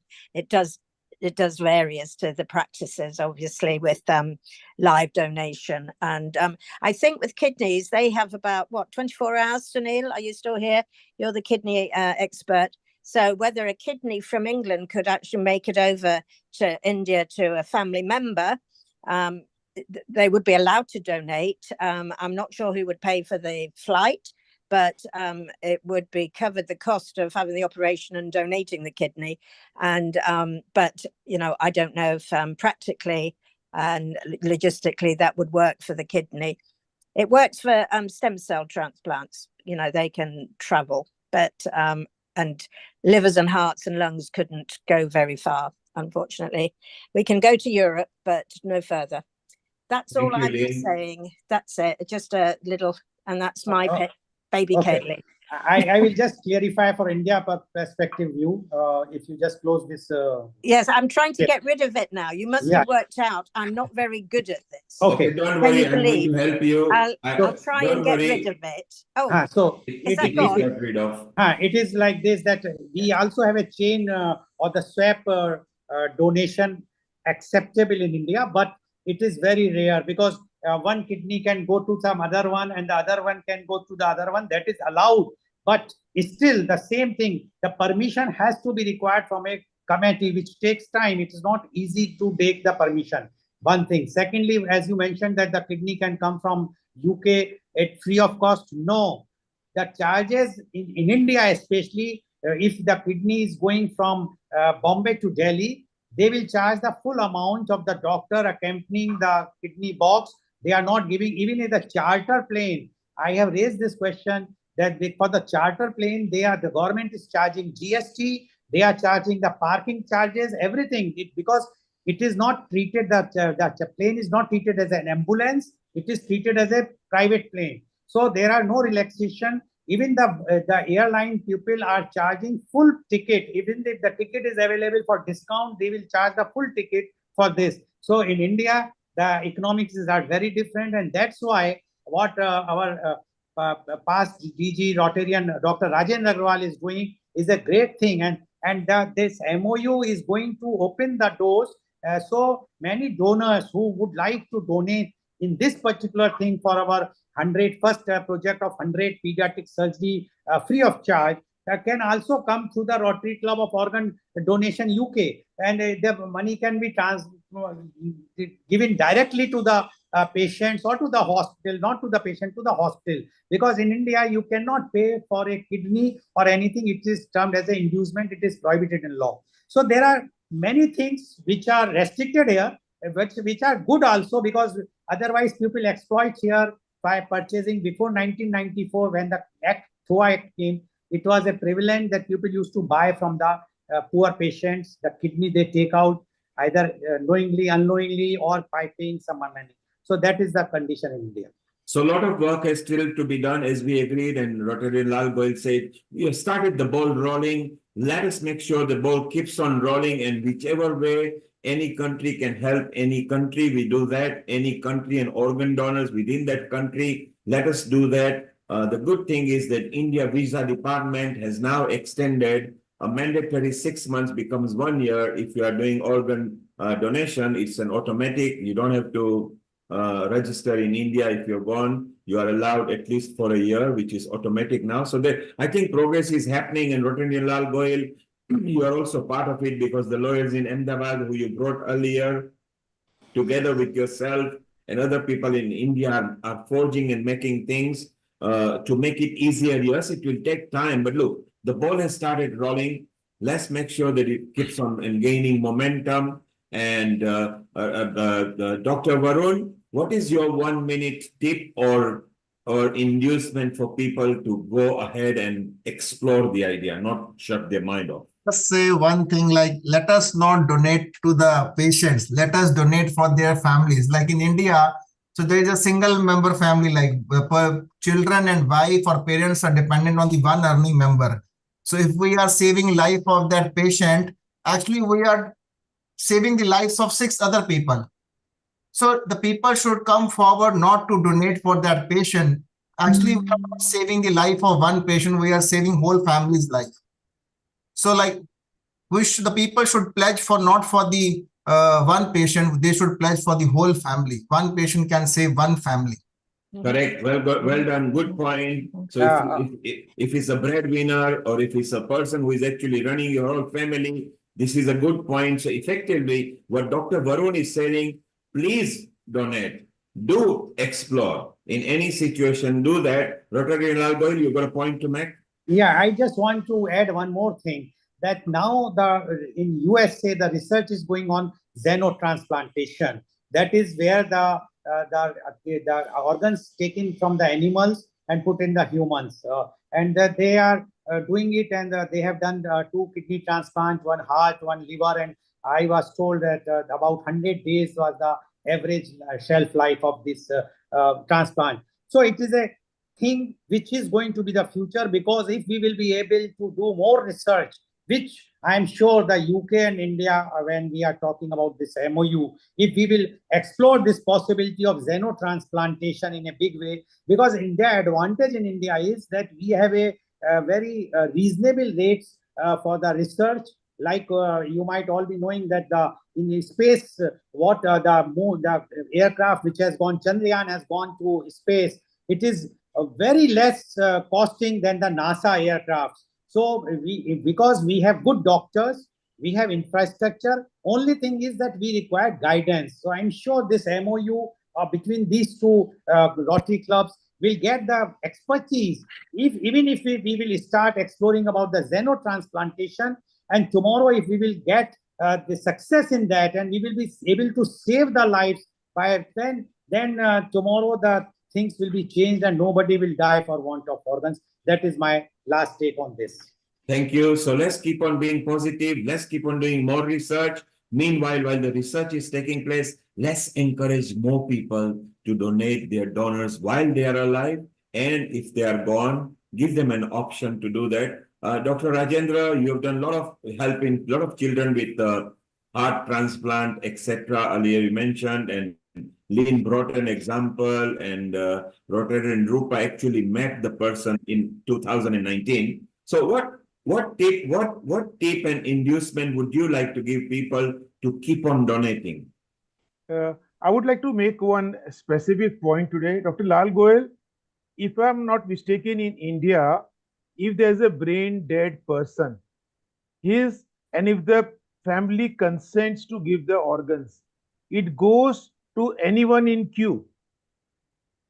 So yes, what I would like to say, in India we got so many accidents happening and brain dead people coming to the hospital. So I would like to say, if tomorrow I am brain dead, I would tell my wife in advance, kindly donate my heart, because it is going to live in another person's body. So imagine a heart living of your near and dear one and not being dead. Your eyes being alive and seeing after you're dead. If such a points are made, who would say no? But in India, unfortunately, I will give you the figures. Last year, more than 1,67,000 people died through road accident. Although the brain death, total brain death declared is approximately, they say that about 3 lakhs, but let's say 1,67,000. If the brain death committees are in place in all the districts in India, then at least 80,000 people would have been declared brain death, approximately 50%. But unfortunately, total 1,000 people, as Dr. Varun has also shown the figure, has donated this thing. This is very alarming. In USA, I was in USA, I discussed with this, their sharing a network, which is again like Noto, Soto, etc. And I discussed with them. They says that here, if you are declared brain death, then 99% the family says yes, because they also have the opt-in system. But 1% says no, these signatures are not Mr. Goel, fraud, etc. So they leave it. But in India, it is totally different, because here people are not interested. Even if my wife or my children says yes, but here we have the concept of chacha, tau, mosa, mosi, and the bua, fufa. They will say, no, no, no, don't give. They will not get the moksha in this thing. So here we have to come across the, and that's what in one of the program, I think the last program only, somebody mentioned about joint family advantage, disadvantage, and I said it is a disadvantage also, because in joint family people have more says and negative says than the positive says, while in nuclear family there is nothing like that. But definitely in a brain death case in India, that organs goes as per the wait list maintained by Noto, Soto, and Roto. Thank you, Rotary Lal Goyal. So let's keep on exploring. Let's bring more organ donors on board. Let us research more. Let us find better solution. Let us find in countries like India and Africa where they have to pay for it. Let us find methods where there could be organizations or donors or sponsors who can bear some sort of cost. A lot of work has to be done. Kirit, as an episode producer, together with Rotary Lal Goyal, how do you feel and what do you feel we have achieved today? Well, just by having the various speakers here and people sharing their personal journeys of transplantation, also the medical and the kind of Rotary colleagues, it's been a great program. As we start Organ Donation Week here in the UK from tomorrow, it's further going to help us raise awareness of the Rotary Club of Organ Donation UK. We are looking for increasing the members for our club. But in terms of the partnership, I think what the MOU will help is great to look at what the challenges are in India, which Rotarian Golal has mentioned, seeing how we can help eliminate some of those and how we can work on those challenges. And I think the research element and working with governments, as I totally agree with Dr. Daga, is that the law change hasn't made much impact here in the UK. So what impact that will be made is by mobilizing the communities, changing the mindsets, and working at the grassroots. And this is where the Rotary Club come in, and the Rotary Club will be able to do that. And the message has been quite powerful from all of the presenters today and the speakers. But my kind of line is, and my mantra has always been, if you're willing to take an organ, then you should be willing to donate. Don't put religion, culture, and it's gonna be my karma is gonna not bring me, from a Hindu perspective, we get reincarnated and I won't come back full. Some of that is, belief is fine, but it's the life and death is what we're talking about. Saving lives. Why burn our organs when we can save people's lives? And that's been the ongoing challenge we've had. But that's why we've had to change people's thinking from the religion and the culture point of view to make it simple. Tomorrow you need an organ. Are you going to take it, or your loved one? They say yes. So then do the same and make sure you honor and save. And my final message really is thanks to our members who have joined our Rotary Club, because we've got a great team and we're going to build further teams. But it's through colleagues who are passionate. It's not just these people who have come on board are not just doing it because of it's their job, right? It's because their passion.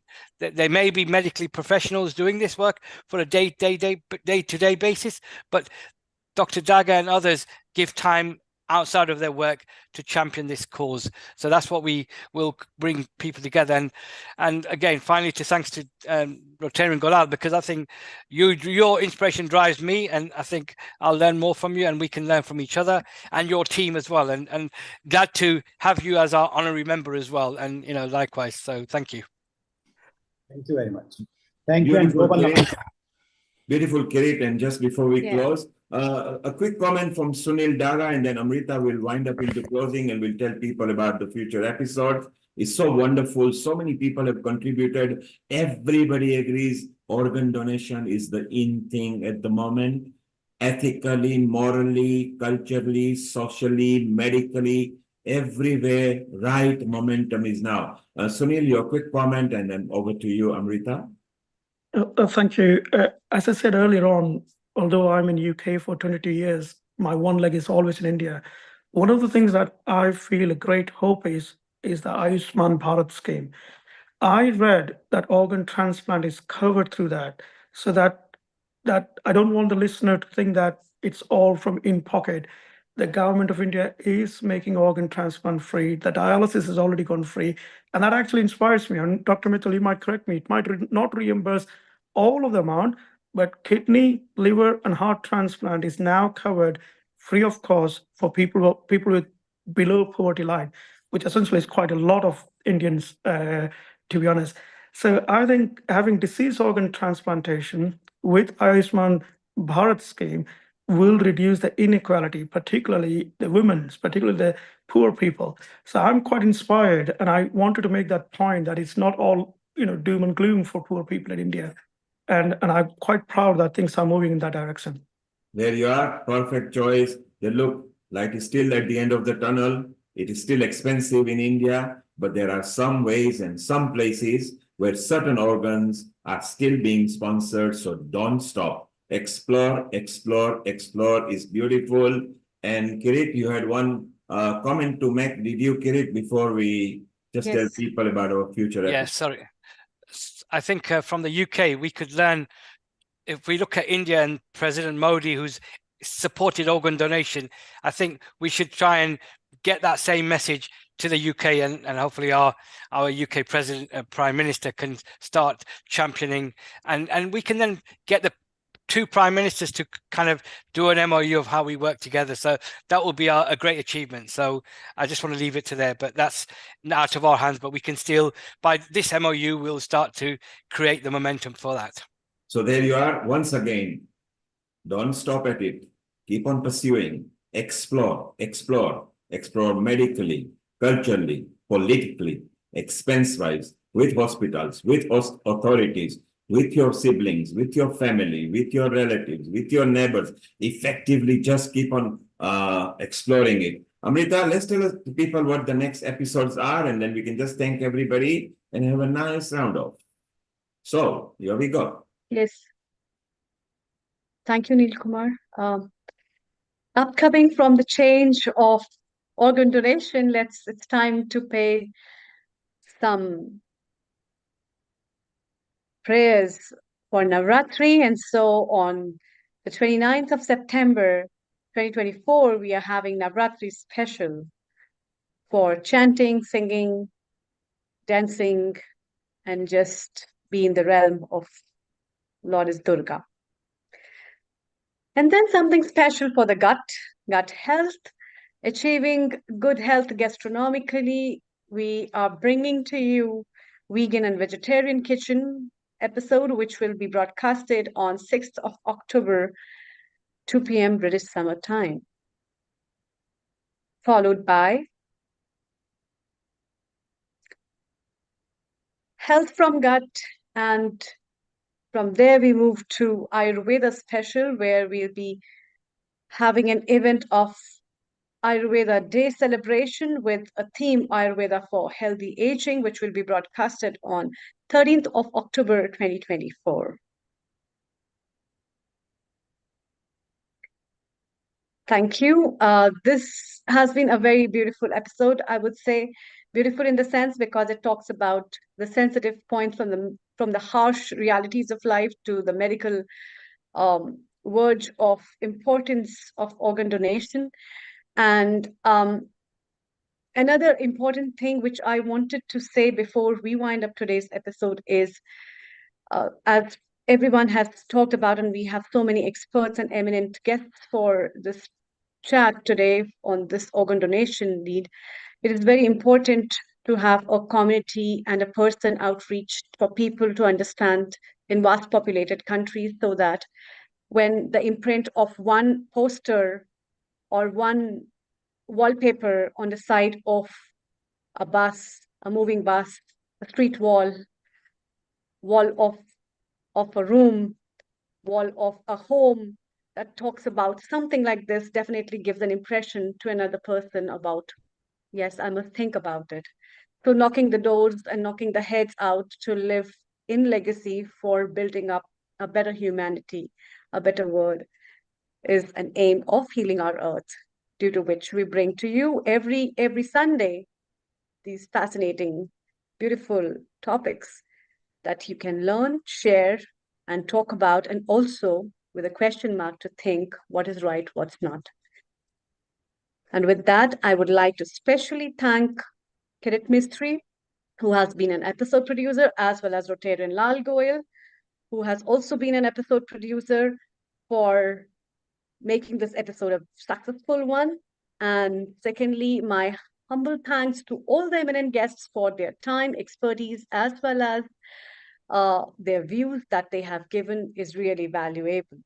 We look forward for your better contribution in future episodes. It's time to wind up with the Gayatri Mantra.